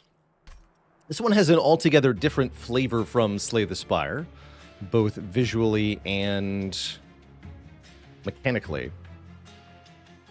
It's kind of like one part deck builder, one part tower defense. I'll show you what I mean here. We're going to do a run with random clans on the game's highest difficulty, Covenant rank 25, and see what happens here. We rolled my favorite clan combination, Wormkin plus Stygian Guard. Very exciting.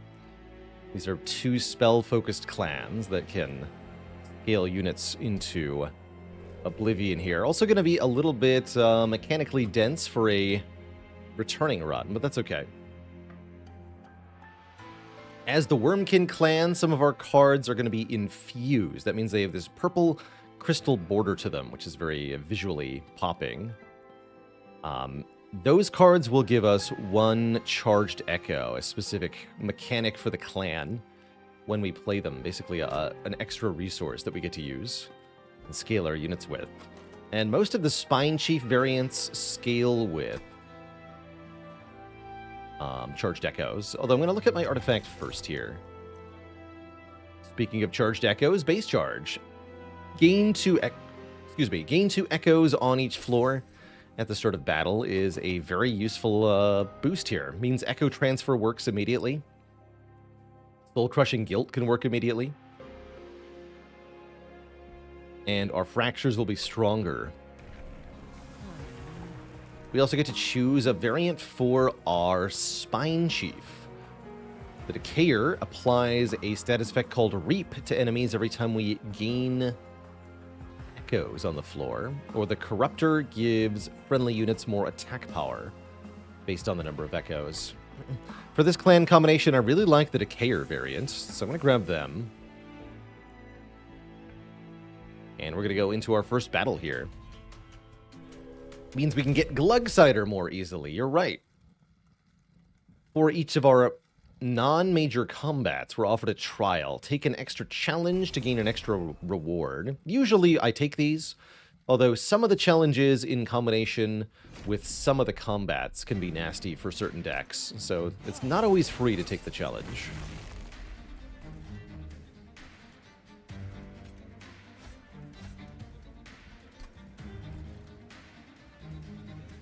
So in Monster Train, there are 3 floors on the train. Each floor has a limited capacity for units to be deployed, represented by yellow pips here. And every unit takes up space indicated by how many pips it has. Our Spine Chief is a little bit bigger. Buff the Chief. At the end of each turn, enemies engage in combat with units on their floor, and then they move up to the next floor. So we want to kill the enemies before they become a problem for us. Enemies attack before our units do.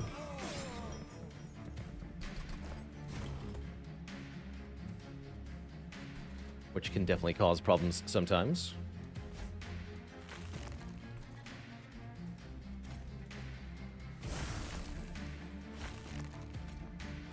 More attack power.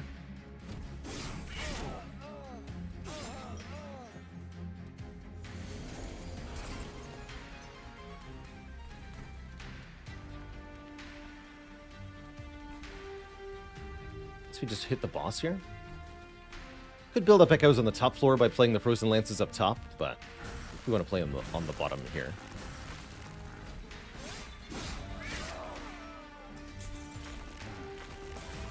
Any general tips for Covenant 25 wins?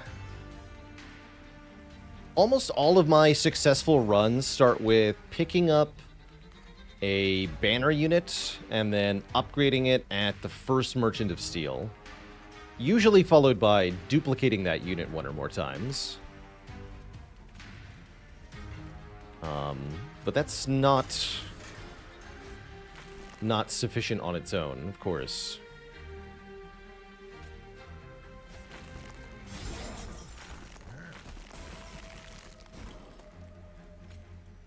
Another good thing to keep in mind is that your deck wants answers to frontline enemies.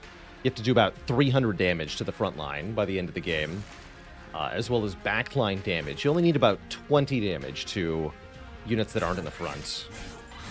So combining a single target high damage card along with a moderate damage AoE card, you can solve most of the problems. And for Wormkin, there are few better damage cards than Proclamation. 50 damage to the front enemy unit is exactly the sort of thing we're looking for here as a way to scale crazy good damage. Crypt Builder is also pretty good with 2 offering tokens.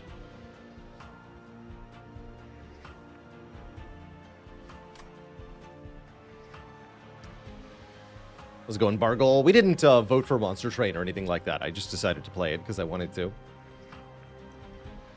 I'll take an Ice Tornado with Infuse, sure. Do I believe in the Merchant of Steel? This is an okay Merchant of Steel, actually. What if I went Merchant of Magic? I think that would be pretty cool. That's what I think. We're offered Holdover. This means a card can be placed back on top after playing it.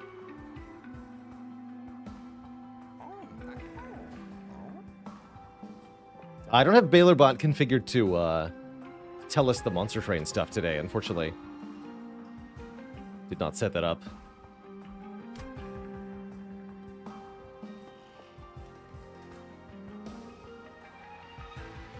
This is base charge. 2 additional charged echoes on each floor. The start of combat.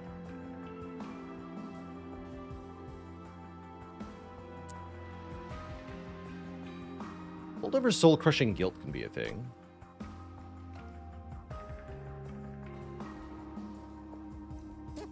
Take that.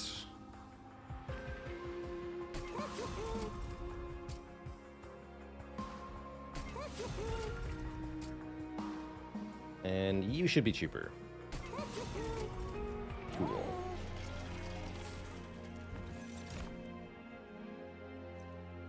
Gain Rage on Incant can be a powerful thing. Or gain Armor on Incant.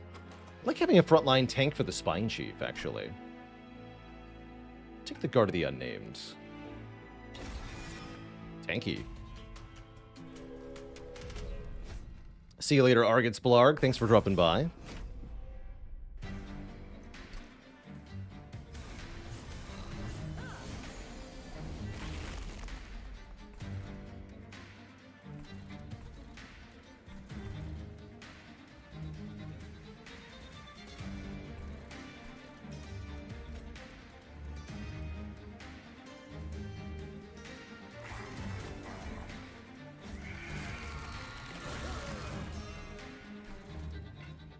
The wrong card.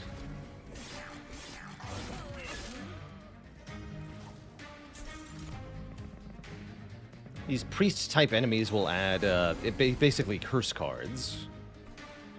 It could be a real problem.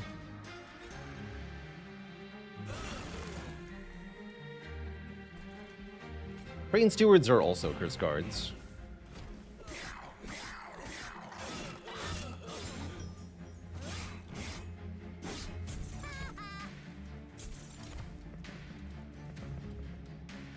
They are piling up, though, which is kind of bad.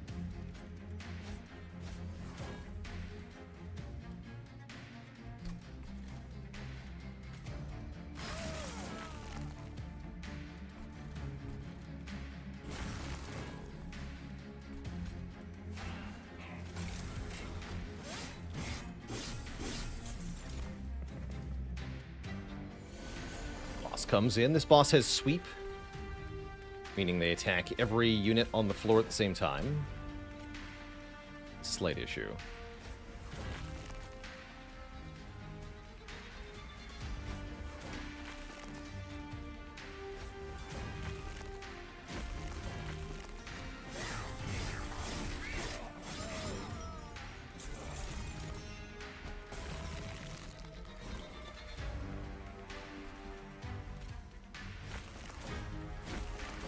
That'll win decisively. Even if the stewards get vaporized.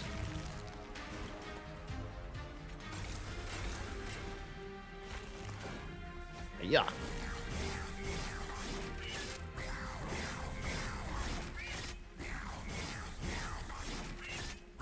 Unlike regular fights, bosses will stick around until one side has been wiped out completely. That way they don't just walk past your units. Would be quite sad. This time the proclamation's infused. I'll take it. More damage spam, more use of our echoes, all sounds good to me. But in can't apply Frostbite, stacking the other damage over time status effect that this game has. Be an odd fusion for the Guard of the Unnamed. Not terrible. Kind of odd though. Let's skip these. Physically cannot pass an infused proclamation. Yeah. Same. Just chillin' 26 lands. Nothing nothing groundbreaking or new. Ooh, we could cross path the Titan Sentry. Apply Frostbite on taking damage. Used with the Guard of the Unnamed is kind of cool.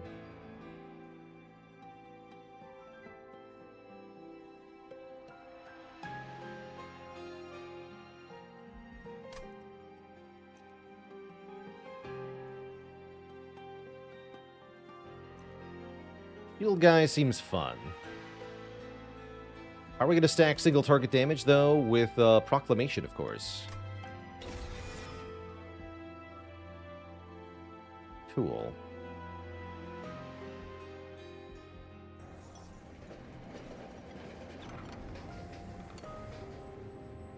Oh, should have upgraded. Knew that too.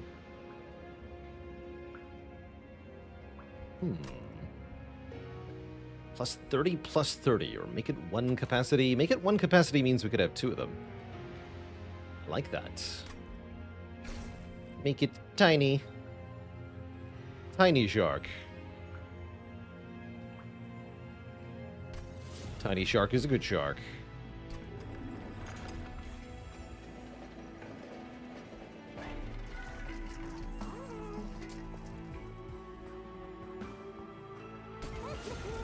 Your job is just to be a tank. I'm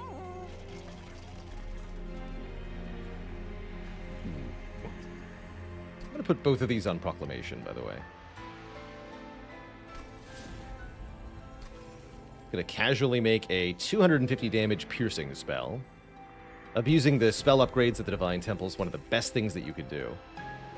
With Stygian Clan, specifically.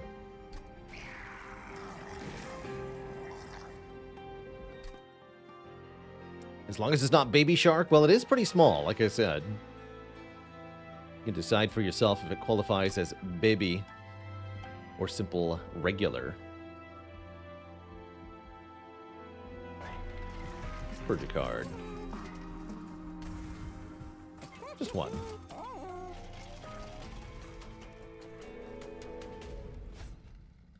Make a brutal time with Arcane Focus. Half gold dazed units, but enemies have spell weakness. Can't deal enough damage to Seraph with spells to make up for bad creatures. Interesting. You might not be going hard enough into spells, hilariously. A lot of times when I have a successful spell deck, I get a flying kill on Seraph. So I usually don't have a big issue with that. So you want stuff like attuned spells with bonus damage and multi-hit stuff. Ice Tornado, Ice Storm especially is really good. My liege said I did it with Giga stacking units. That's another option too, actually. Is just get sufficiently powerful units. Maybe supplement a little bit with the spells, but don't rely on them. That can work. That totally can work.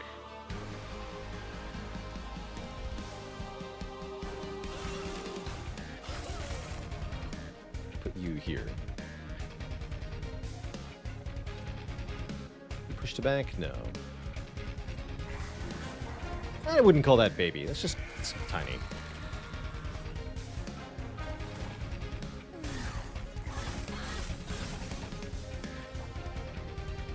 Merely tiny.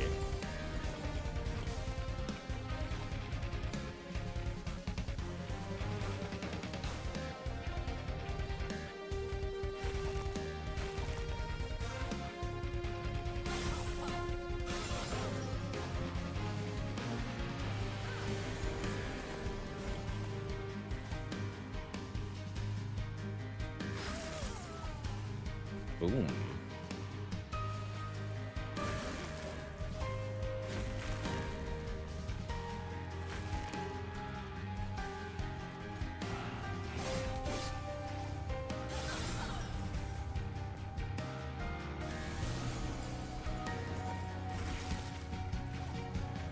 Not a bad floor for Ice Tornado.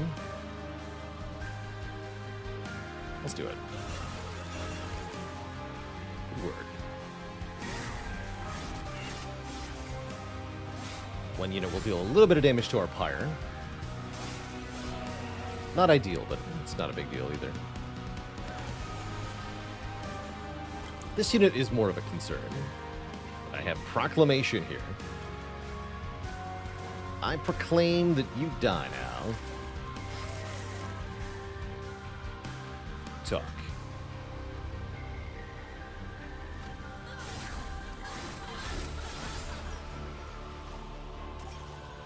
We are definitely struggling to get enough charged echoes. It'd be nice to have a little bit more generation thereof.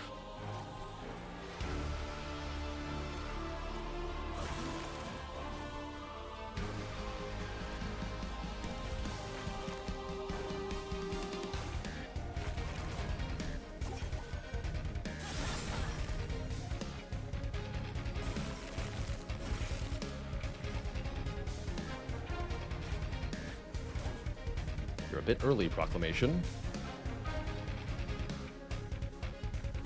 Well.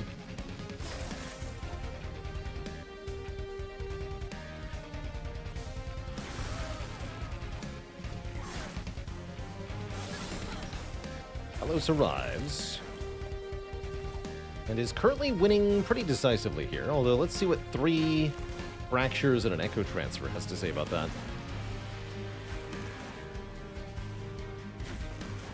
It still says we're losing. Now we're winning. Okay, everyone dies. That means Talos barely kills our units and then perishes to the Reap stacks and Frostbite stacks. Each time she attacks, she gets more Frostbite added from our sentry here. Rocks fall, everyone dies. That's right. Fiona Gray, thanks for 42 months. Meaning of life, the universe, and everything it could be.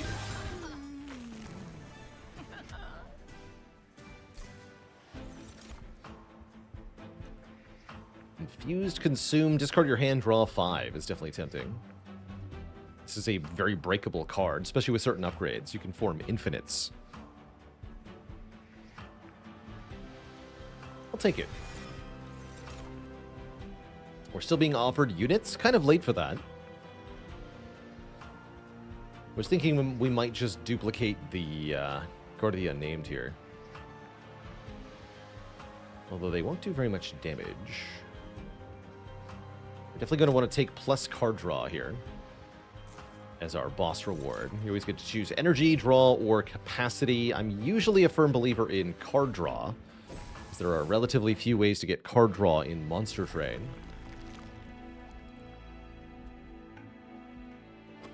Yeah, let's try duplicating the tiny Guard of the Unnamed. See you later, Frinkle Star. Hello.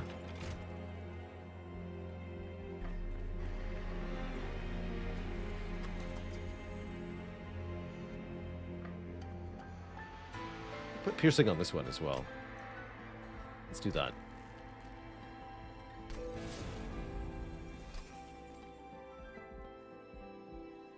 Could actually dupe our best spell here.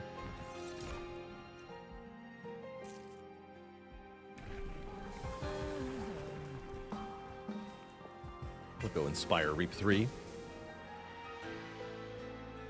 Yeah, we could start mass cloning the Giga Proclamation, indeed. That's not a bad idea. How much does that cost in terms of shards to duplicate? Only 15. 15 is a lot, but this would also be 15?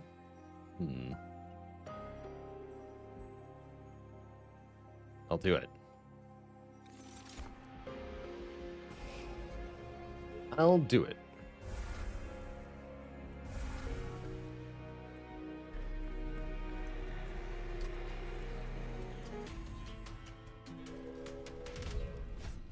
And I'll take the spikes.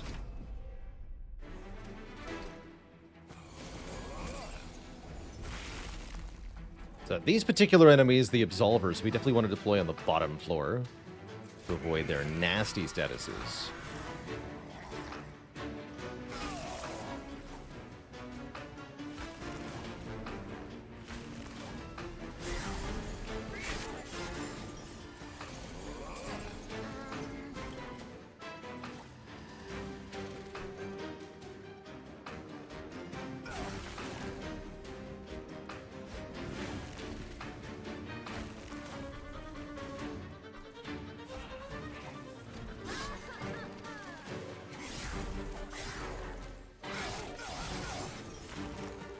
That's pretty tough. And there's another one. Yikes. It's a bit spooky.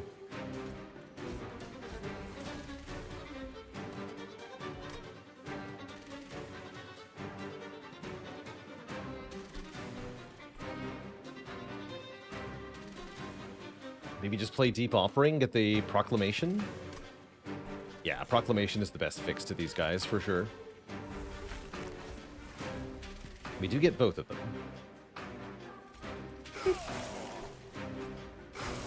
Just like that, big problems are gone. It's good.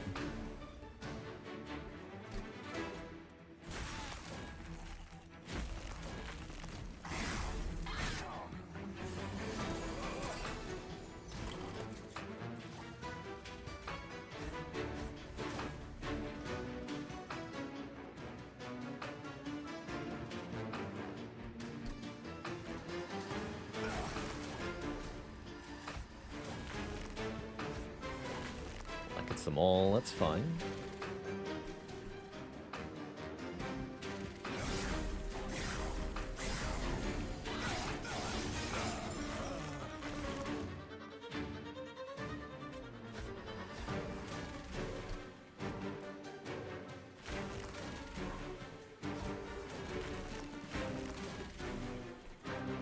Okay. And now the boss. Currently, boss is decisively beating us, but what if we played 400 damage worth of spells? Not so tough now, are ya? Everyone dies. The end.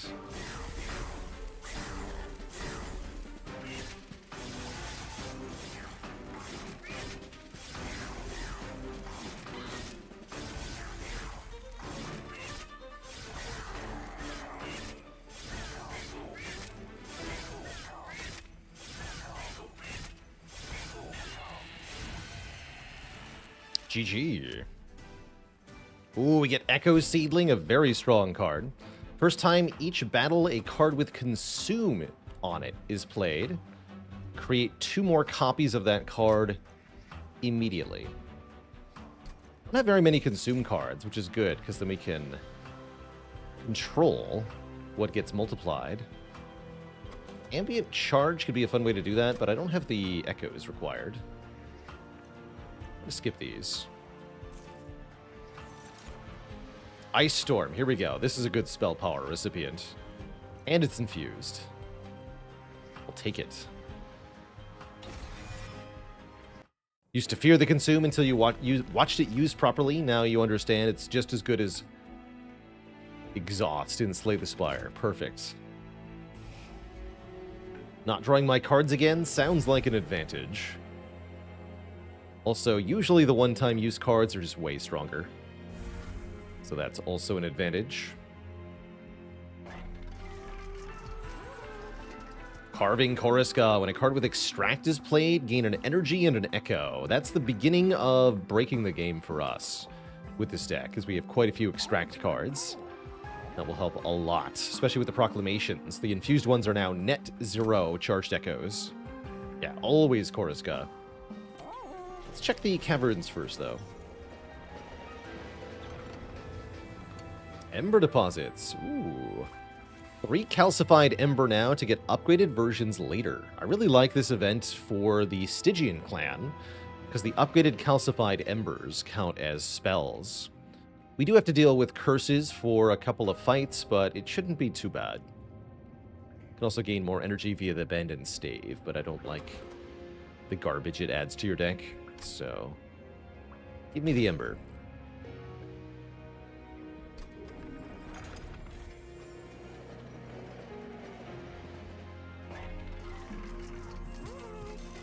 Can't afford this.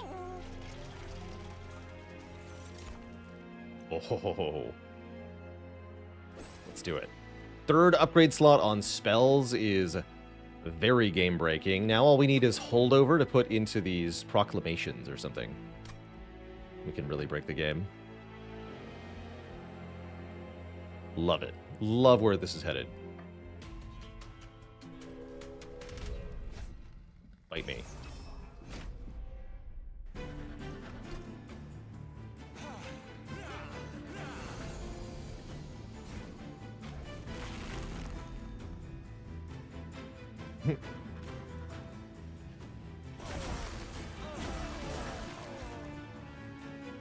Got him.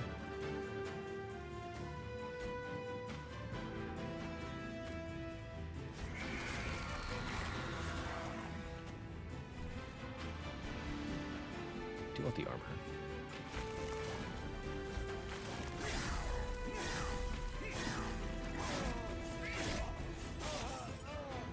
So these enemies have stealth, meaning that you can't attack them until the debuff wears off.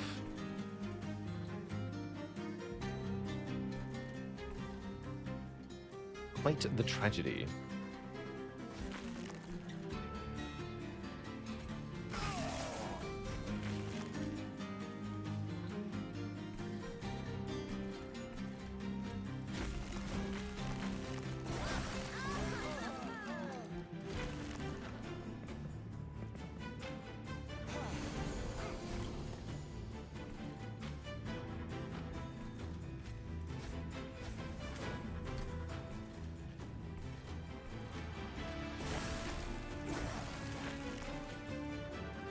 Boom.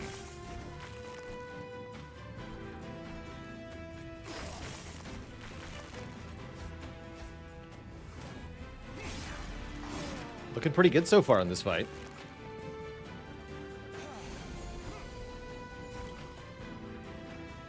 How's it going, Piepo? Welcome to the stream. Congrats on your first 820 win with a Searing Blow deck. That's how I know you've been watching the stream. Well done. Very well done.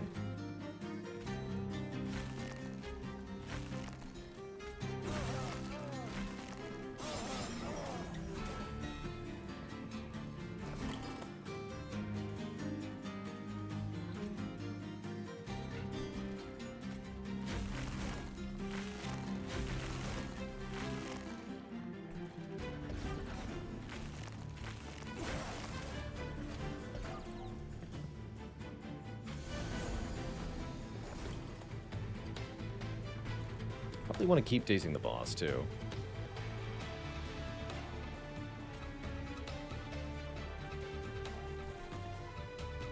Guy has to die, yeah? Well, maybe not.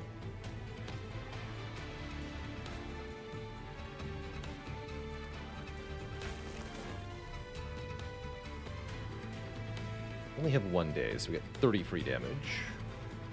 Always got 100 health. I think we have to Proclamation up here. Let's do that.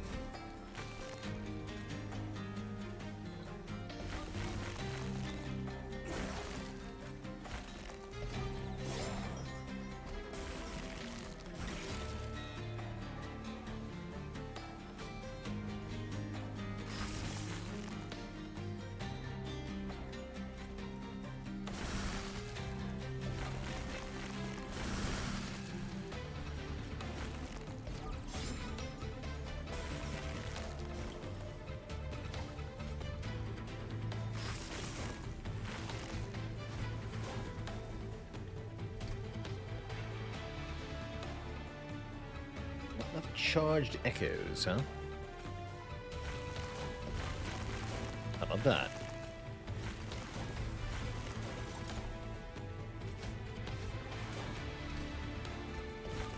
Ten stacks of days for you.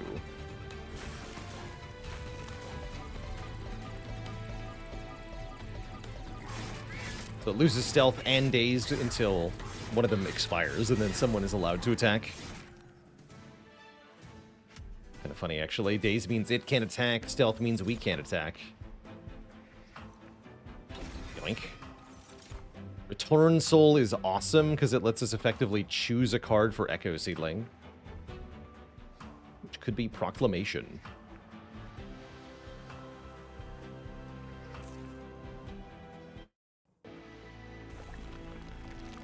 And we super want to go to the Merchant of Magic, although the Hellvent is definitely tempting.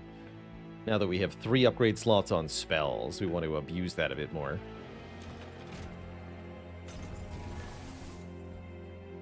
Look at what this is first. Historian! 40x gold, you say? I'll take that. A one-time gold gain card? Definitely too late for the stealthy to be any good. Historian.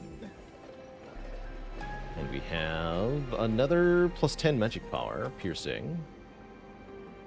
But also discount Ice Tornado.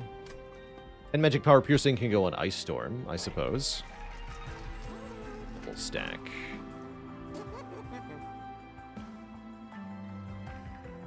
Yeah. I think that day's 6. What if we did 20 magic power and discount and piercing on Ice Storm? I think that's very good. That's a good card to Echo Seedling as well. That will destroy stuff.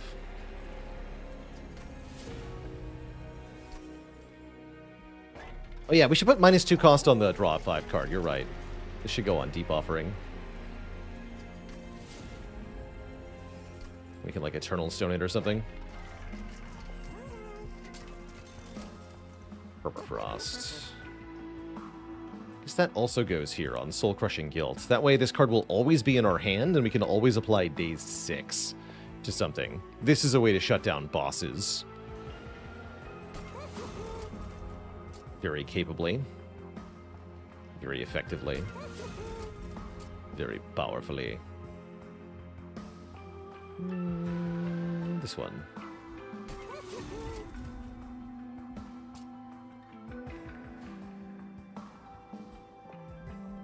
Keep the money for upgrades. Onwards and upwards.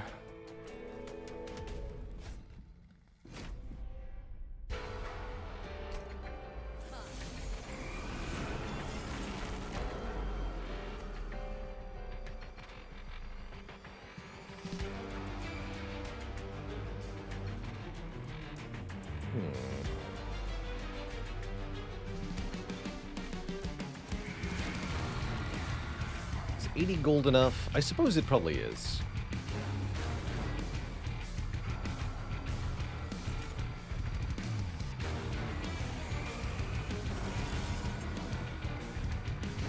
have wanted to consider deploying lower here.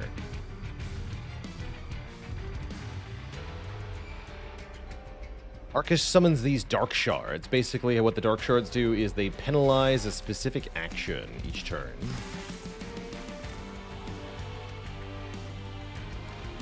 Preventing you from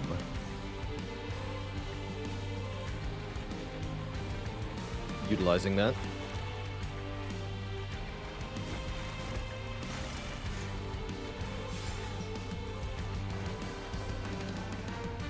The nastiest one to look out for is the Incant modifier, although I don't know if we're playing with that one. No. This is the version of Arcus that doesn't have that one. Good.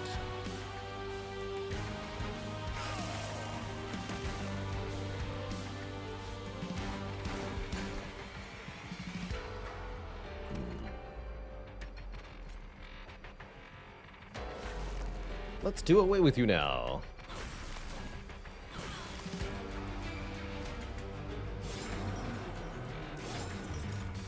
Deadweight is basically like Ascender's Bane, that's right. It's an unremovable curse card. Except it doesn't exhaust like Ascender's Bane does.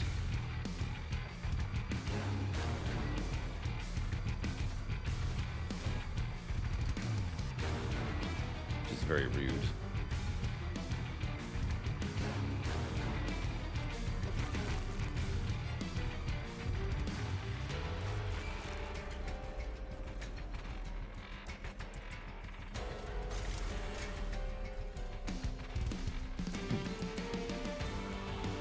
You die next turn, that's fine.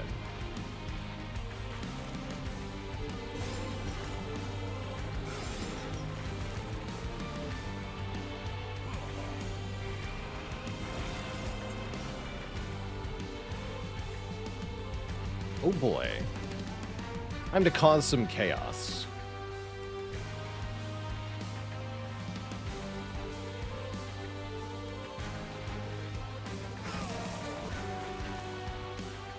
Let's do the multi-ice storm thing.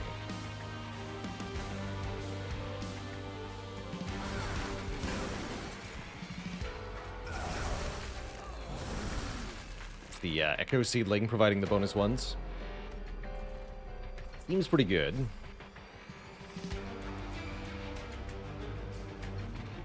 This consume.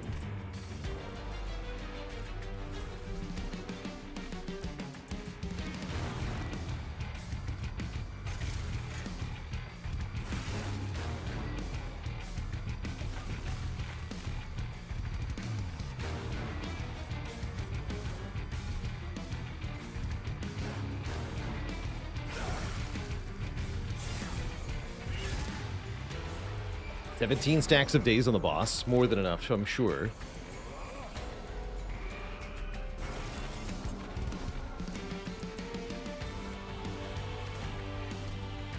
We can always do more, right?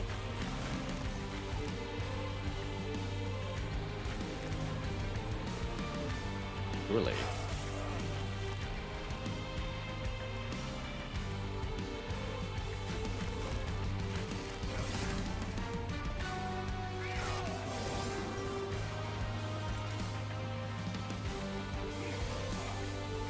No such thing as too much days. That I agree with.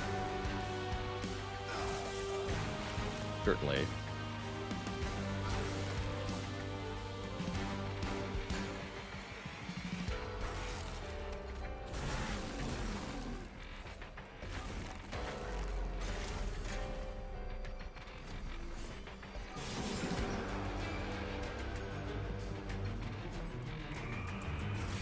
Poor guy.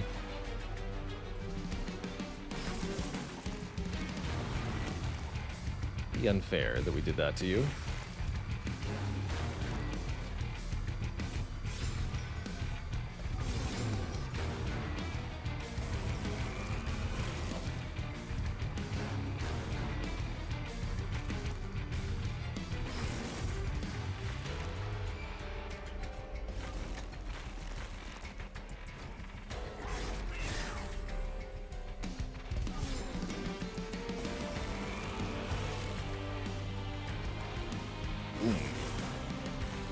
GG, you nerd. Have a little bit more. 22 stacks of Dazed. Cannot use any action or resolve abilities for the next 42 turns. Although we only do 50 damage per stack of Dazed, really.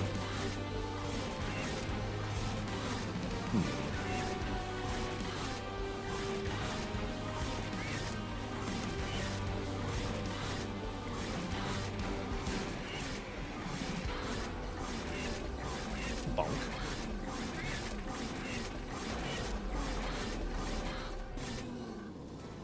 Is that spell supposed to be that broken? Not normally that broken. But it's usually that breakable, yeah.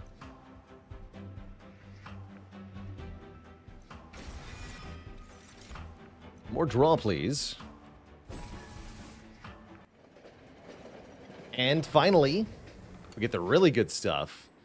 Our Ember deposits turn into Excavated Ember, which are 0 cost, gain 2 energy, draw 1. Kind of like an Adrenaline. Very good. So we have 3 of those, and they're all spells.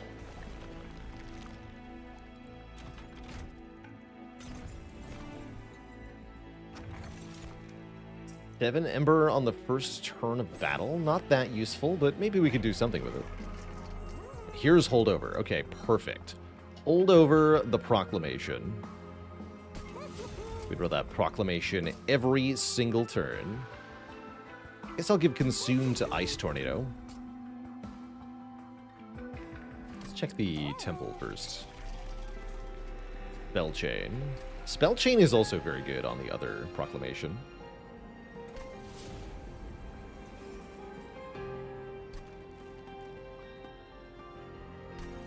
Take a lot of shards, because we can. Tropius of Light, thanks for Prime sub and 29 months of support.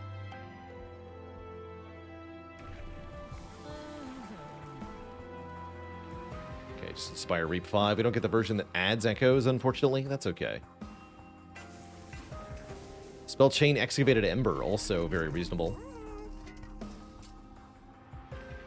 Very reasonable. Let's see, if I reroll, I can't afford the major upgrade. Probably not worth it then.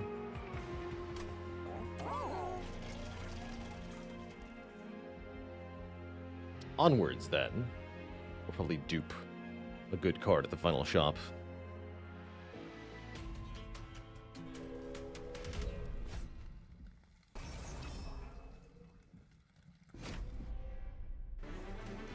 Almost always take the final challenge for 400 gold. Giving enemies a full heal every turn is definitely spooky, though. But not spooky enough to stop me, I assure you.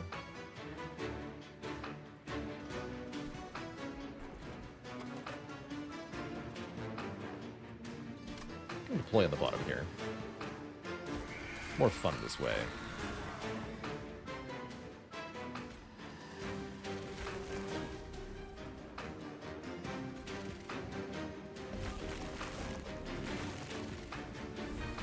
Two more deep offerings, please.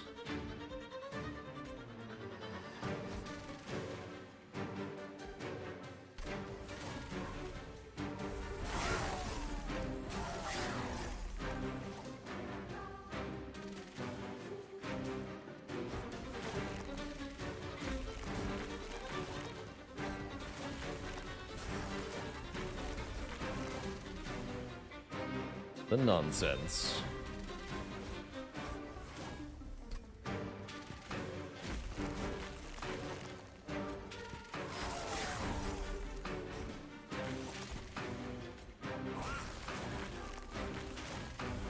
That for a turn one.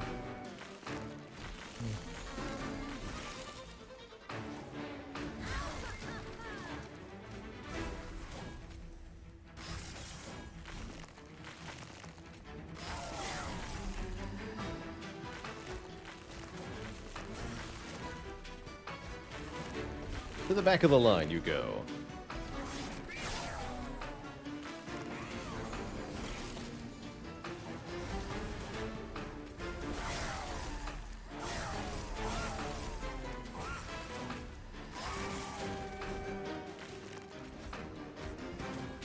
keep reaching this point where we've killed everything.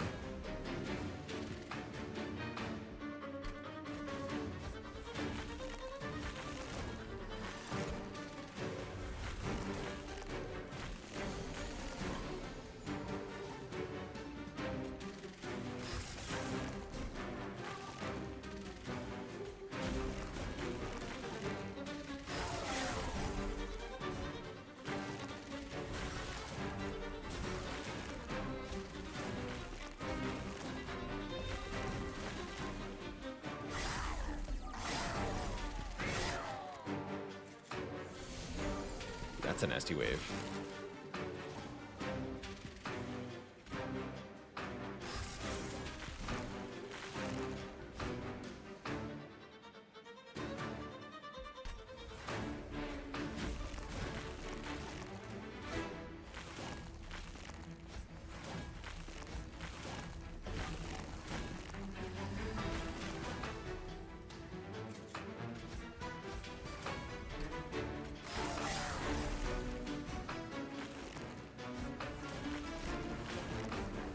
Take 500 damage from Reap at the end of the turn.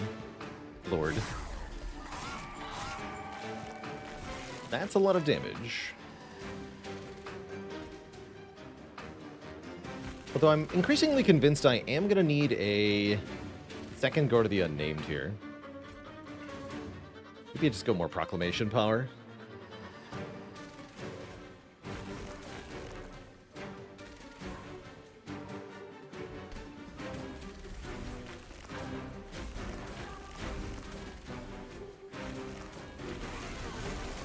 Hello, Mr. Boss Person. Nice to meet you today. Would you like to eat hundreds of spell damage to the face?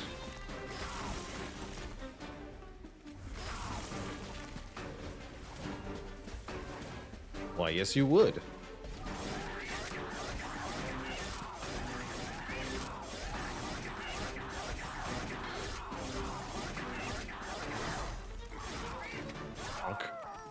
GG.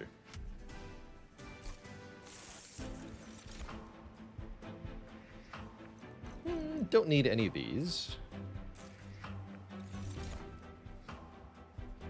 Or these.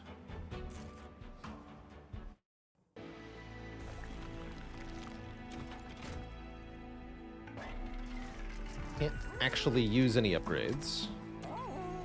Not currently the problem, though. Trinket Merchant has what? When a card with Consume is played, deal 30 damage to the front enemy unit. That's pretty good. Rationing Scales is not good this late. Mind Horde is kind of weak. Let's reroll. And you summon your second unit during your turn, gain 3 Ember. Not that good. Cuddlebeard makes the Frostbite application a bit better, but that doesn't matter too much.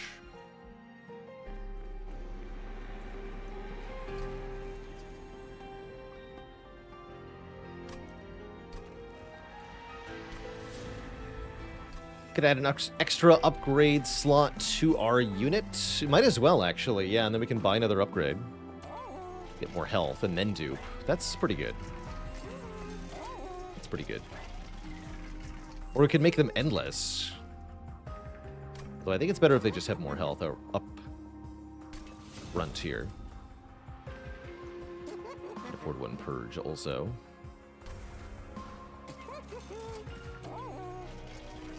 So dupe this fellow. We're at 175 packed shards. That's quite a few. Should make for an interesting endgame then.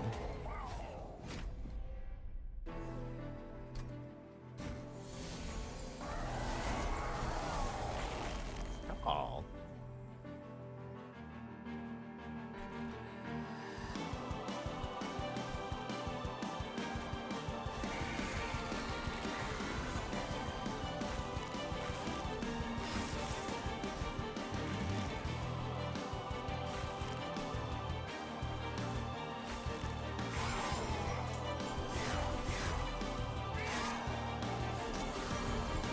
Send us attack for quite a lot, which makes it very difficult to keep our tanks alive.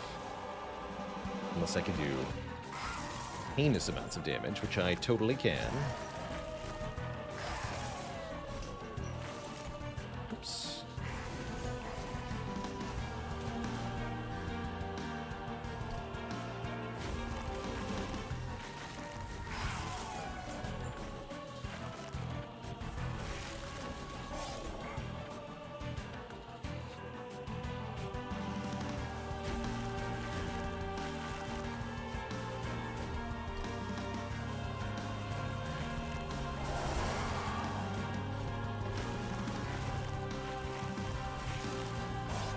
more spells we play, the more Reap gets stacked on Seraph here.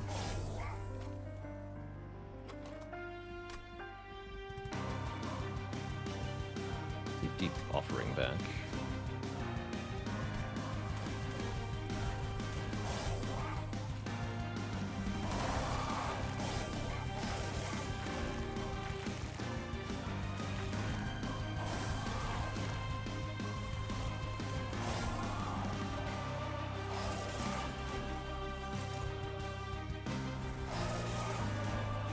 Guy.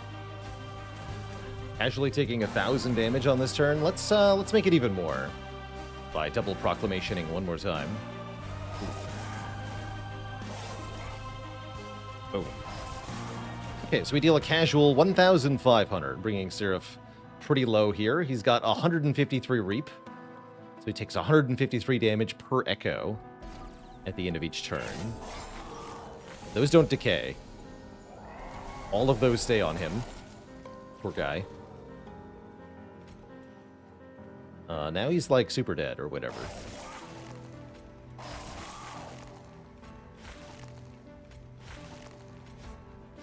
Poor guy.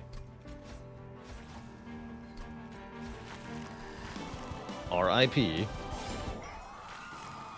So yeah, we didn't even come close to struggling against Seraph here with a spell-heavy deck. Just kill him.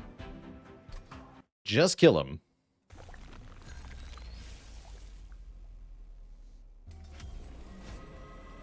And now for our final boss, the last divinity.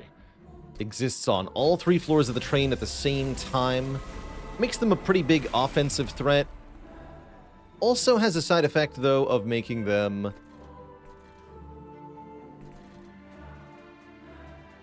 comparatively easy to damage. Try setting up on the bottom. I don't know if this is going to work. Guess we get triple ice tornado. That's not the worst thing.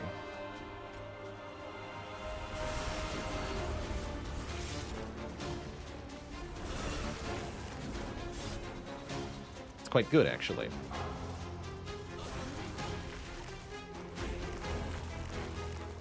We'll just keep this. Although it's pretty expensive. Lose it.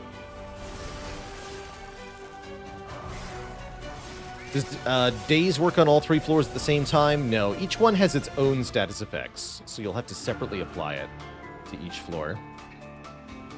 Definitely complicates matters a bit.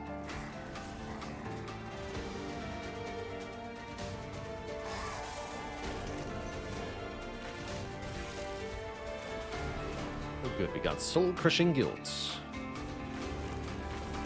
We should probably just Daze Divinity here, although we can do that next turn. Be a holdover. Block some damage there, thank you.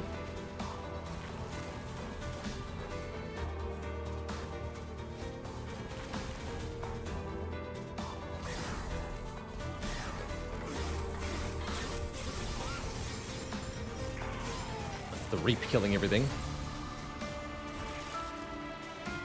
It's dang effective, I'll give it that.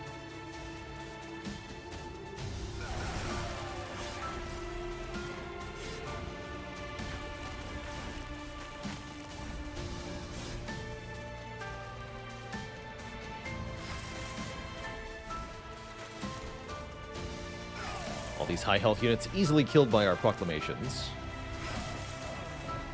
I proclaim that you're all dead. Rid of this.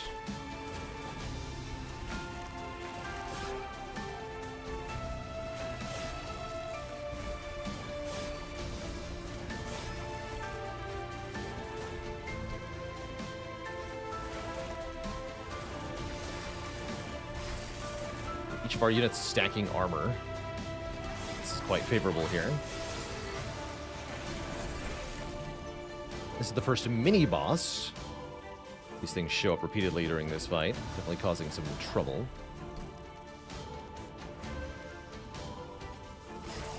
Or do they?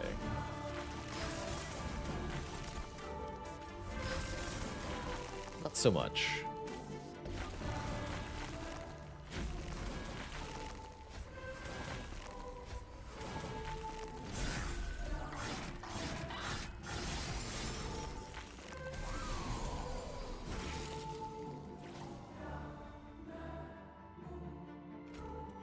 Bonk. Wait, you didn't even die to that. Dang, dude. Why so strong, though?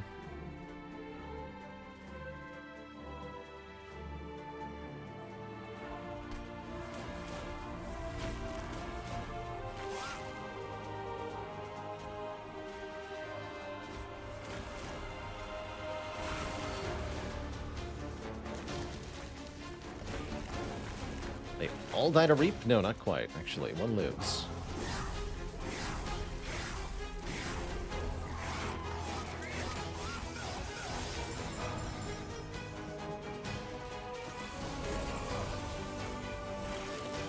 But he'll die on this floor. Most certainly.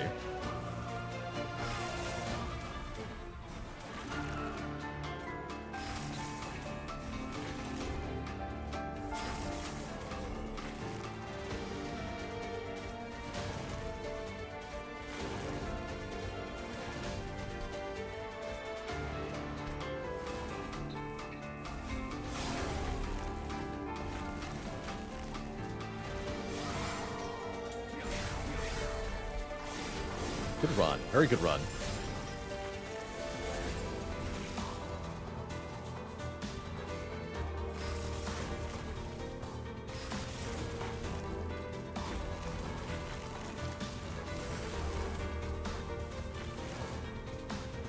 You did.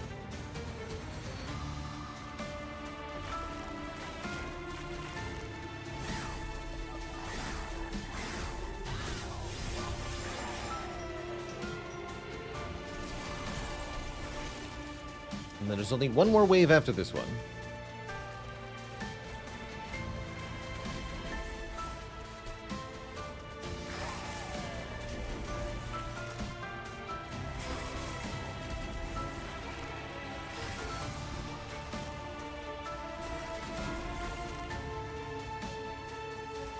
It's fine.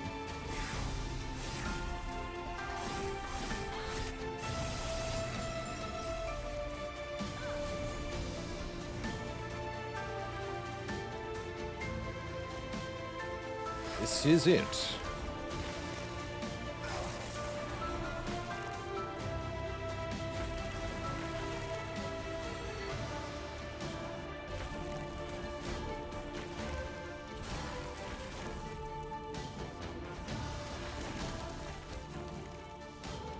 This is the end.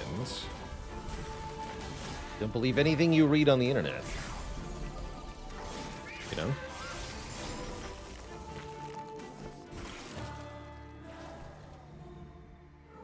He did.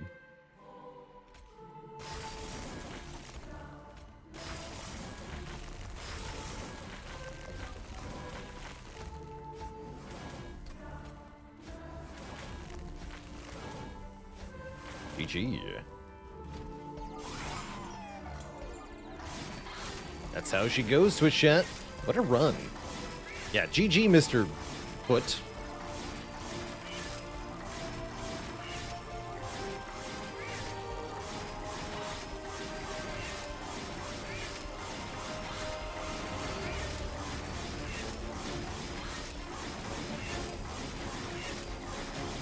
GG.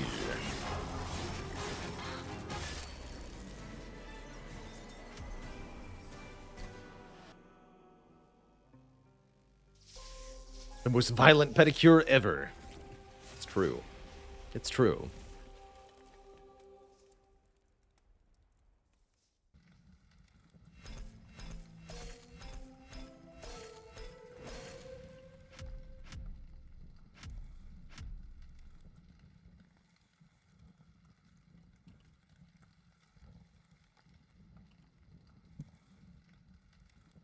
Let's do a new one. Let's just roll a new one right away here at Twitch chat. And go again, as they say. No brakes on this train. We get Melting Remnant / Awoken. Melting Remnant focus on reusable short-lived units. Awoken's all about healing and card draw and stuff. Kind of hard to use these together, but maybe there's a way.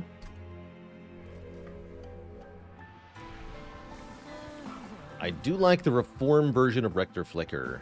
Each turn, reform 2 random units and give them additional attack power. That's what I'll take. Reformed units have a status called Burnout, causing them to be relatively short-lived. Let's try Fade's First Blade, giving our Burnout units rage each turn.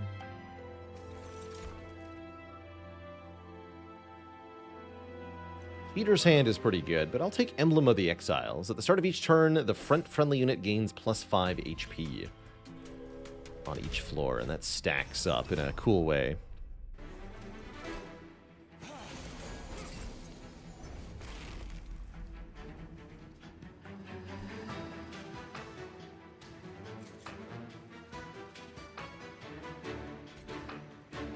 I like bottom floor Rector Flicker.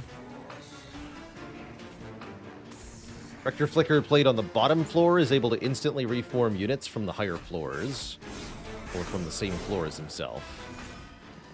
We instantly get those back, which is kind of a big deal.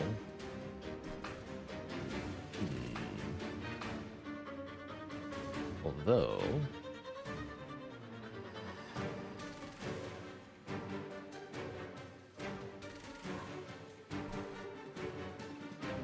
interesting.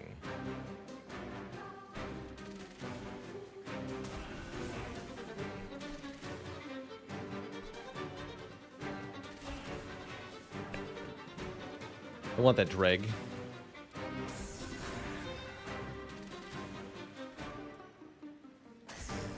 Give me more stuff back again.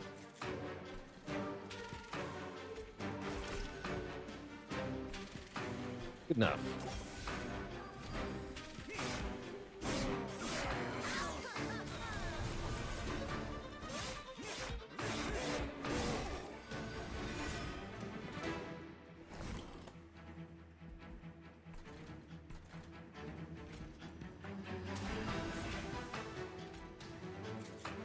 Actually die, huh?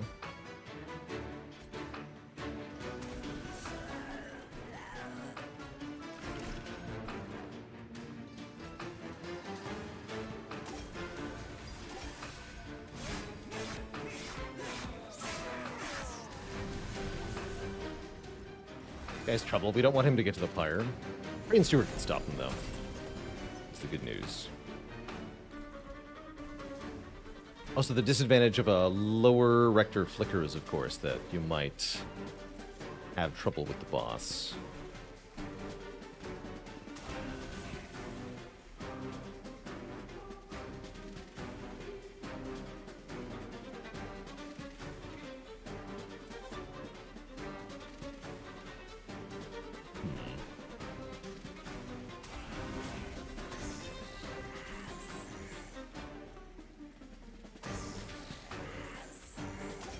Perfect.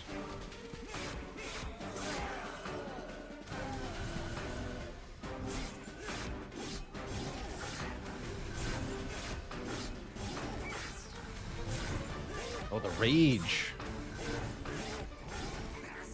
Rage. That worked out well. Get lots of money. Targeted reform, I want it.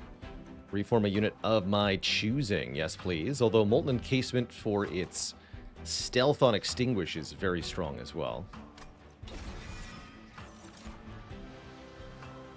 These are kind of mediocre. Sting is okay, but I'll pass.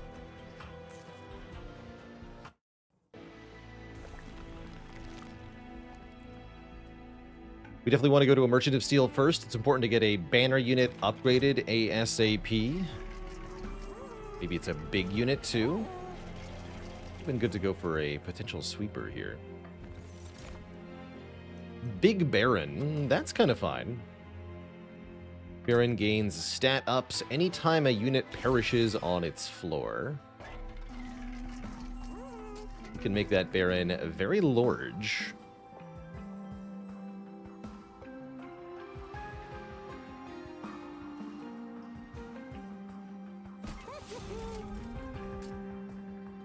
Maybe leave the other slots available.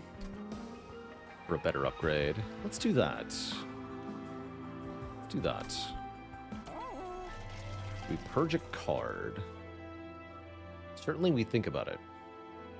If I was going to dupe anything, what would it be? We could dupe the Baron and self-infuse. Or, yeah. Not many options for ore there. Don't want any of these spells to be guaranteed turn 1 or anything like that. Let us go.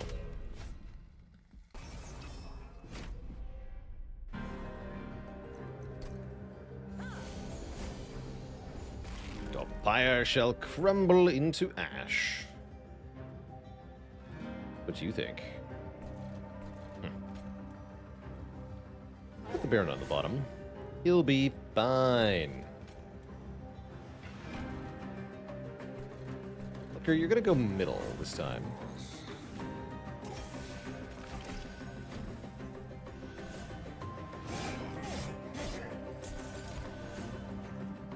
How do you like that? Ugh. I don't, is the answer. I don't like that.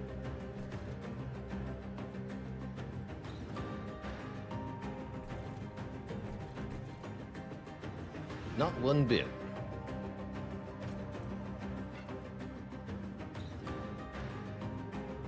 Not getting the collector, huh? Seems so.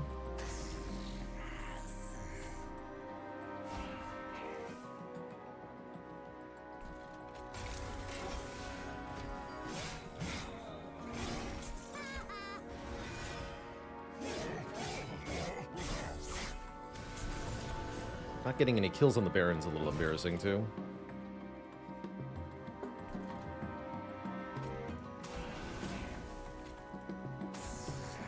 That'll get reformed.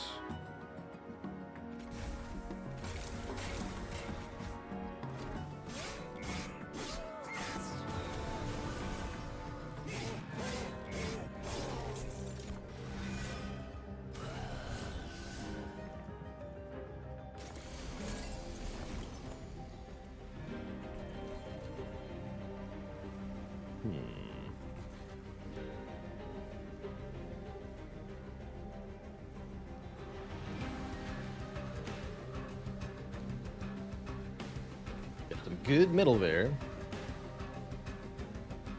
We'll figure out if we're supposed to put stuff up top. I don't think so. Wait, you only have 18 health.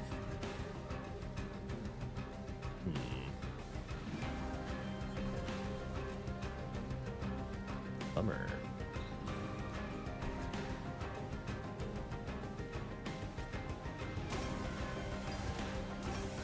Yeah, that's a bummer. Alright, fine.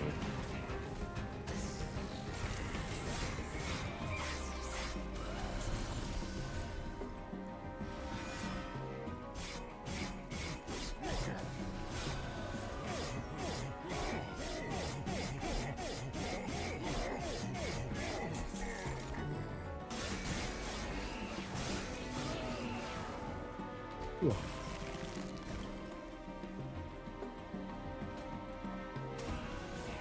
Save me. I have no units. Like that, actually.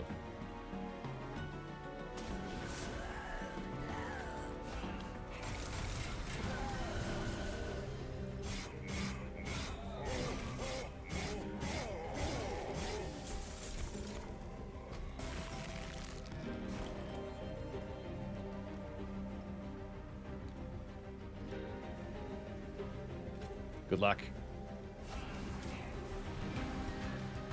Am I dead? Might be dead. This trial was way worse than I expected. With the boss, with the enemies behind the boss that I couldn't kill. I am dead. Wait, no, we live on 1? Amazing. Okay, even better than dead. We have 1 hit point. I love it.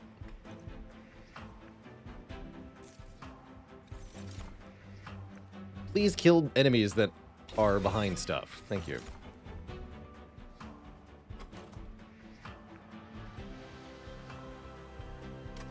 Spikes infusion. Although that's even more plus capacity. I like it. How's it going, Spastic Shock? Spire for today is already over. We almost always do Spire in the first half of stream.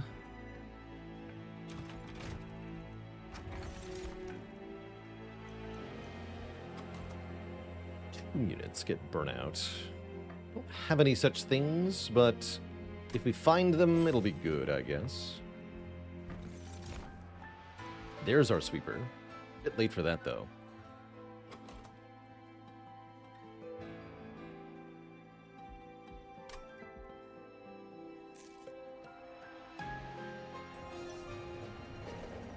How often in Monster Train have I exactly died? Not very often.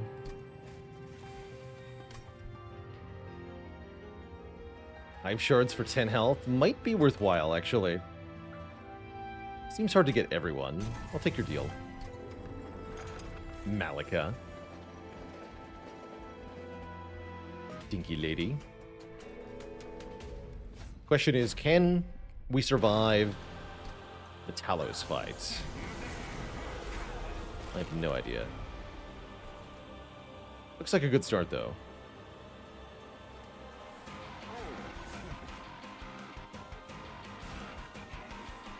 Gonna go middle again.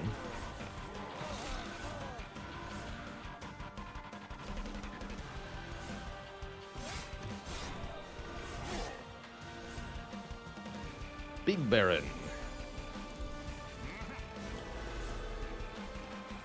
The more kills he gets, the better he is.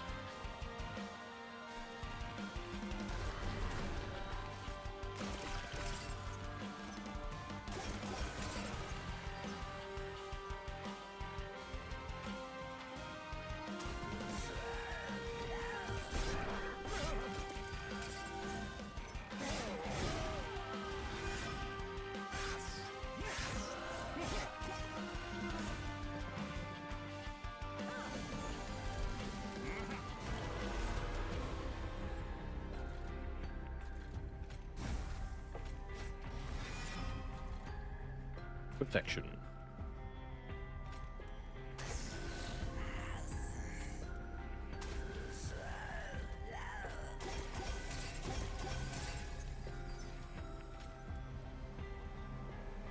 It's 12.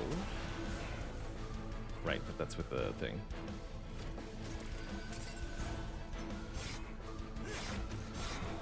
He only comes back stronger, you see.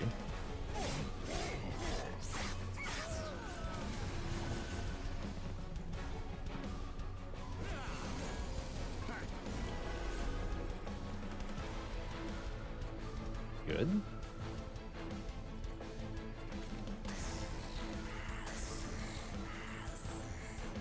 No room. Wait, shoot. It's a really bad idea.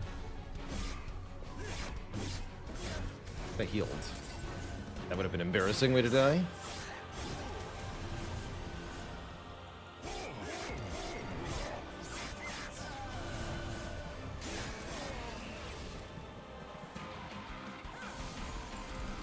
Gotta make sure I don't do that again.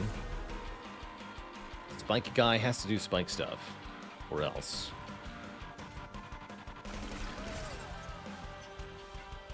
Or else. Or else it just doesn't count.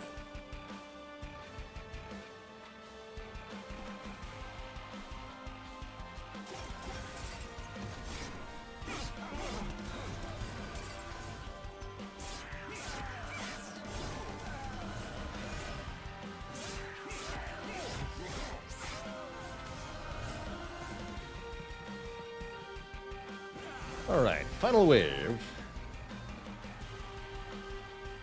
You die, you die. Use some help down here. It's almost all the damage we need. That is all the damage we need. GG.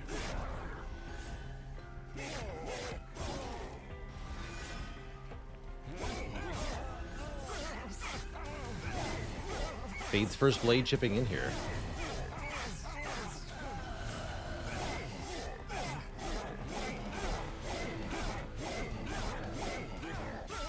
we lived on 1. Cute.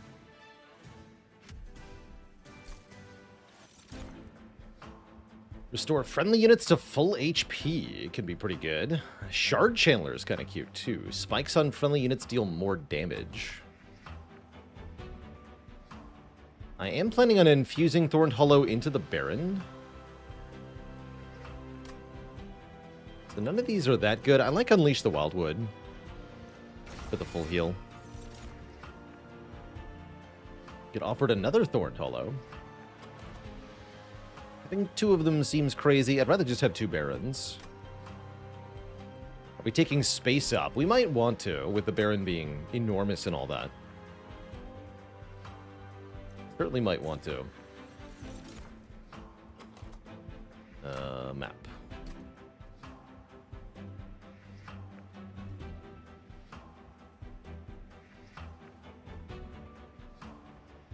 Pretty good Merchant of Steel.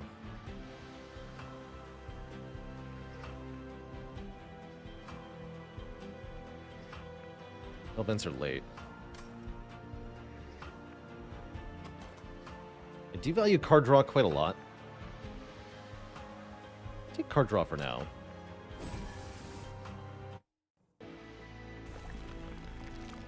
And we're going to skip the Merchant of Steel. Go to this one.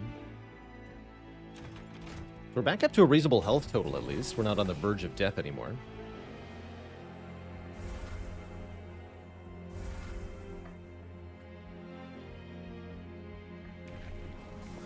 Additional plus 10. Any spell upgrades I want? Holdover on Molded is okay. Yeah, it is. Bonus power on Glimmer is good. Even if it is Consume.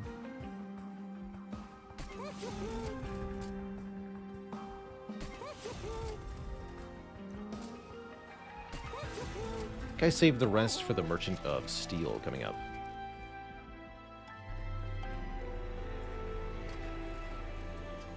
No desire to spell chain any of this.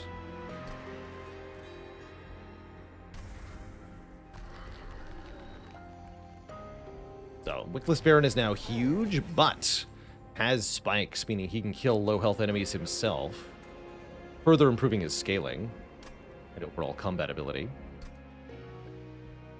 Is that going to be enough? I'm actually not sure here. Isn't this Cleanse Seraph? True. I don't usually think about Seraph anymore. Armor 15 sounds nearly suicide. I actually don't think I can handle that. Let's not. I need the little units to die to the spikes of the Baron, otherwise this is gonna not work out so well.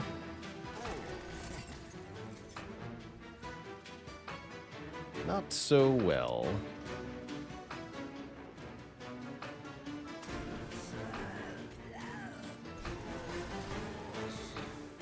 Need armor.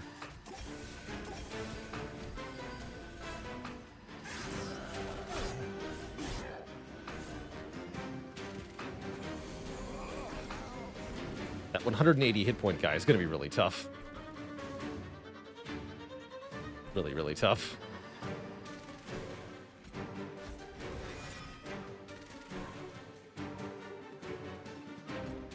Oh boy, we're gonna have a bad time.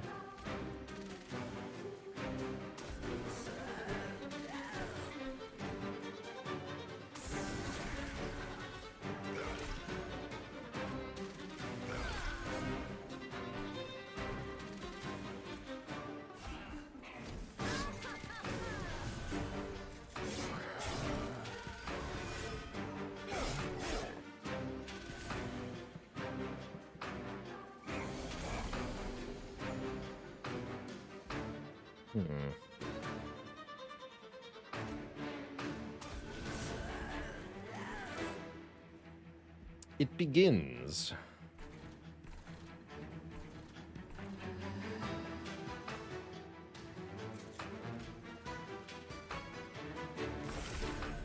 Good.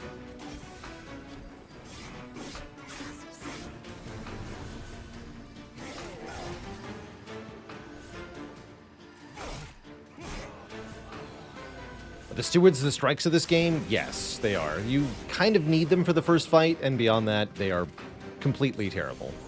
Just like strikes.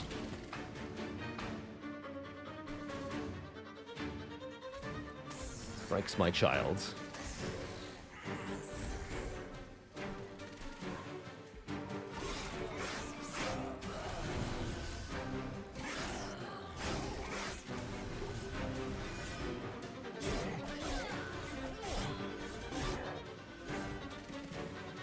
He's doing okay down there.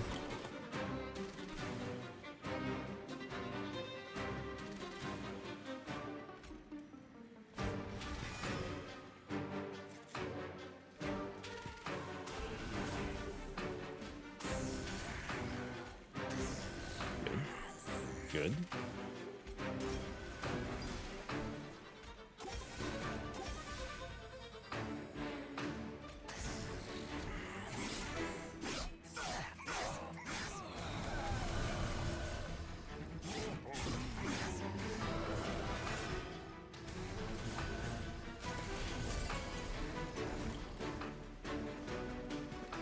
Boy. Not that bad, I suppose.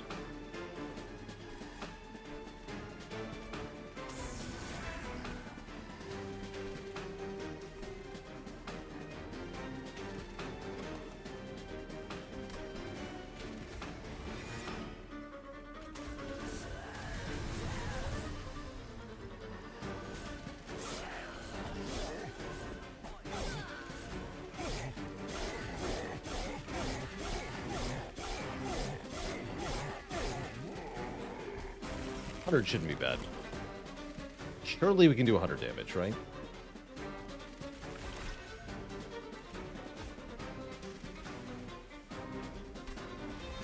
Reform the big guy, but that would require having space, of course. Here we go.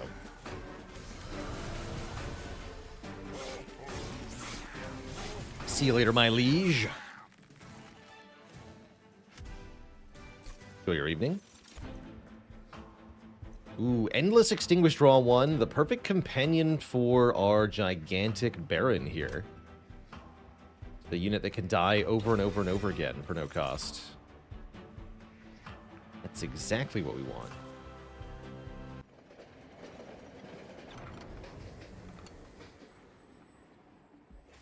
More healing? I don't think I need it this time, Malika.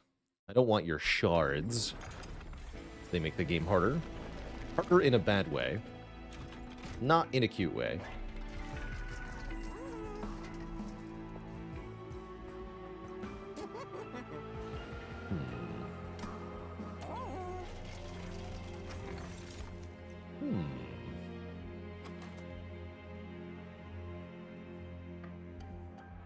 Sure. If we find an Awoken Rail Spike, the first Hell Pact will be excellent. And Extinguish abilities triggering an additional time means that the Votavary is twice as good. Upgrade slot on units, though. I could prefer that.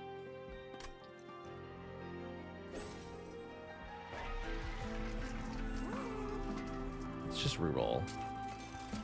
Quick! Quick on the Endless Baron's kind of cool.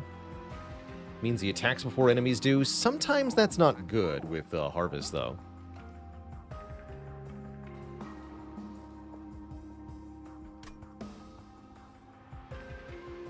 Burnout 1 on the Votavary seems good.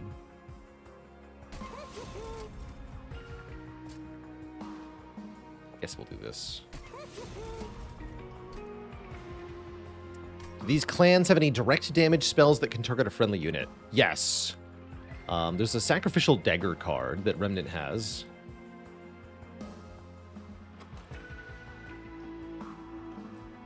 That would work.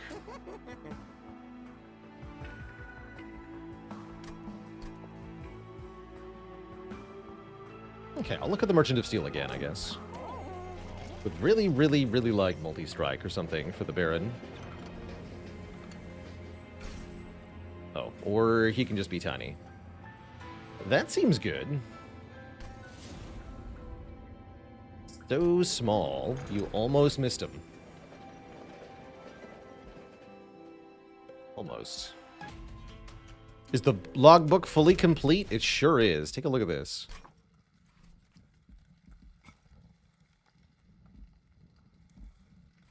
Beautiful.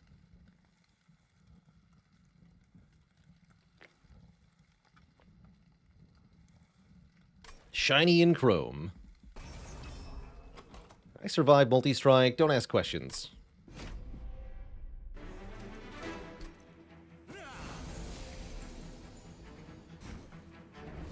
Just makes them take more spike damage.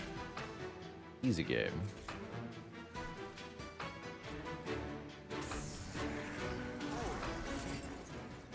Perfectly reasonably sized, man.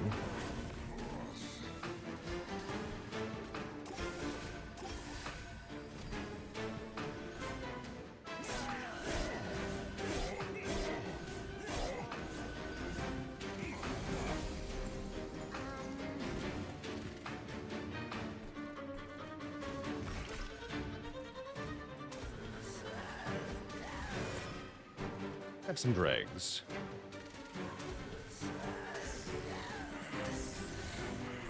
Beautiful.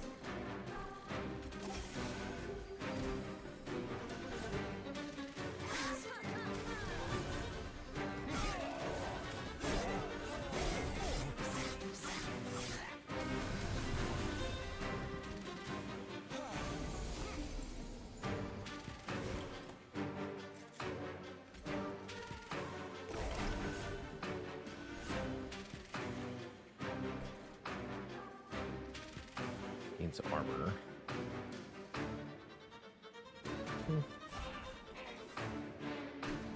It's kind of worth it.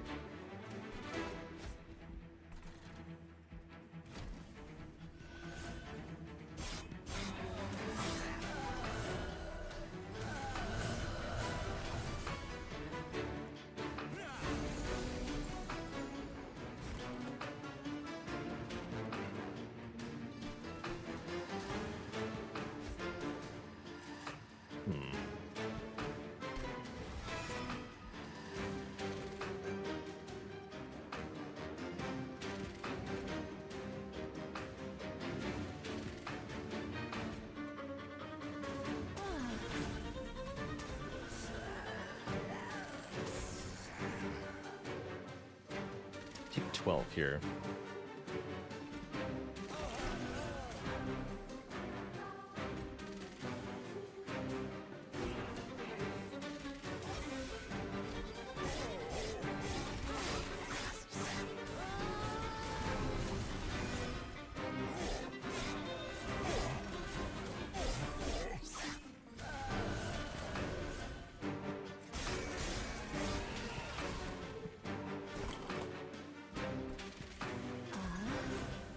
$135 is maximum? That's pretty cool. Back to full for you, friends.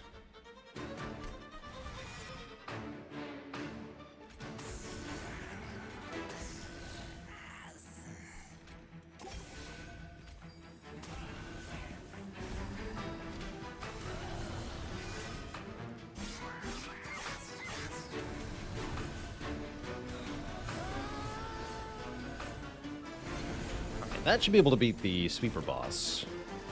And indeed it does without any help at all. Might as well have some help, though.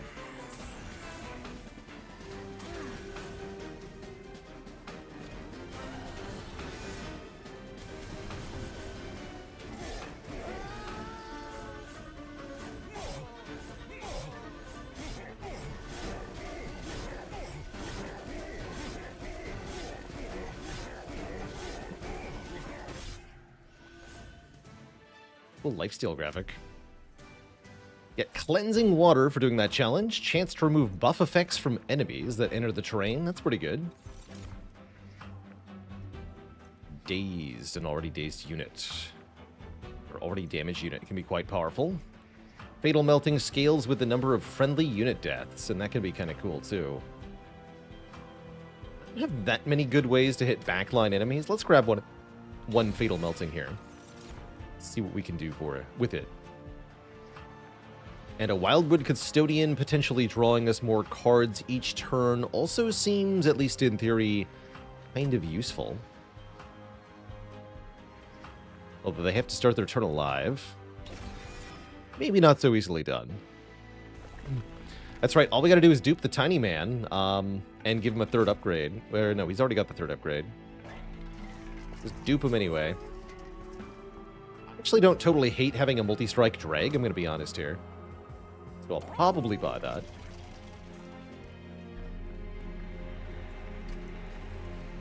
Probably.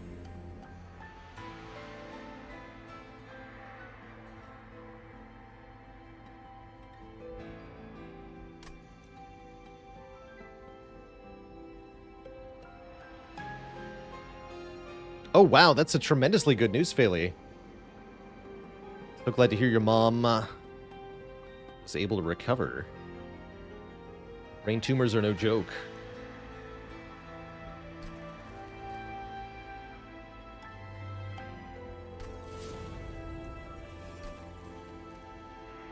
Yeah, that's really, really good news. Thanks for sharing that.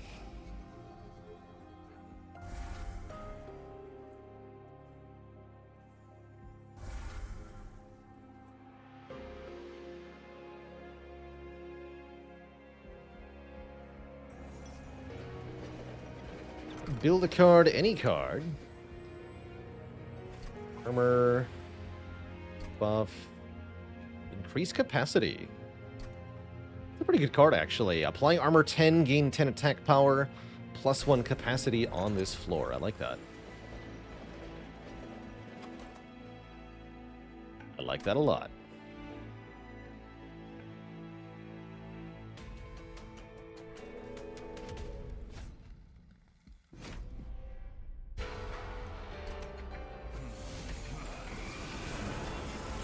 Yeah, who's hoping for a full recovery? Good luck.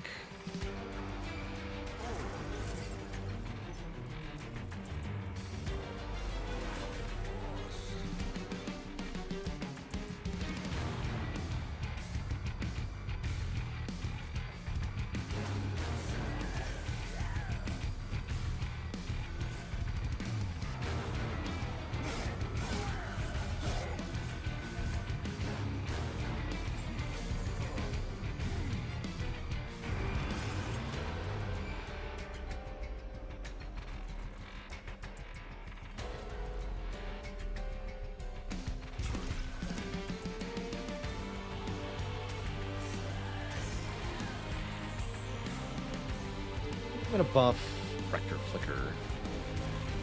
I need the top floor to have the damage for this guy.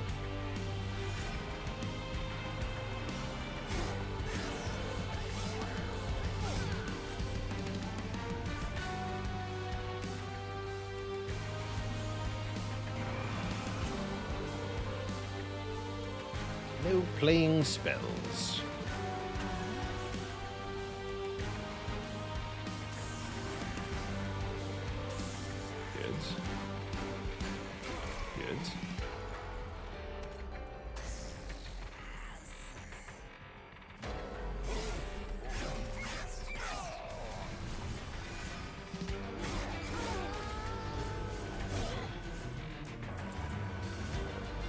Guy's dangerous too with 100 damage. Weak, meaning he could kill our backliners pretty easily. Doubly concerning.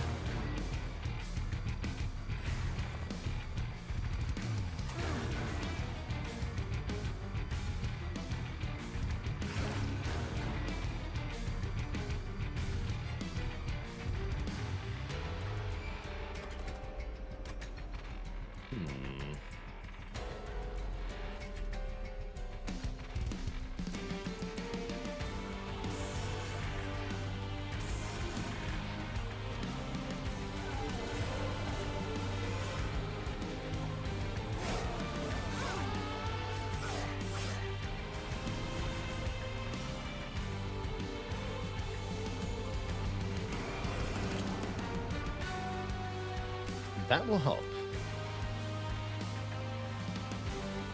Actually, old magic on this guy will also help. Thank you. My flame grows dim.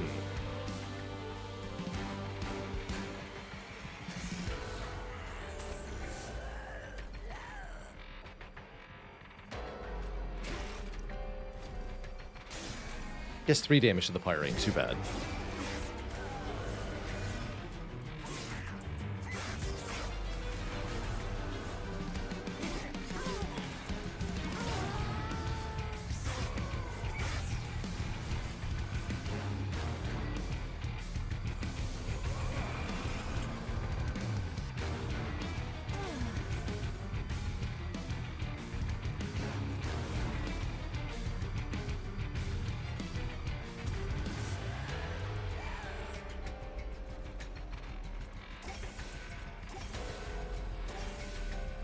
Uh-oh.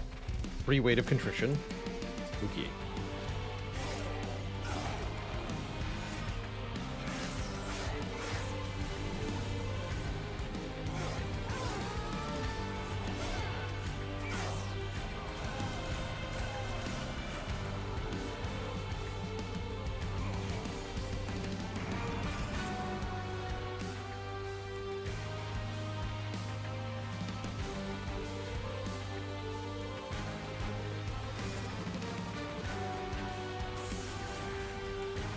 Nice.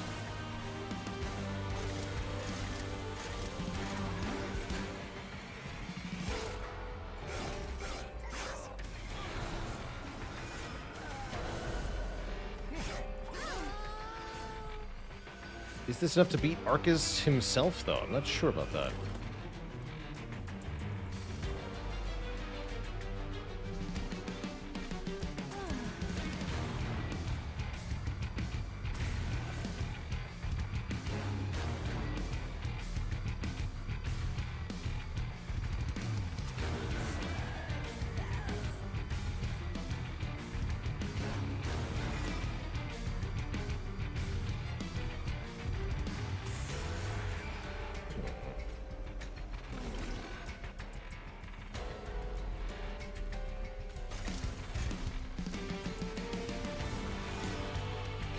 We can reform the Baron, though, and use him on each floor, which is really powerful.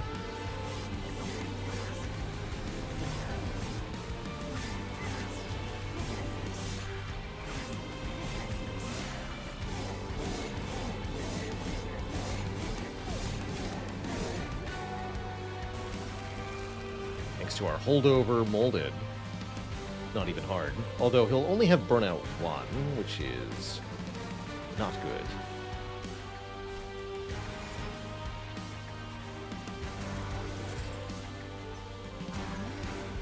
Very concerning, actually. Add more Burnout. Okay, that's better. That's better.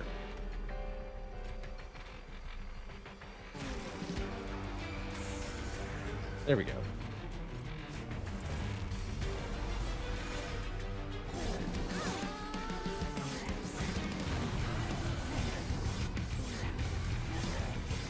Pretty close fight, actually.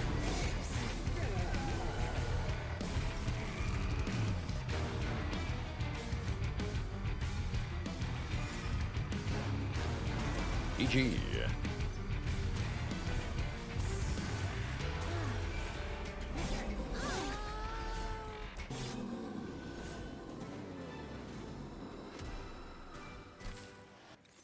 Yeah, definitely need to dupe the Baron ASAP. Ooh, Formless Child is kind of awesome, actually, especially with automatic Burnout 1. Let's do it.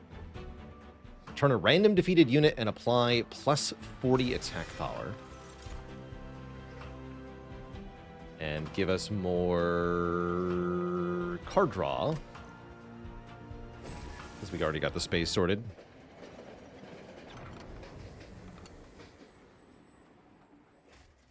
$30 health for 15 shards. No. No, thank you. I don't want that. Even a little bit.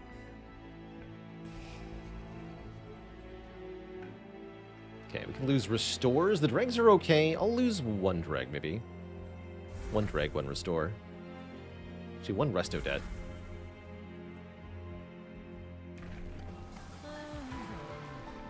Full Dark Calling Champion.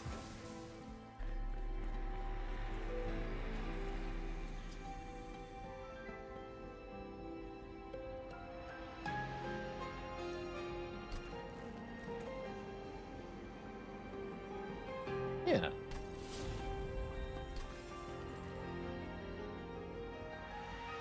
Let's see, what's next floor? Or the Divine Temple. This is fine. Exactly 100 shards is... Well, we're going to go over that, actually. Because we're duping the Baron. Perfect, I think. Maybe. Aw. Uh-oh, that guy has sweep. Sweepy boy. Put one Baron up top. Though ideally I want them lower.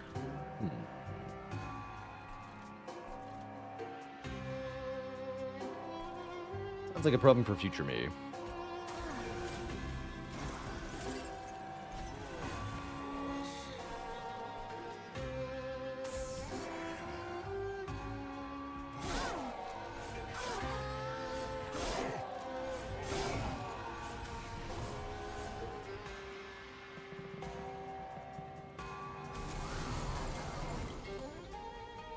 Beautiful. I could just put them both up top, but then I can't do the reform thing.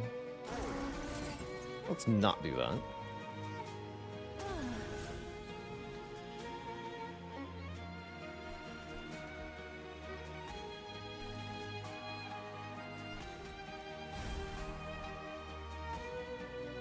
Harmless Child will reform this drag. It's fine by me.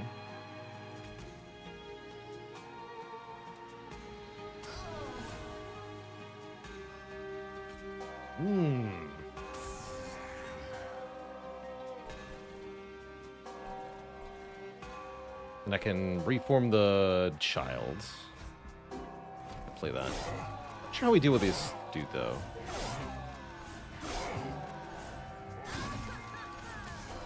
So we do have a lot of attack power.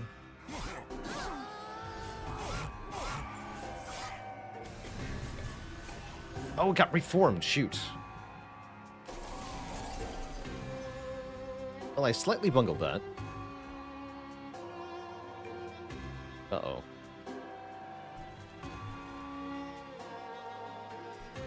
Oh, dear. Now you're burnout too.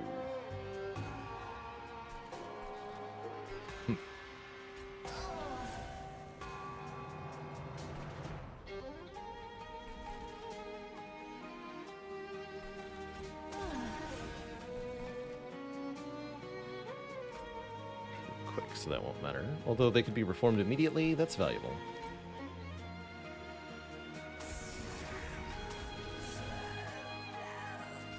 Well, just dead. Spooky.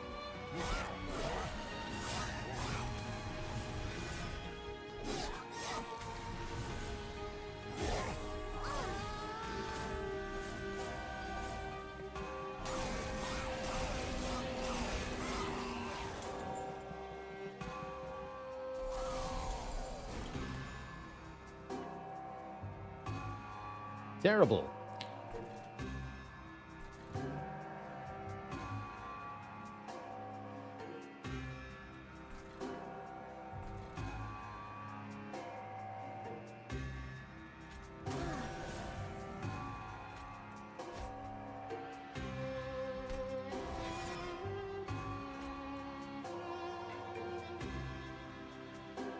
Simply terrible.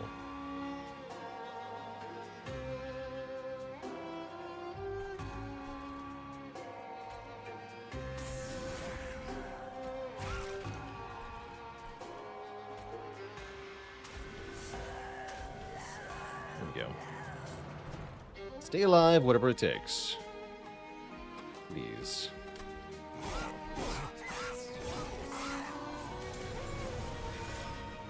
I've been putting this guy in the wrong spot, though. Fucking uselessly. Too lazy to figure it out where he should go. Clearly. Fatal Melting save me? No, we're pretty hosed here. This is not enough damage. Ah. Seems bad.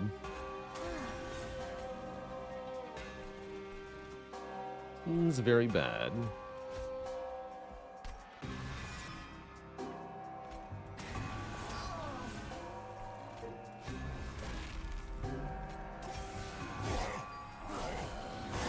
See a lot of chance for survival here.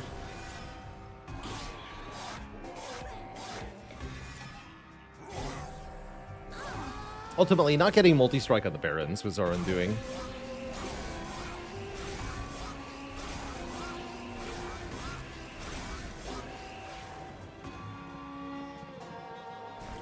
Don't survive this wave, I don't think.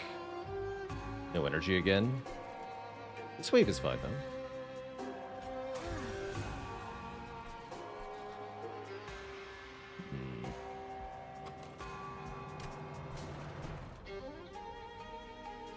Gormless Child.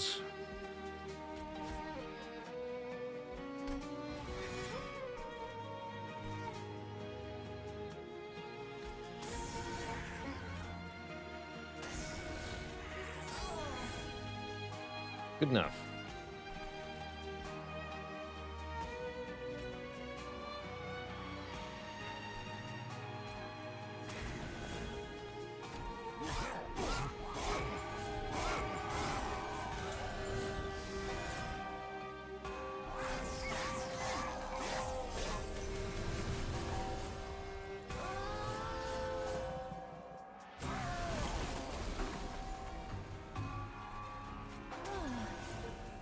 Trample.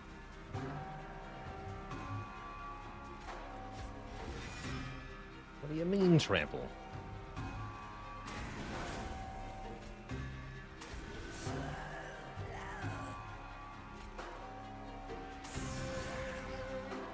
Dead.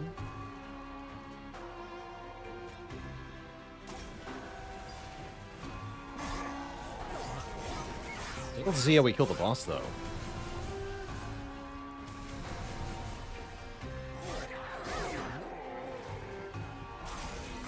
Totally fail.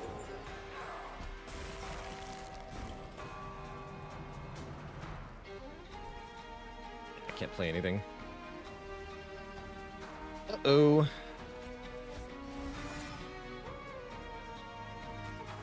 Die.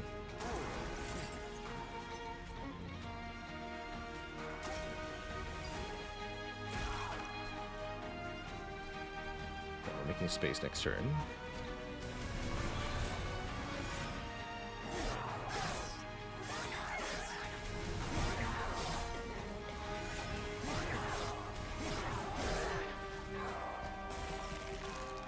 Maybe if I get the full heal?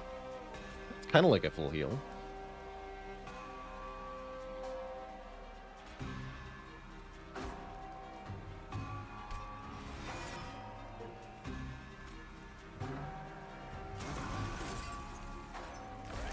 Hey, we win. We're not dead. I'm impressed.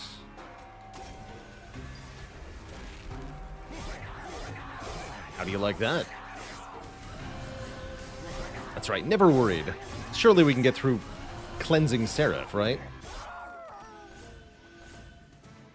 Maybe 3 Barons will be enough? Not convinced. Grab a second Fatal Melting, because I have no hope otherwise. Feels like...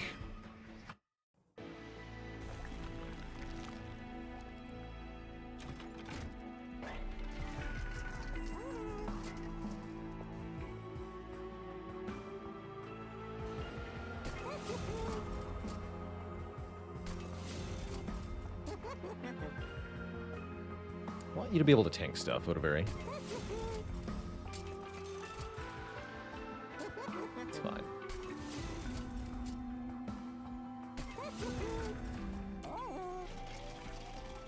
Check this first.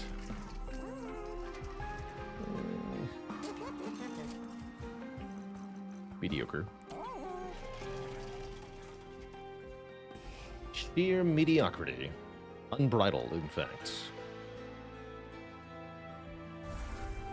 Infidel Zombie, thanks for the 36 months. Cheers to the years.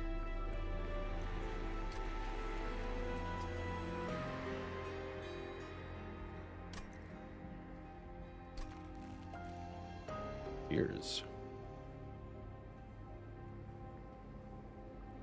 What if I put the Formless Child into the Votavary, made it extinguish plus 20 Votavary? Is that a thing? I don't think that's a thing. Kind of hilarious, though. Could put maybe Spell Chain on Old Magic. Not sure the extra shards are worth it. Not convinced.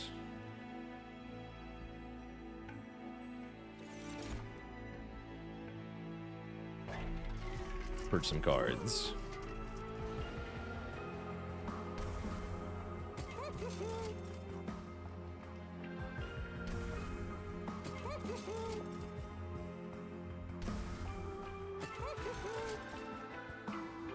Greg. Who needs Greg?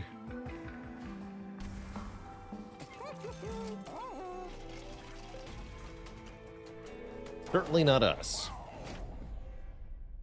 So, this version of Seraph will remove half of buffs on our units and half of debuffs on enemy units. Meaning they can purge our spikes off the Barons, which is kind of annoying. Admittedly. Well, more than a little bit, really.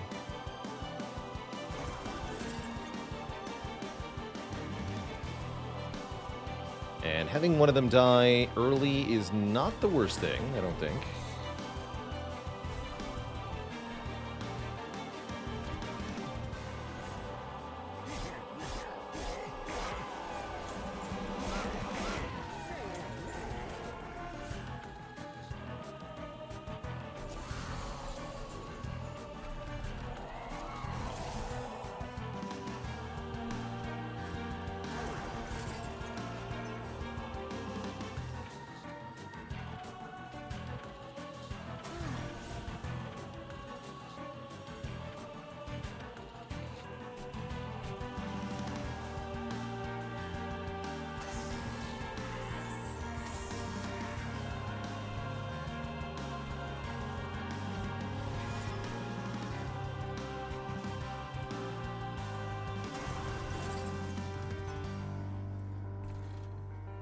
Good.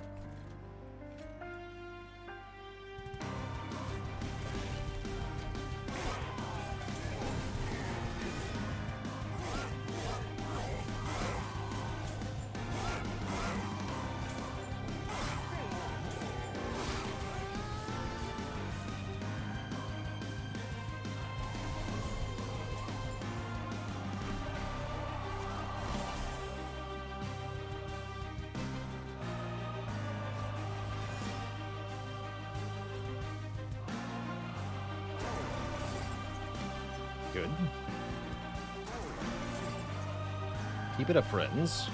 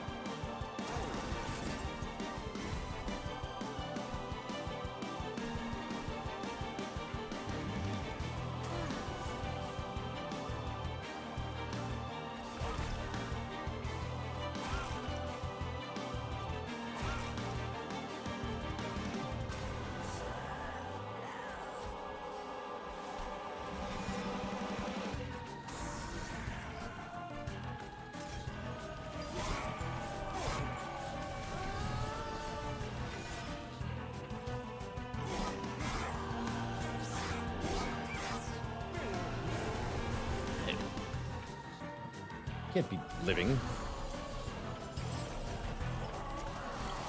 That's illegal.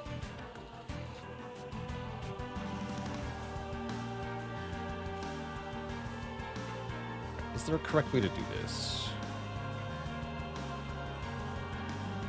Seems like maybe no.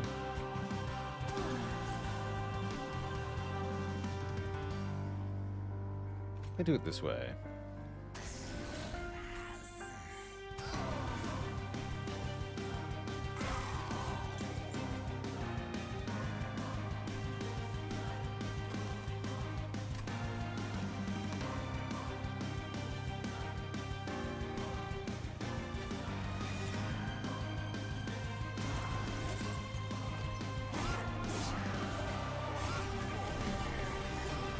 Wait, did I? Yeah. Did I not notice he wasn't dying? I am way too tired for this, is the answer. It's dinner time. GG.